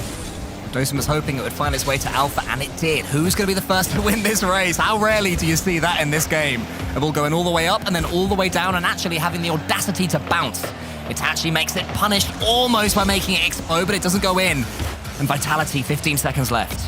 10 seconds, what can they do here? Zen gets a huge beat out. It's an open net. They've left it wide open, K-Corp. Can they punish? Yes, they can. A late equalizer, some late heroics from Vitality. Are we going to get a third overtime in a row? We're 6 seconds away. Radosin. Vatira maybe would have had it. Exotic, Itachi, maybe would have had it. It doesn't matter. There's bumps all over the place. We might be about to see 2 kickoffs in a row. Can either one cause a goal? 3 OTs in a row this series and 5 overall. Looking at the last one as well. Or are we going to get an overtime here? There's still time for either side to find an avenue, find a way. Here we go. Break the deadlock. Is it going to be Exotic? No, he says we'll have another one. We'll break the RLCS record. Let's keep these consecutive overtimes going. This is, by my count, the 5th straight overtime between these two teams. Radosin can't kill it quickly this time. The last one ended in, 17 seconds? It was Itachi. This one's already about to beat that, unless Zen can beat it. Oh, it's missed by Vatira. Radosin's coming in. Here's Alpha. Itachi almost gets the save. We drew, CJ. 17 seconds. Oh, Itachi had to put the reverse break on there, but Alpha 54 wedges it in. Vitality 2-0 up, 3-2 down, late equalizer, and win the overtime. I just don't know what's going on anymore. When you think something's expected, it's completely not.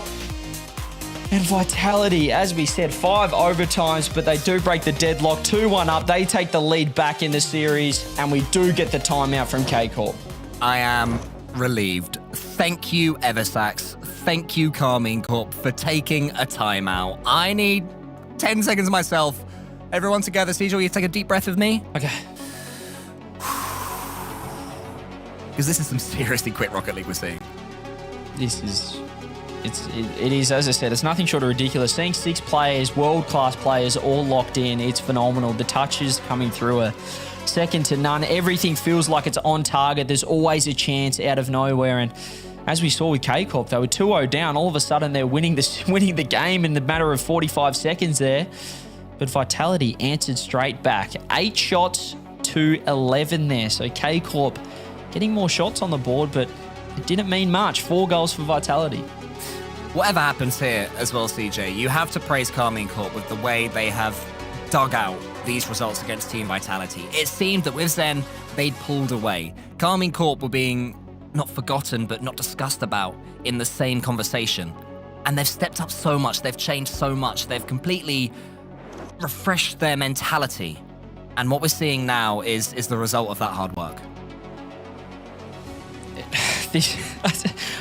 There's a reason why I retired, ladies and gentlemen. It's this series right here. There is no way that people can humanly keep up with this. They're robots. They're absolute robots. I'm not sure what's going on. Check PCs. The French is something special. The EU is something special right now. This region is phenomenal, and we are seeing the absolute pinnacle, the creme de la crop, if you would, of Rocket League right here, right now, Cole. How'd you like that one? That's absolutely beautiful, CJ. You really got the accent dead on as well. And these French robots, they're not coded in C++ or Java. They're coded in pure French adrenaline. Just the energy they have to keep on going. I don't know how Ferrer's still standing. That's what's impressive to me. I'd be slumped in my chair by now if I was in that room. God can only imagine the heat that's in there with all this pressure going on. And somehow they're still smiling. I'm still smiling too. We have got at least a couple more games of this. Team Vitality 2-1 up in the series. And we're 1 overtime away from equaling an RLCS record. So that'll be fun too. It's been overtimes galore, this series and the last one. And I want more. Give me some more here, ladies and gentlemen. K-Corp Vitality putting on an absolute show. So's Redostan. Fires one across early on. We're just going to whack off the bat straight off the overtime.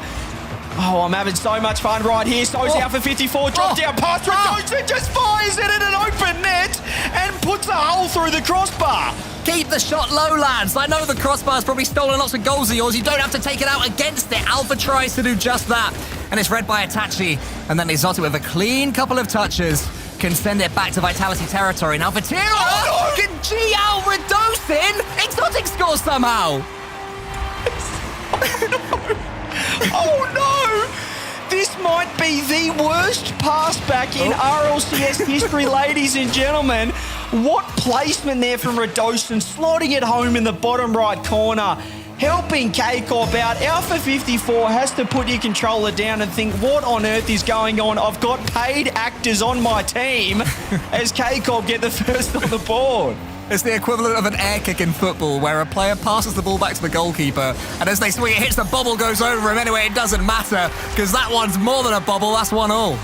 Champions always find a way to respond, and Redostan's done just that there, finding the equaliser. If I'm Vitality right now, I'm saying forget about the first minute. It's 0-0, reset, run it back. And I'm sure that they'll move on from that own goal. They found a way already, so I love this series. We're getting it all here. We're even getting the OCE own goals. It's brilliant. I mean, yeah, if I'm Vitality, I'm saying forget it, but I'm a caster. Let's talk about it for 4 more minutes. Hey, remember when Redostan scored an own goal in a match like this? Incredible, incredible. Exotic has got Itachi to his left, Vatira to his right, tries to tee up Itachi, but Zen was already in the air, and Exotic can have another bite of the cherry. Here is Itachi. Here he comes, Vatira's teed up. Will Exotic be coming in? He will, but Redostan was going to get there first, so Exotic can just take a breather, send Karmine Corp back, and make sure everyone can recover for a second. This is going to be awkward, though. Who goes for the ball? Exotic was so confident in a nasty situation, and it worked out well.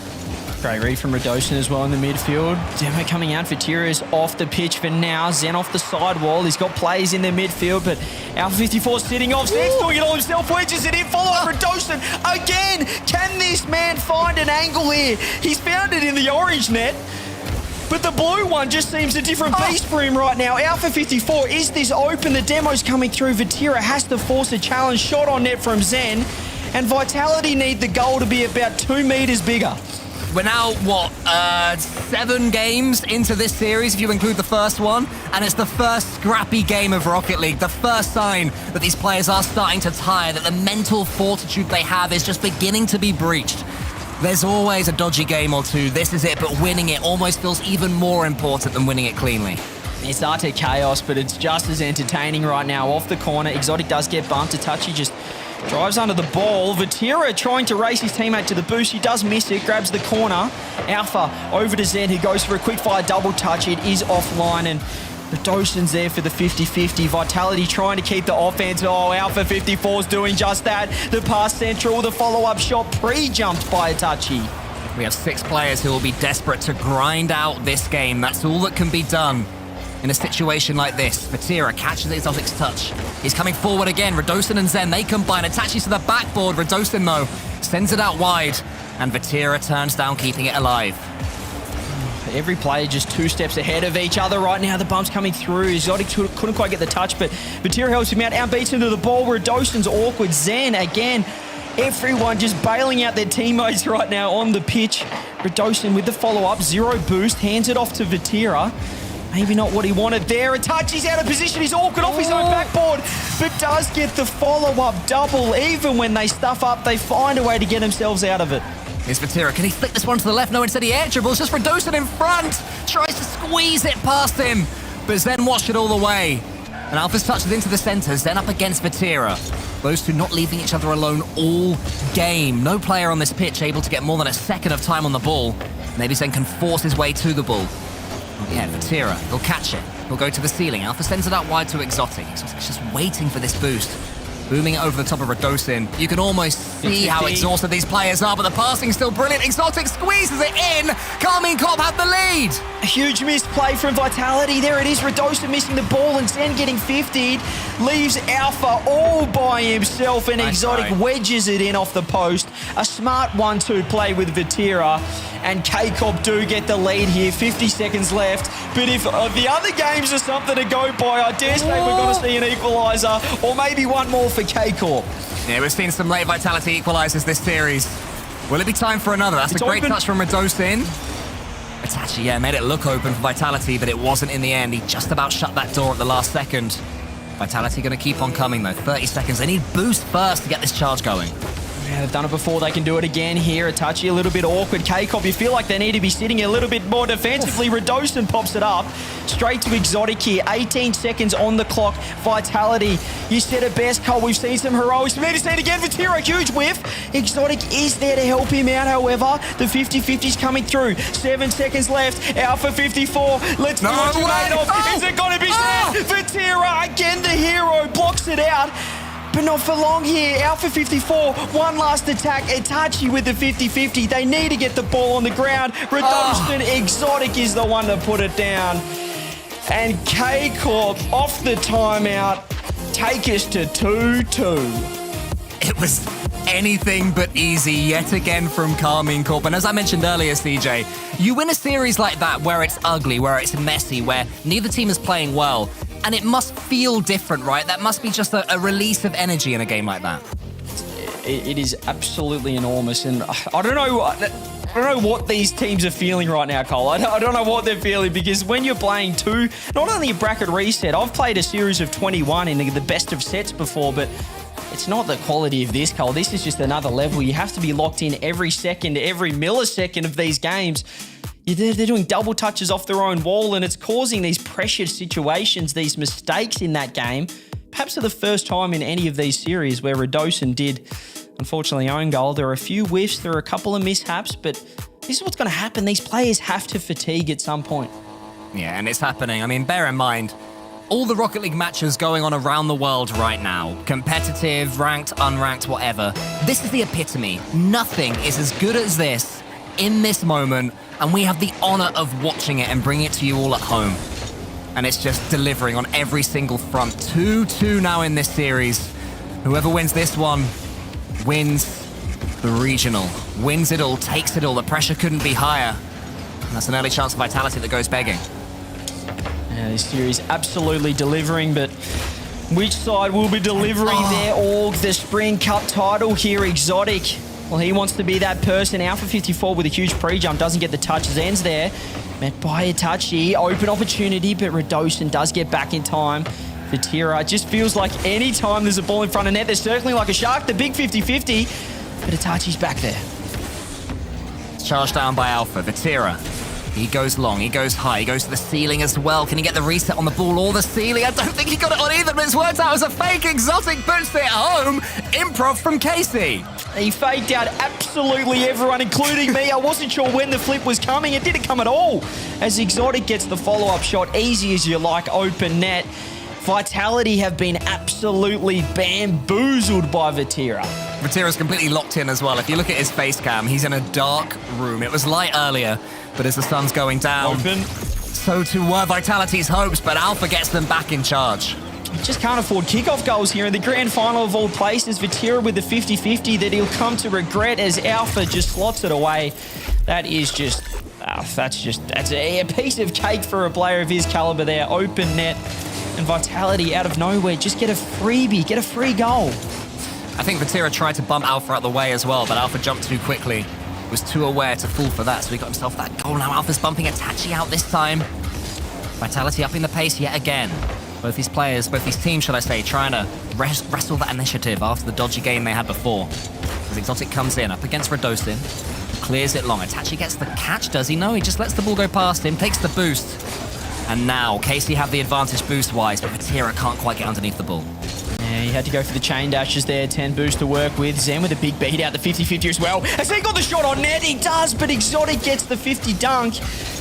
Zen out of nowhere again. Radosin now, can he channel some magic? He's been enormous all weekend long, huge 50. Zen's under the ball, he's awkward, has to find his teammate. Or the fake out in the open net. Radosin puts it away. K-Corp just went missing. It was then he was up. Radosin round the corner. I don't think they expected that half rotation from Radosin, especially this late in the series, this late in the day. Vitality playing aggressively still to this moment and returning their lead. 2-1 now, Vitality. 3 minutes on the clock. This is an all-important game, number 5. You'll be going up to match point, series point, regional point here. If you can take this one out, Exotic almost gets a touch. Radosin blocks it out. Feels like every avenue's blocked by both sides here. As Vatira gets a 50-50, tries to get another one, Itachi with a huge pinch. When I say huge, I mean not very big at all, as if Alpha 54 has to rotate out there. Radosin's in the corner. Vitality trying to get another goal, their third of the game, and perhaps a little bit of a spacer in between this lineup here. Zen off the corner. He loves it over here. Shot on net. Itachi blocks it out, but they're still in a little bit of strife here, K-Corp. Vitality pushing forward, going for these pinches. Finally, they find some room to breathe. I'd say Zen's looking a little bit greedier, and I don't mean that as a bad thing. It's the good thing for Vitality when he's desperate for the ball. Look at him, already up, calling off Radosin, getting the flip reset, and teeing Radosin up into the skies.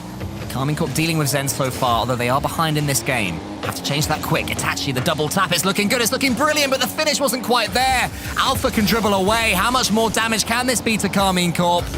Not that much as Exotic catches. Yeah, Itachi just got a little bit impatient there. That shot is, it's pretty simple, I'd say. I don't mean that with a lack of respect for him, but he just rushed himself a little bit. That's what Vitality's defense can do. You just know you don't have too much time to work with.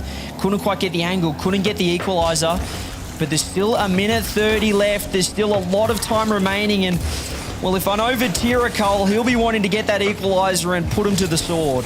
Yeah, he'll want to be the man. He's storing his 100 boost. Really good reserves at the moment for Karmine Corp. If they can just get hold of this ball, but Vitality aren't letting them have it. It's Radosin, he's coming in again. Vatira, he's waiting so awkwardly underneath this one. And Exotic was a little bit too close to the ball as well, so couldn't do too much with the save. Alpha's turn to the sky. Exotic, though, calls him out. Oh, no way. Then starts backwards. He gets the flip reset, but Vatira was up there with him. Just feels like K-Corp running so low on boost, but they found a way out. They found an opportunity. Radosin gets a huge touch. Double demo. We've got a 2v2 briefly. Crew battles is imminent. As now they both spawn out. Crisis averted there. Don't worry, we're still in the 3v3. Vatira pushing forward. Zen's a little bit awkward in the corner. Vatira trying to get the double blocked out. Exotic. Itachi demoed here. Last man. This is big trouble. But he does find a huge 50-50. Zen has to bail out his team. Both sides stepping up when it counts. That's Itachi's job, dealing with moments like that, but it's been left completely open now. Vitality get a 2-goal lead. It might actually be the first 2-goal lead of this series. K-Corp perhaps pushing a little too hard there. There was still 30 seconds on the clock, but Itachi found himself underneath Exotic. Vatira hadn't rotated back in time. And the overcommit there from K-Corp means that Vitality, with a 2-goal lead, surely have locked away this game number 5. Oh, you say that, but Exotic almost got himself on the score sheet. Itachi couldn't quite get it around the corner the way he wanted. Vatira's going on. Karmine Corp still going. They want to do a little bit more damage at least before we go over to Neo Tokyo. It's Itachi, but they're running out of time. And it does seem like Vitality are going to be able to just relax for 5 seconds or so. The first time they've been able to do it at any point in this series. Unless there's a goal here, it'll be a slightly sweaty kickoff. It's not going to be. And Team Vitality, via that Radosin double tap, do go within 1 game. They've broken the overtime streak as well, so we can be a little bit sad about that one in chat, ladies and gentlemen. But Vitality, that was a clinical game. And have a look at this guy. MVP of the regional for Vitality with 2 goals. MVP, as we said, for this game. 6 shots on the board as well. He's been enormous. He's even scoring goals for K-Corp. That's how much he's feeling at this guy. I'm starting to forgive him for moving away from the Team Vitality decal just a bit. If he can win this regional as well, I'll say fair play, Radosin. You knew what you were doing, and he knew what he was doing there as well. As soon as he caught that ball, it was like the Karmine Corp Red Sea had parted, just punched it through their defense and gave Vitality the lead that ended up being the winner. But you can see there the wipe of sweat. This is just pure pressure for these players. I mean, I'm exhausted, so I can't help but feel sorry for the players right now. But, I mean, they won't be worried about that at all. They're running on pure adrenaline, both sides. It's all about rivalry at this point. It's ego, it's pride on the line. And as we said, Vitality getting the huge go-ahead game, 3-2 up. They got reversed. They got beat in the first series, should I say. Bracket reset, but they don't want K-Corp to complete the job here. They've got 1 game to get the job done, or we might have Champ Field. I am praying to the heavens that we are going to get Champions Field at the end of this series. We said it all the way back in Game 1. We said it all the way back in goal number 1, CJ. This had Champions Field stamped all over it. The Champions Field announcer was saying, hey, this one's coming over to me soon. But Karmine Corp have to make that happen, and they have to make it happen in the next 5 minutes. There's nothing stronger than plot armor. It's stronger than diamonds here, and well, Vitality, it'd take a super player, maybe the likes of Zen, to break this. But potentially, it just feels destined for a Game 7. But I'm sure Vitality, should I say, have other ideas right now. Not another own goal, please! Radosin, stop doing that! It is getting ridiculous at this point for Tira. The attack, no, he's got to get down the other end, almost an open net. Maybe a 200 IQ play in the end by Radosin, but both sides get away scot-free. Radosin, the scariest man in the RLCS right now. Give him the ball at your peril if he's on your team. Gets away with this one. Team Vitality have started to deal with it. They've wheeled out the whiteboard and it said, beware Radosin. It remains 0-0. This is phenomenal. I'm not sure what we're witnessing here, but what I do know is that Radosin's on the ball and he's moving in the right direction. Zen, he's got a flip reset. He's got no boost. Fakes it out. Alpha, pass across. Radosin pops it up. Exotic underneath it. 50-50 out again. K-Corp trying to find a way out of net. Itachi, no boost to work with. Zen just being an absolute pest. But they do find an avenue out. Radosin couldn't quite get there in time, and Exotic chain dashes his way around the corner. Itachi, he's going to win this one cleanly. What can he do with it? Just not too much, because he doesn't have enough boost. That's devastating for Karmine Corp. I saw his car, I saw his position, I saw the ball before, I saw his boost count. That could have been big, but he does at least manage to keep the play alive. Radosin's underneath this one and sends it back. Karmine Corp to me, CJ. Look, the more dangerous team. Oh, absolutely right now, but I'm not sure if Radosin is on the right team. What is he doing? He's feeling the nerves, feeling the pressure. As K-Corp are applying it everywhere on the pitch right now. Zen gets a huge clear. Alpha 54 tried to pre-jump the pass, but it was too big for him as well. As Zen, huge double touch. Exotic's ready for it. You just have to be ready for everything right now. Zen's in trouble. A huge miss from K-Corp as Zen opens it up. Zen has scored some pretty good goals in his RLCS career already. That's not really one of them. The ball bouncing in just adds insult to injury for Karmine Corp, who have to come back yet again from a goal behind. Not only did Vatira miss the first touch, but he just couldn't quite get it out of that top corner either. Now they're 1-0 down. They've done it before, though. They can do it again here as Radosin. We're still trying to work out which team he's on. We'll let you know at the end of this series as Zen goes off the side ball. He's going to get the skin, but blocked out by Vatira. He's starting to step up, done. going for the ball chase mindset. Open net. Has to finish that. It's got to be a goal down the other end. Unless Vatira makes a huge save. It just had to be 1-1. Couldn't quite get it. He'll keep on coming though. Itachi flips, resets over Zen. Can't quite tee up Exotic. Vatira's going to come this time. Catches it, but closed down by Alpha. A flash and Alpha is there. Vatira has the ball. He has boost. If he can send this one to the right. It's a little bit wide, but so's Zen's touch. Vatira almost over the top of Alpha. Mistakes coming in everywhere. It remains 1-0. Oh, both sides feeling the pressure right now. It should be 1-1, as we said. Itachi should have found the angle, but we've still got 2 minutes left. Shot on net. Is there going to be another follow-up? Itachi with a huge beat out. And now Vatira has boost, has time. Zen's pre-jump does get the touch. And Alpha 54 as well sets it up, but it's straight to Exotic. Itachi's waiting downfield. The huge dunk's just going to go straight in. Alpha 54 says no thank you, and he shuts the door. The Vitality squeeze is making Karmine Corp and their fans feel almost claustrophobic. Radosin with his head in his hands. He knows he's had some awkward plays these last couple of games, but credit to him and his team. They have rallied around. They have stepped back up. Team Vitality, 90 seconds away from keeping up their unbeaten regional streak since Zen's come in, but look at that clearance. They're going to have to do more work before they can claim their second title. K-Corp got the first series, and there's a minute 20 left. 2 goals down to keep their hopes and dreams alive here in the Sprint Cup. Exotic gets to work. Alpha 54 blocks him out. There's Itachi in the corner. He's buying time. He gets a huge 50-50. Alpha has to make a big touch. Down to Zen. 50-50. And Exotic's in trouble. This could be it. You betcha. Zen gets credited, and Vitality get their third. More heads in hands from Team Vitality. They know they've been under a massive battle. There was a mistake from Exotic, but the damage was already done by the Team Vitality press. They are now so close. Maybe there's one more roll of the dice from Karmine Corp. Feels like the writing's on the wall now for Vitality. Is Alpha 54 going to put the nail in the coffin? No, he can't. Zen's there with boost. A lot of boost to work with the touch. He gets the 50-50. We're coming down now to 45 seconds left. It feels like K-Corp is just... They've fallen in a heap. Itachi's awkward, and the fourth goes through. Vitality, they're just going to get their second regional of the split. It was never in doubt. Surely they were always going to win. It's Team Vitality, for goodness sake. They've brought Zen in. No team can put them under any pressure. Until Karmine Corp, they get the first series. They get the couple of games against them. But I think they just run out of energy, CJ. They had to do it through the lower bracket. It's been a monumental battle for the blue wall just to reach here. And I'll tell you what as well, the blueprint they have set will be studied when other teams come up against Team Vitality.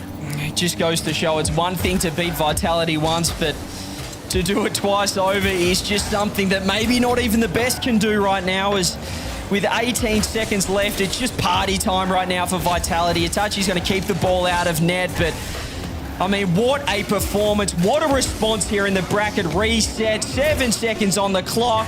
This is just all Vitality's game. It's all their series, and it is all their tournament.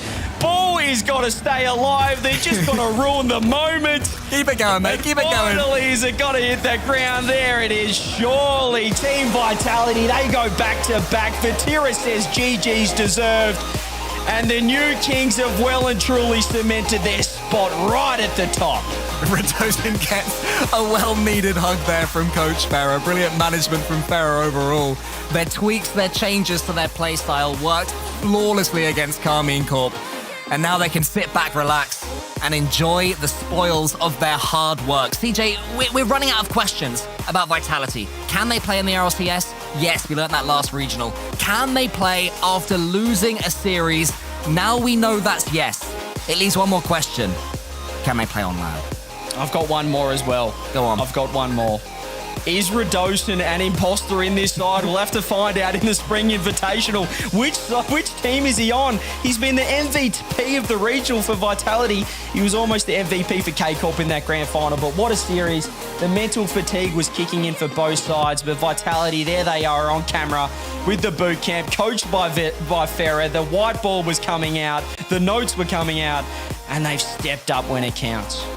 Karmine Corp, though, what a scrap from them to put themselves back in the conversation of this series and of this grand final. They seem down and out after the upper bracket performance.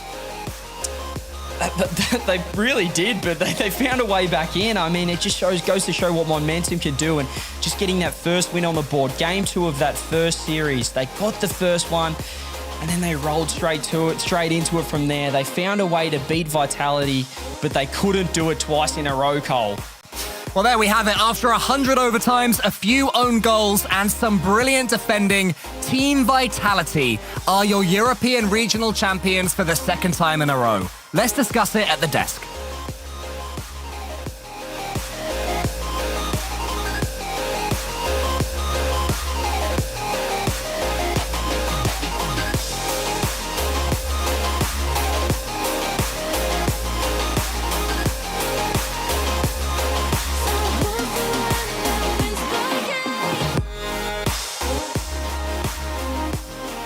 Well, you can't deny that it was an exciting match, for sure. Shogun may not be happy, but regardless, it was exciting. Looks like Hello Gun has been, he's on a low gun right now. Yeah, he's just not, he's not feeling it. It's okay, Shogun. The best part is you have experience. Show me the door. Shogun is now down low gun. He's feeling it. Yeah, but again, I think that's huge for both teams, in my opinion. You have to give credit to K-Corp, the fact that they come off a 4-0 loss, figure out what needs to be done, Jorby, plow through the lower bracket, come back with a bracket reset, and still keep it relatively close. Granted, some weird plays here and there, but it's still kudos to K-Corp. Continuing the trend where the bracket reset series is much less in quality than the series before it. It always seems to happen near the end. It's tiring, okay? It's definitely tiring. Not easy but, to do. Vitality, they had that extra gear. They had that extra battery. They have a programmer in Zen who's just creating a new game as he's playing. I mean, the guy's absolutely ridiculous, but you can't count out Radosin and Alpha. Radosin had one heck of a weekend. I know that last best of 7 wasn't the best for him, but the rest of the tournament was excellent. And Alpha and Zen to complement him. Look, I thought K-Corp with Vatira were just going to march right into that bracket reset after winning and take the victory, and it was K-Corp's region again. But no, it's not. I mean, this is a new team. Zen, he's living up to the hype. He's lived up to the hype in the last regional, and he continues to deliver on it in this regional. This team is a complete team, and I think you'd be a fool to say any team in the RLCS right now can take them. I don't think a single team in North America can. I think K-Corp are their only rival right now. Nobody is playing Rocket League at the level that these two teams are. It's not even close. I was going to ask Shogun, how much did you pay Radosin in that match? Look, I thought I had a brilliant idea. I know Rocket League has a colorblind mode. I thought, you know what? Let's take that, just something else. Let's put it on monochrome. So that way he doesn't know which side he's trying to play. Maybe that's towards. what Farrah was It doing. almost worked. I'm not gonna lie. I felt pretty good about that plan for a little while, but it turns out he just had that little bit of something extra for it. So, yeah, fair play. I'm now 10 points back. My strategy in 2 weeks' time is just to pick against myself, and I hope that works. And just looking at their journeys there, again, both of these teams plowed their way through the upper bracket until they met each other. Jorby in the upper bracket final, where it didn't go too well for K-Corp, but that perseverance, they're the big bads of EU, or were at least. They're going to bounce back, but to be able to do that in a 4-0 fashion against a team like Team BDS was pretty incredible. Yeah, I think, we talk about Europe being tiered, and I mean, the tier is just Vitality, then it's K-Corp, and then it's BDS and Moist, and then it's everybody else. Like, wait, a rootin' moment here. Oh, Liquid! Liquid! I'm sorry! I'm not! Get the NA curse off of me! Get it out of my blood! I'm sorry, Liquid. I love you, boys. I'm sorry. They're in that tier with BDS and Moist. All right, that's enough bracket. Let's talk to some of the legends themselves, because I do believe we have Johnny standing by with Farrah and Zen. We do indeed. We are blessed not just with one post-match interview, but 2 legends. Zen, welcome to the show, and welcome to your first split in RLCS. It's going pretty well. You guys just had your first loss of the season. earlier in this grand final, but you bounced back. You won the second one. That's what matters. How did you guys do that? Because that was the real question. We're wondering, are they going to bounce back from their first loss when it finally comes? You did it. What was the key to victory here? T'as compris? Un peu, je pense. Mais redis quand même. Genre, on a perdu le premier BO. Comment on a gagné le deuxième? Je pense qu'on a gagné le deuxième parce qu'on a surtout travaillé notre mental du style. On s'est focus sur le deuxième BO et on n'a pas pris la défaite à cœur. Yeah, so he's saying we worked on our mental game and we didn't took the loss too much at heart, and yeah, we tried to trust our individual abilities as much as possible. Yeah, you guys had to defend incredibly well in the second series. Karmine Corp are obviously attacking really well. Radosin as well was also attacking your guys' net with some very, very unexpected shots. But no, seriously, what is the key to world-class defense? Because you guys seem to have it figured out. C'est quoi la réponse à la défense parfaite, entre guillemets? Juste on s'écoute entre nous et on y va. Hein. He's saying we're just listening to each other and we go for it. Now, okay, so just a question a little bit more about Zen. Everybody was hyping up this guy more than anyone else I can remember since maybe Scrub Killer. So yeah, how did he handle the pressure coming into RLCS? Because obviously you've won 2 regionals, you must have done a pretty good job there. What was it like dealing with all of that hype? Comment t'as géré la pression et toute la hype autour de toi?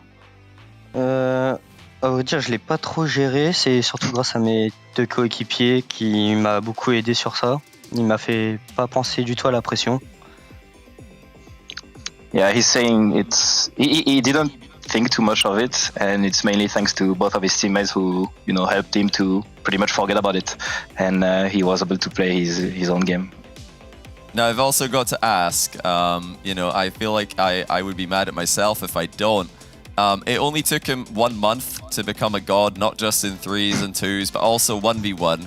Where did that come from? What motivated him to also just become just a general Rocket League god and destroy 1v1 as well? C'était quoi ta motivation pour devenir un dieu dans tous les modes de jeu, notamment le R1?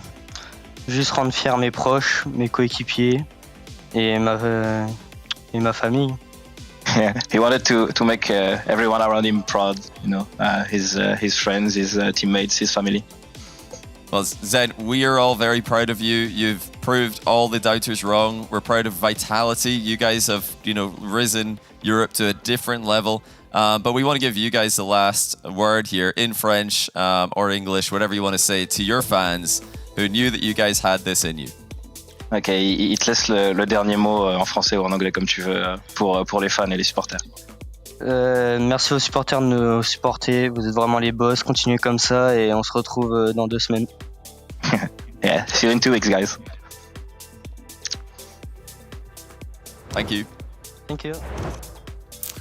Yeah, I think it's true. I think people could be proud. If anyone was worried, yeah, no, you've definitely put out a good example of what you can accomplish there, Zen. Take a look at the points here, Jorby, as we get, I guess 2/3 of the way through now our spring split as we finish the Spring Cup.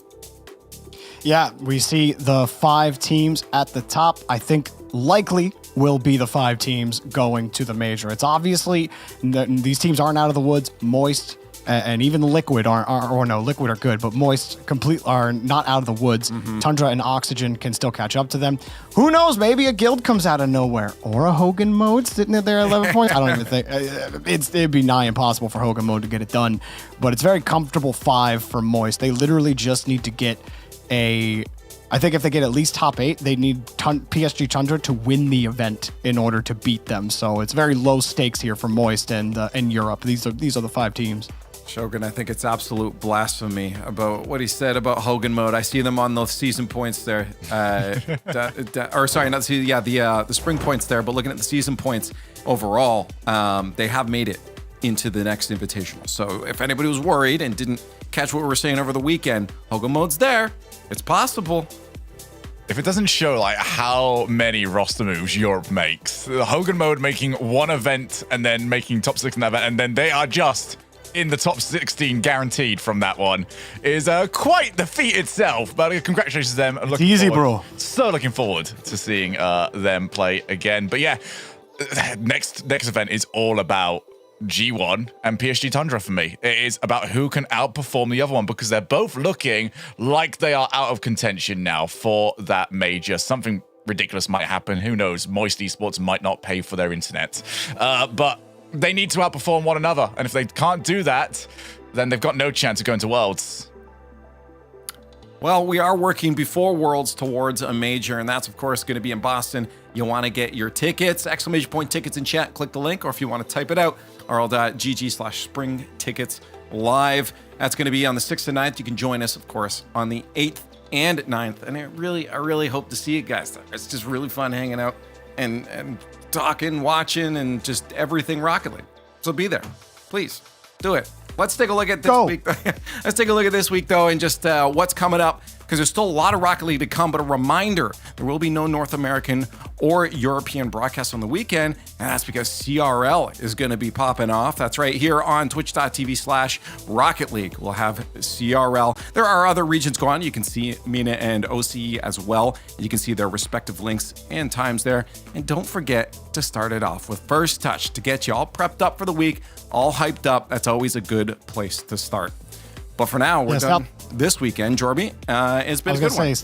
Yeah, I was going to say, South America's going on right now. They should be they're underway right now. Ninjas in Pajamas are actually up 3-1 on Crew right now, and Crew looked excellent yesterday. Ninjas in Pajamas, you saw Mata at the very start of the day have a highlight reel goal.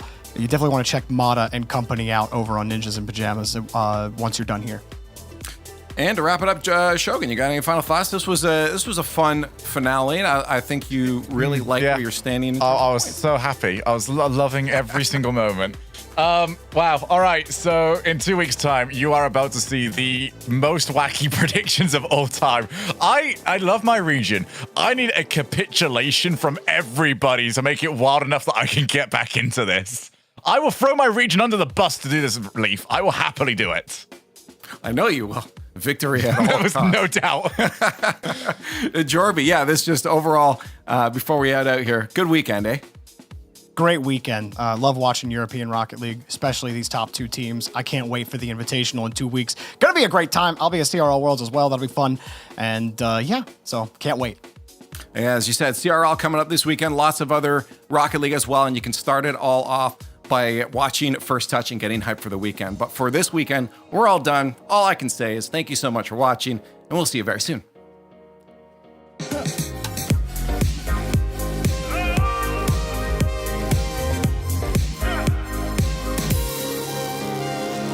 She found a way into my heart. She don't make up, no, she make art. And I need a way to treat it, 'cause I keep getting high off of her. Off of her. I know that you'd be bad from the minute I saw you. But somehow I keep running back to you. Back to you. Back to